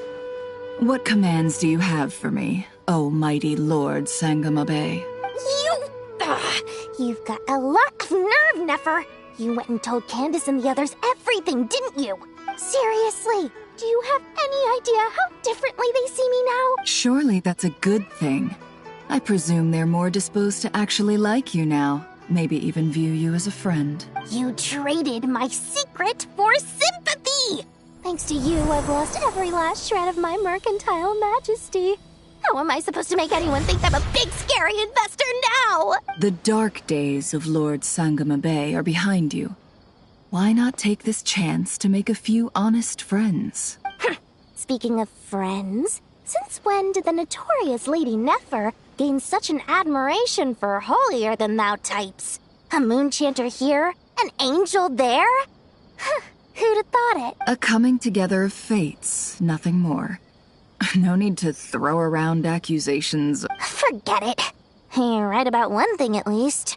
Making friends is never a bad thing for a merchant.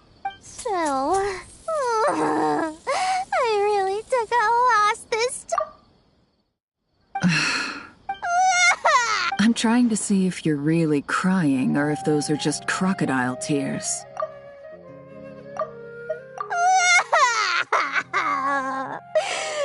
What are you looking at? A little birdie told me that when Lord Sangama Bay makes money, the tears flow from the center of her eyes. But when she loses it, they flow from the corners. Which is it this time? You are so annoying. I'm not talking to you anymore. Nefer! Thank goodness you're here. I've been looking everywhere for you.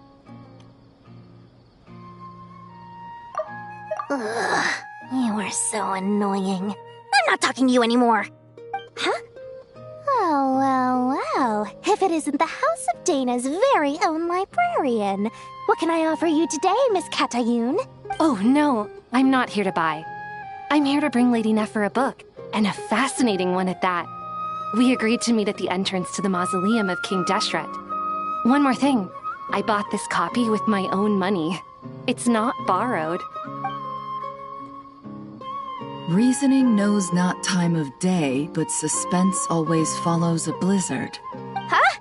Isn't that the... It was all the rage for a while.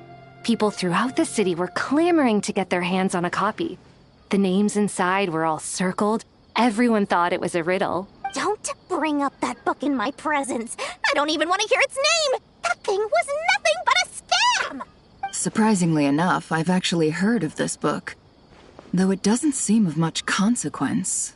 So, what truth lies behind it? You're from the Vahumana and you're asking me what the truth is? I'd say the actual truth was about the least important part of the whole episode. I brought you this book because it probably has the most interesting backstory of any in the House of Dana's collection, at least in recent years. As for its quality, well, you can judge that for yourself. Don't tell me it's actually any good. You may not know this, Lord Sangama Bay, but Lady Nefer has a fondness for books with... how should I put this? Mixed reviews? No eye for good literature. Perhaps she feels that bad books hide interesting secrets? But I shouldn't put words in her mouth.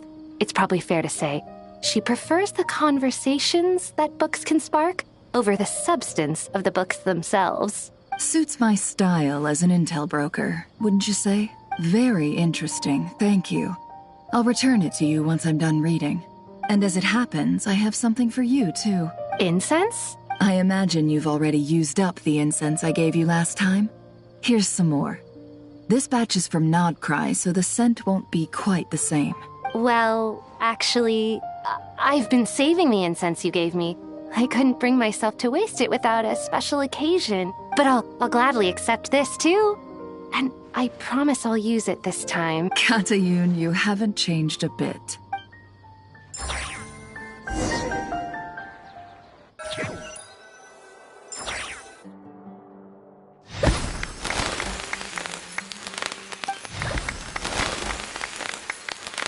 Congratulations, Kale. Well done, Kale. After studying for so long, you've finally become a full-fledged ranger. Sure hasn't been easy for you, huh? This really is fantastic news. All grown up. No longer a trainee, but an official forest ranger. Oh, the next step is to secure tenure in the academia. Thanks, everyone. It's true. I'm an official forest ranger now. Master Tainari, thank you for your guidance and support.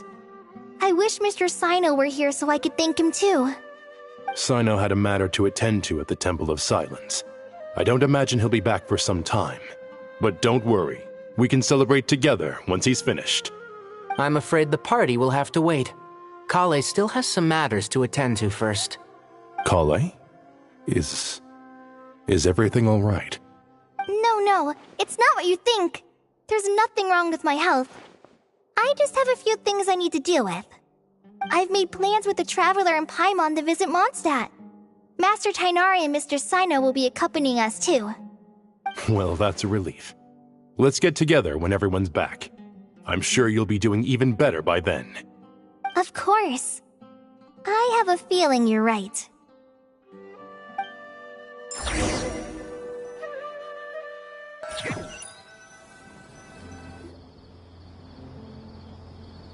Phew! After all that catching up on sleep and food, Paimon's feeling full of vim and vigor again. For someone who spends so much time resting, your recovery routine is surprisingly simple. Hey! Paimon's been working her butt off too, you know. She flew all over the city helping everyone out. Don't worry. I saw how hard you worked. Alright, we all know you're the most hardworking person in Teyvat.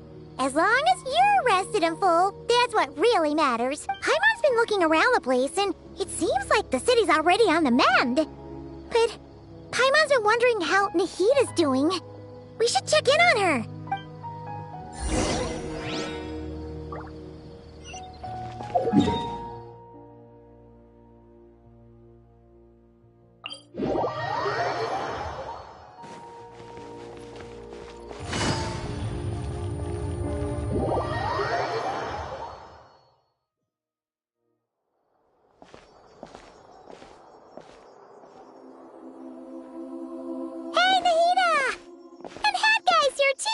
Traveler, Paimon!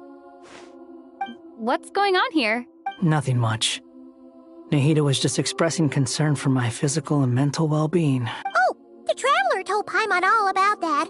We've both been very worried about you. Are you feeling alright? You make it sound like I'm on the brink of some kind of breakdown. Truth is, I'm doing much better than you might imagine. If we can just get to the bottom of Dottoro's intentions, we can minimize his negative influence. That's the sort of thing I excel at. Just listen to that newfound optimism. It seems like having you enroll in the Vahumana was a truly inspired move. I can really see the positive influence. Observe, a classic Sumeru specialty. Chalking everything up to education and learning. To be honest, even I can sense the change in you. Everything Dottori said to you was a way to manipulate your mind. Fortunately, you're no longer under his sway. Can someone as old as me really continue to grow? If it helps, just think of yourself as a late bloomer. It's all a matter of phrasing, and it comes down to what standards you measure yourself by. For a puppet, developing at such an age is perfectly normal. But if you choose to call yourself a late bloomer, it sounds more like you consider yourself human. However you see yourself. Well done. All right. I see what you mean. Anyway, what's your next step? What else can I do but complete my current courses? Everything else can wait. Anyway, that's enough chit-chat. There are still things in the city I need to help out with. I'll be heading there now.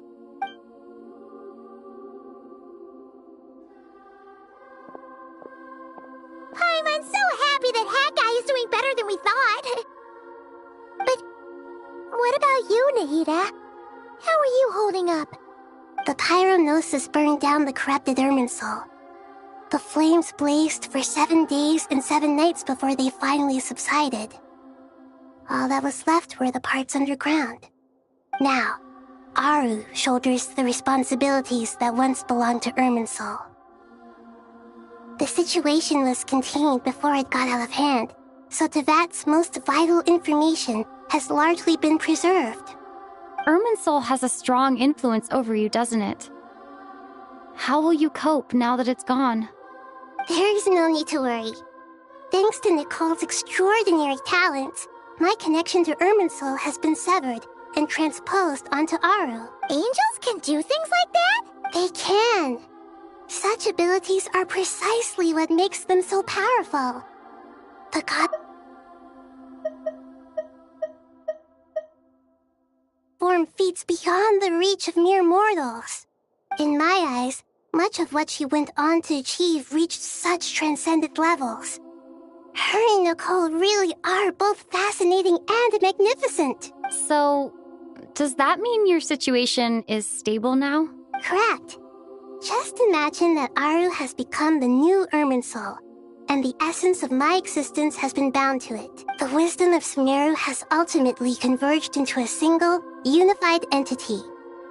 Should we ascribe this all to fate, or is it merely fortune?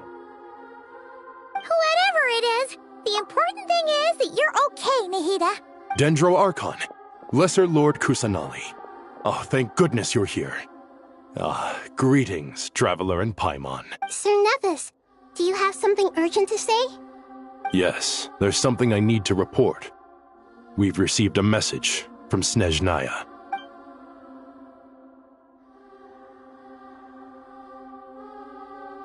The Fatui Harbinger, the Rooster, sends us his sympathies, along with all the usual pleasantries. His stance is that, following the unrest and Nod Cry, Dottore was subjected to internal censure.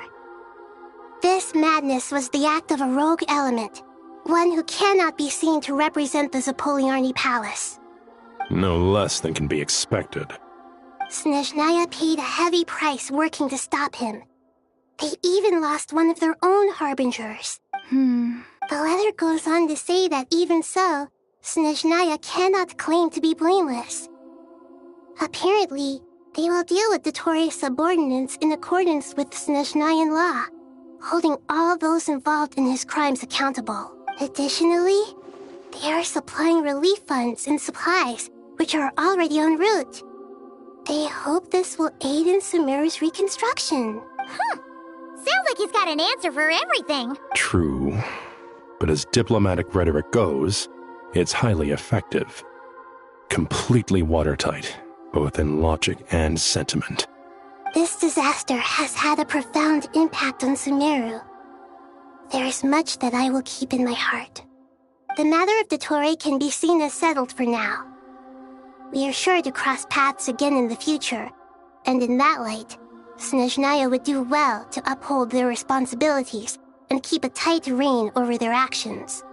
With Irminsul burned, the flow of fate now carries many more possibilities. I will be watching carefully. Perhaps we can move on to a less serious matter? Dendro Archon, will you eat with us once this matter is dealt with? Everyone wishes to celebrate together. Your presence would be most welcome. Of course! Junior Zod, Sino, and Hypatia all told me the same thing. If there isn't enough room for everyone, we can arrange back-to-back feasts. What a wonderful idea. That just leaves the question of what we should eat. Not more tomatoes, surely. More? Dendro Archon, what do you mean by more tomatoes? Those good friends of yours are always talking about tomatoes. Sometimes when I'm walking through the city, I can even hear them arguing in the fields. Since you see them so often, you must hear about tomatoes even more than I do. Tomatoes. Tomatoes. The word has a certain magic to it. Like the autumn fur of a sumpter beast swirling in the wind, sometimes flying up my nose. Tomatoes. What can we make with tomatoes? Wait, why tomatoes? Take your time, there's no need to rush. The Traveler, Paimon, and I still have somewhere we need to visit. You'll have plenty of time to think it over before I return. Does this mean you're going to Natlan? Meet them there in person. It will require a long journey. I know. But this is necessary. I must go myself. Traveler, Paimon, we'll set off as soon as you're ready. Is that all right? Sure. We'll be ready whenever you are. You'll hear no objections from Paimon. We should grab some snacks along the way, though. It'll be just like going on a long holiday. Wonderful. I'm looking forward to this so much.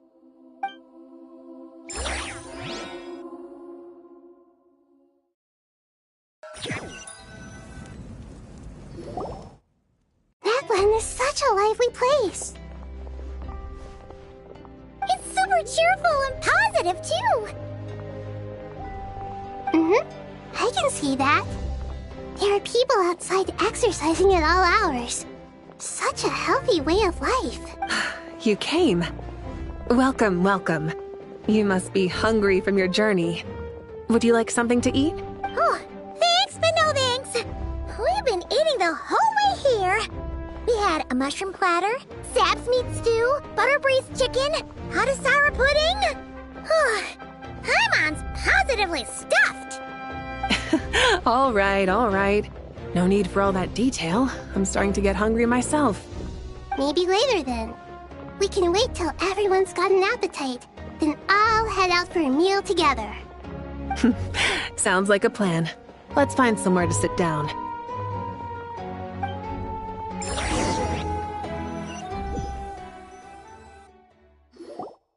I should tell you, I already have some sense of why you've come.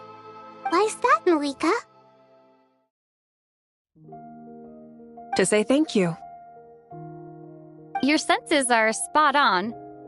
But on top of that, we also feel guilty. Because the pyronosis has vanished? I sensed its loss. Despite scouring through the remnants of Irminsul, we couldn't find any sign of the pyronosis. Not even any trace of it burning to ash. That's certainly unusual. Still, the potential fallout from Irminsul's loss is significant, to say the least. Perhaps the pyronosis's disappearance is simply a knock-on effect of the impact it's had on a certain strand of fate. There's no need to feel guilty.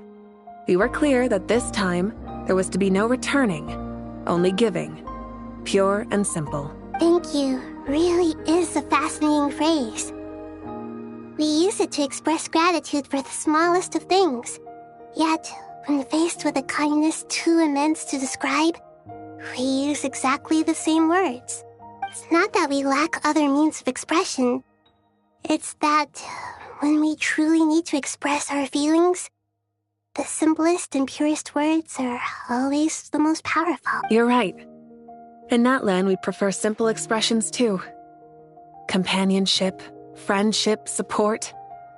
They might not sound fancy, but the sentiment behind them is sincere. That's wonderful to hear. Sincere feelings are often a vehicle for the deepest wisdom of all. Irminsul's destruction doesn't seem to have done you much harm. I'm glad to see you're doing well. There's still a lot of work to do, but before we begin, we felt it was important to come here and speak with you. Partly to express our gratitude, but also because we felt that seeing you, in a sense, is like basking in warm sunlight. That's a nice way of putting it. I like that. To tell you the truth, though, I'm not a fan of somber meetings. So, since there's nothing more to say, why don't we go bask in some actual sunlight? The weather's beautiful today. What a great idea! Paimon's gonna lie back and soak up some rays.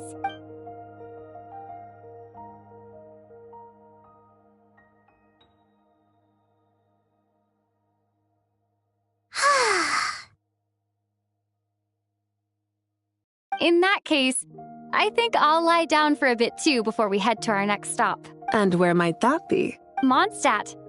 Paimon and I are gonna head back there with Kale and the gang. Long ago, I sensed that the god remains inside Kale had come from the goddess of flowers, but I kept it a secret. Those remains weren't hurting Kale, not as she is now. They simply exist. Besides, I could sense a deep yearning within her, a yearning for an ordinary life, a yearning to hold on to the hard-won happiness she now enjoys. With someone like her, I have a responsibility to keep her secret. She should be ready to face the truth by now. Whenever people meet, there is always the potential to create warmth and kindness. Every child grows up, but even as adults, they are still children in the eyes of certain people. Oh, just like how Paimon sometimes sees Nahida as a little kid. Is that so? Well, anyone who's friends with a kid is probably a kid themselves. Of course! And there's nothing wrong with that. When we get back, we'll actually be hanging out with another of our friends who happens to be a kid. Or more like looking after in her case. Anyway, we'll always be there to watch out for our friends. Dear Sucrose, when you receive this letter, I'll probably be as busy as always. But busy with wonderful things. That's because I'm no longer a trainee. I'm now an official forest ranger. Impressive, right? Sino said that official rangers sound much tougher than trainees. Though he did say it was already pretty tough to start out with.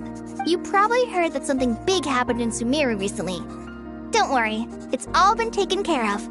We're heading to Mondstadt soon, so if you're free, maybe we could meet up? Plus, it's not just me. A few of us are going. Hey, do you still remember that time we all got together? You know, when we all went to the Windbloom Festival? It'll be just like that.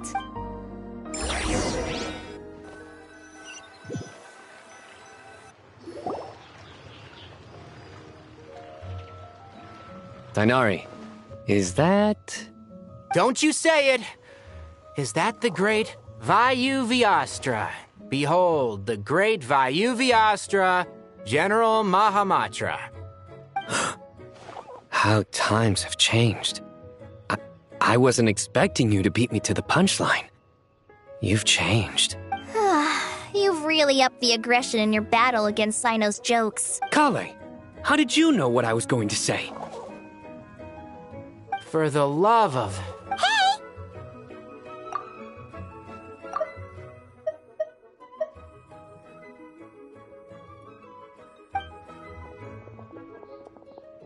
Traveler! Paimon! You're right on time! I hope we haven't kept you waiting. Kalei! Sucrose! It's been so long! How have you been?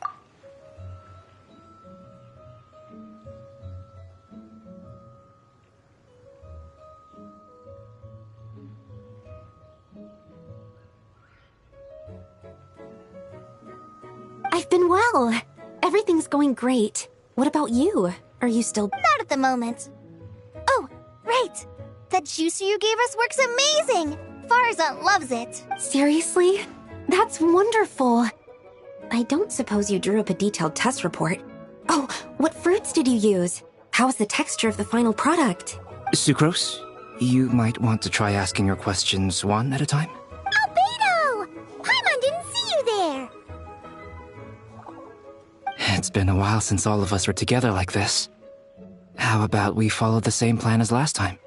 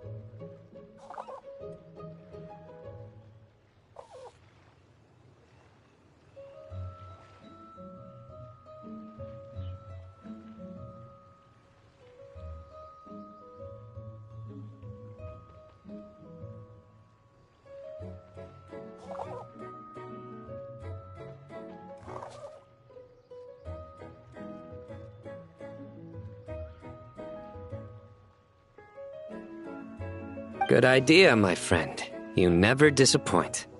So, what are your identities this time? Don't remind him. First things first.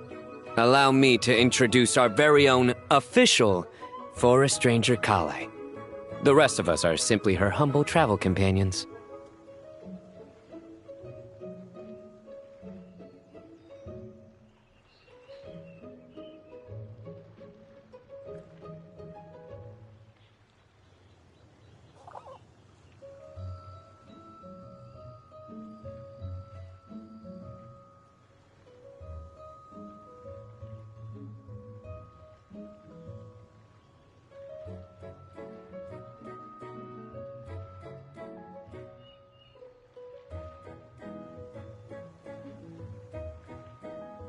This sounds like one of those mushy stories that gets people hooked on some corny, heartwarming premise.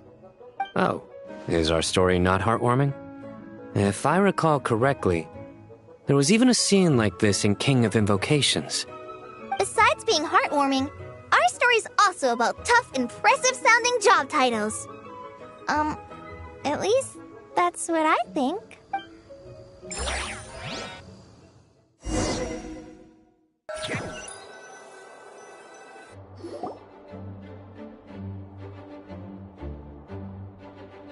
Oh, you're here already. I'm still giving Dodoko a little trim. A trim? Does Dodoko need haircuts too? Of course. It's important to know how to take loving care of the apples of your eye. All of these trivial matters get left to me. It's because I'm an angel, and angels are, in a way, the guardians of all Teyvat. Oh, right! Well, that's definitely an impressive sounding job title. What are you writing? I'm just brainstorming some cool sounding lines. Oh, write them on these card backs. Of course. Clearly, my lines are pretty amazing, wouldn't you say? Miss Nicole. Kale? You seem a little nervous. I was just wondering, who was the person you mentioned who needed their wish fulfilled? Wish? What do you mean? Miss Nicole asked if we could meet up in Mondstadt once everything was over. She said a friend of hers had a wish that needed my help to come true. Well, you never mentioned that before. All we knew was that you'd arrange. To be fair, everything I told you was true. Anyway, my friend is waiting. Come on, let's pay her a visit.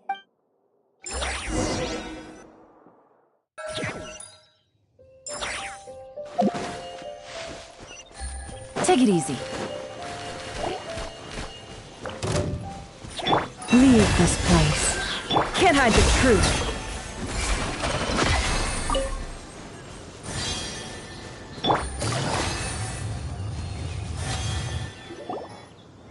Huh?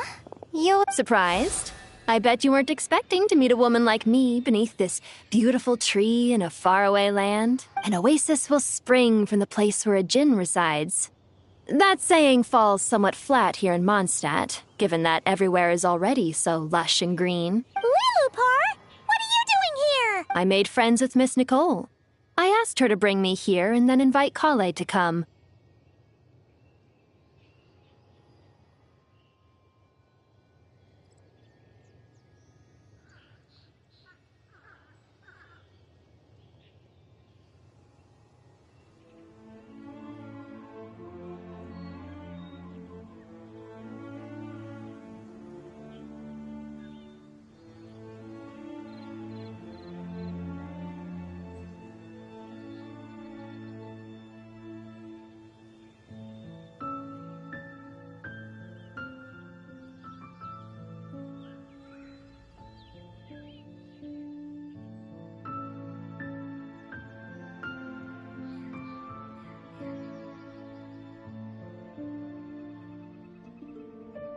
The prologue to this story is that I have a wish.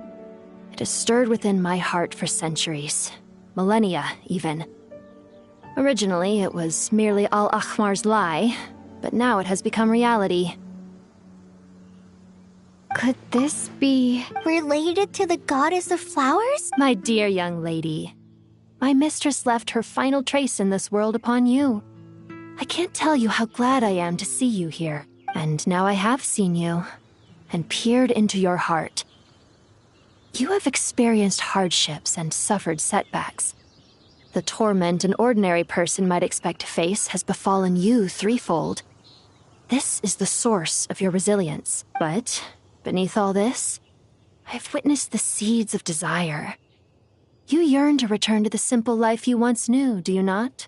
I do. I want to throw away everything that isn't mine. But how do you decide what is yours? The scars that others carve into your flesh? The kindness and love they inscribe? Are these things not yours as well? They are. This is something I've talked about with Miss Nicole. Miss Nicole said I should learn how to adjust my standards. I just want to live as an ordinary human. Anything beyond that isn't mine. Don't you want anything from the remains of the goddess of flowers? She gave me a revelation once. I think that's already more than enough. In the past, you would not have possessed such a rich heart. Your brief life has taught you to hold on to everything good, to home in on kindness. How fascinating. You're nothing like Nabu Malikata, and you're certainly not her. Of course not. I'm not some great and powerful being, Miss Lilopar. Yet I am a Jinn. We exist because of the Lord of Flowers. We revere and love her. My wish is to see her one last time, to give everything for her. Kale, can you do this for me? But her remains won't be easy to remove. Are you sure this is what you want? That's beside the point. First, I need to know. Are you willing to do something for the soul of this lonely, wandering woman? But look, you know nothing about me. Even if you have heard the stories about me, all you would know is that I was rightly punished for the many evil deeds I committed. So you do know. Your lips are quivering, your eyes trembling, and still you're willing to do something for me.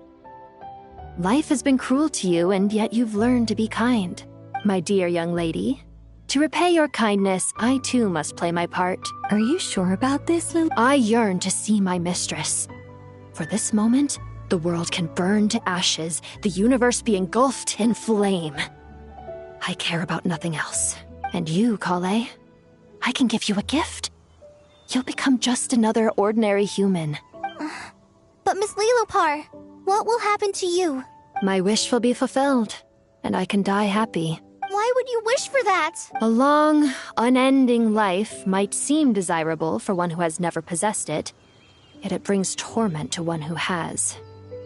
My remains are scattered across the yellow sands, but my soul can find no peace. Since you've promised to grant my wish, give me that release. Allow the dying to die, and let the dead rest in peace.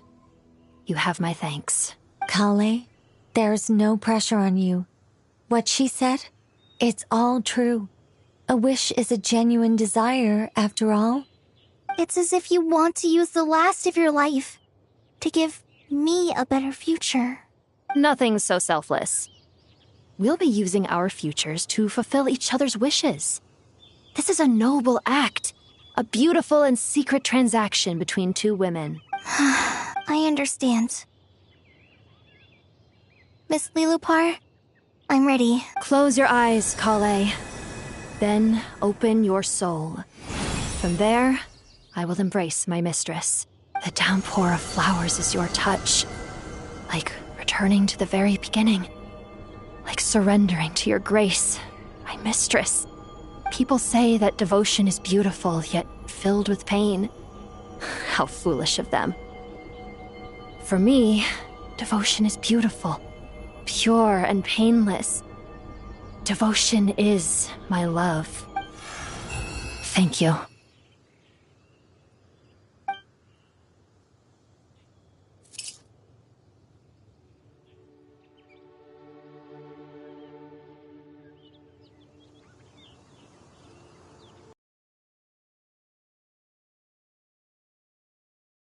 She left, carrying the blessing of flowers. Kale, are you alright? I'm fine. Now that the remains are gone, I don't actually feel any different at all. Those remains weren't hurting Kale. Not as she is now.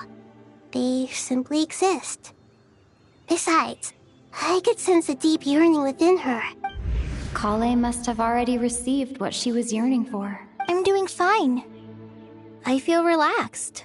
There's really no need to worry. Then my wish has come true, too. To become ordinary?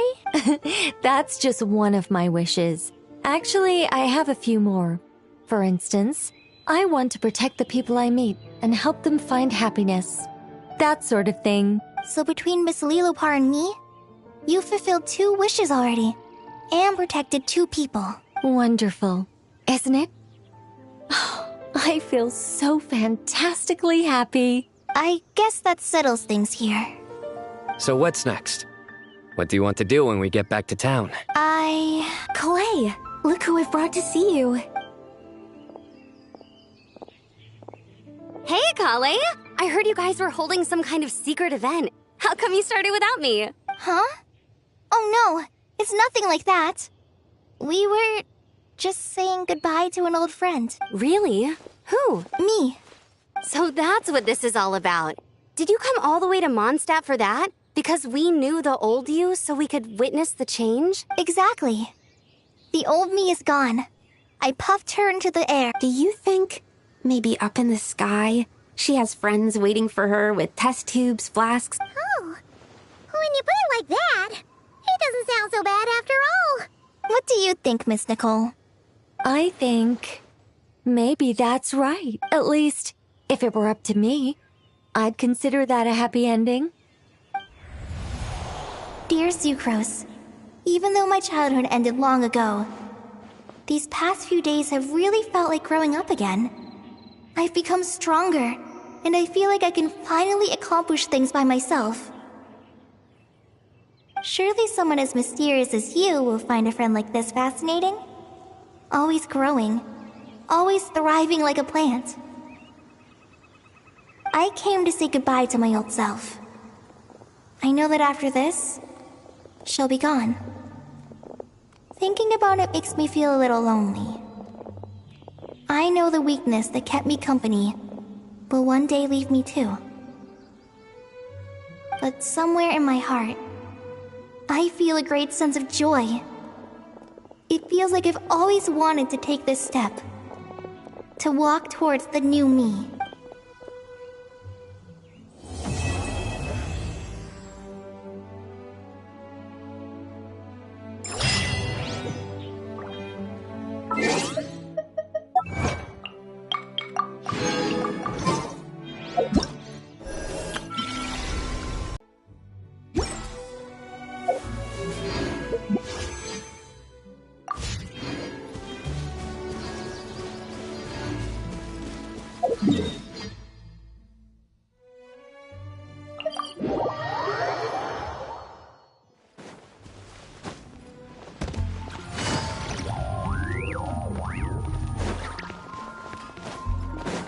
Add Astro.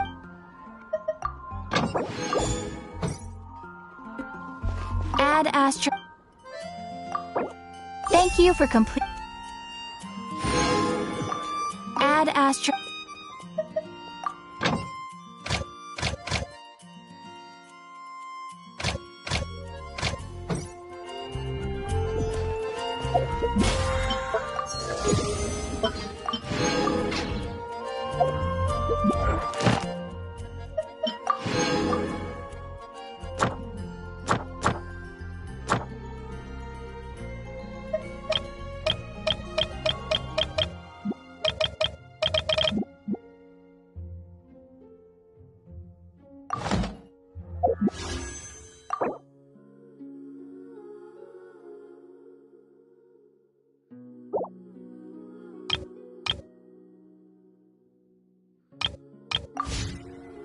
I got a new letter from an informant.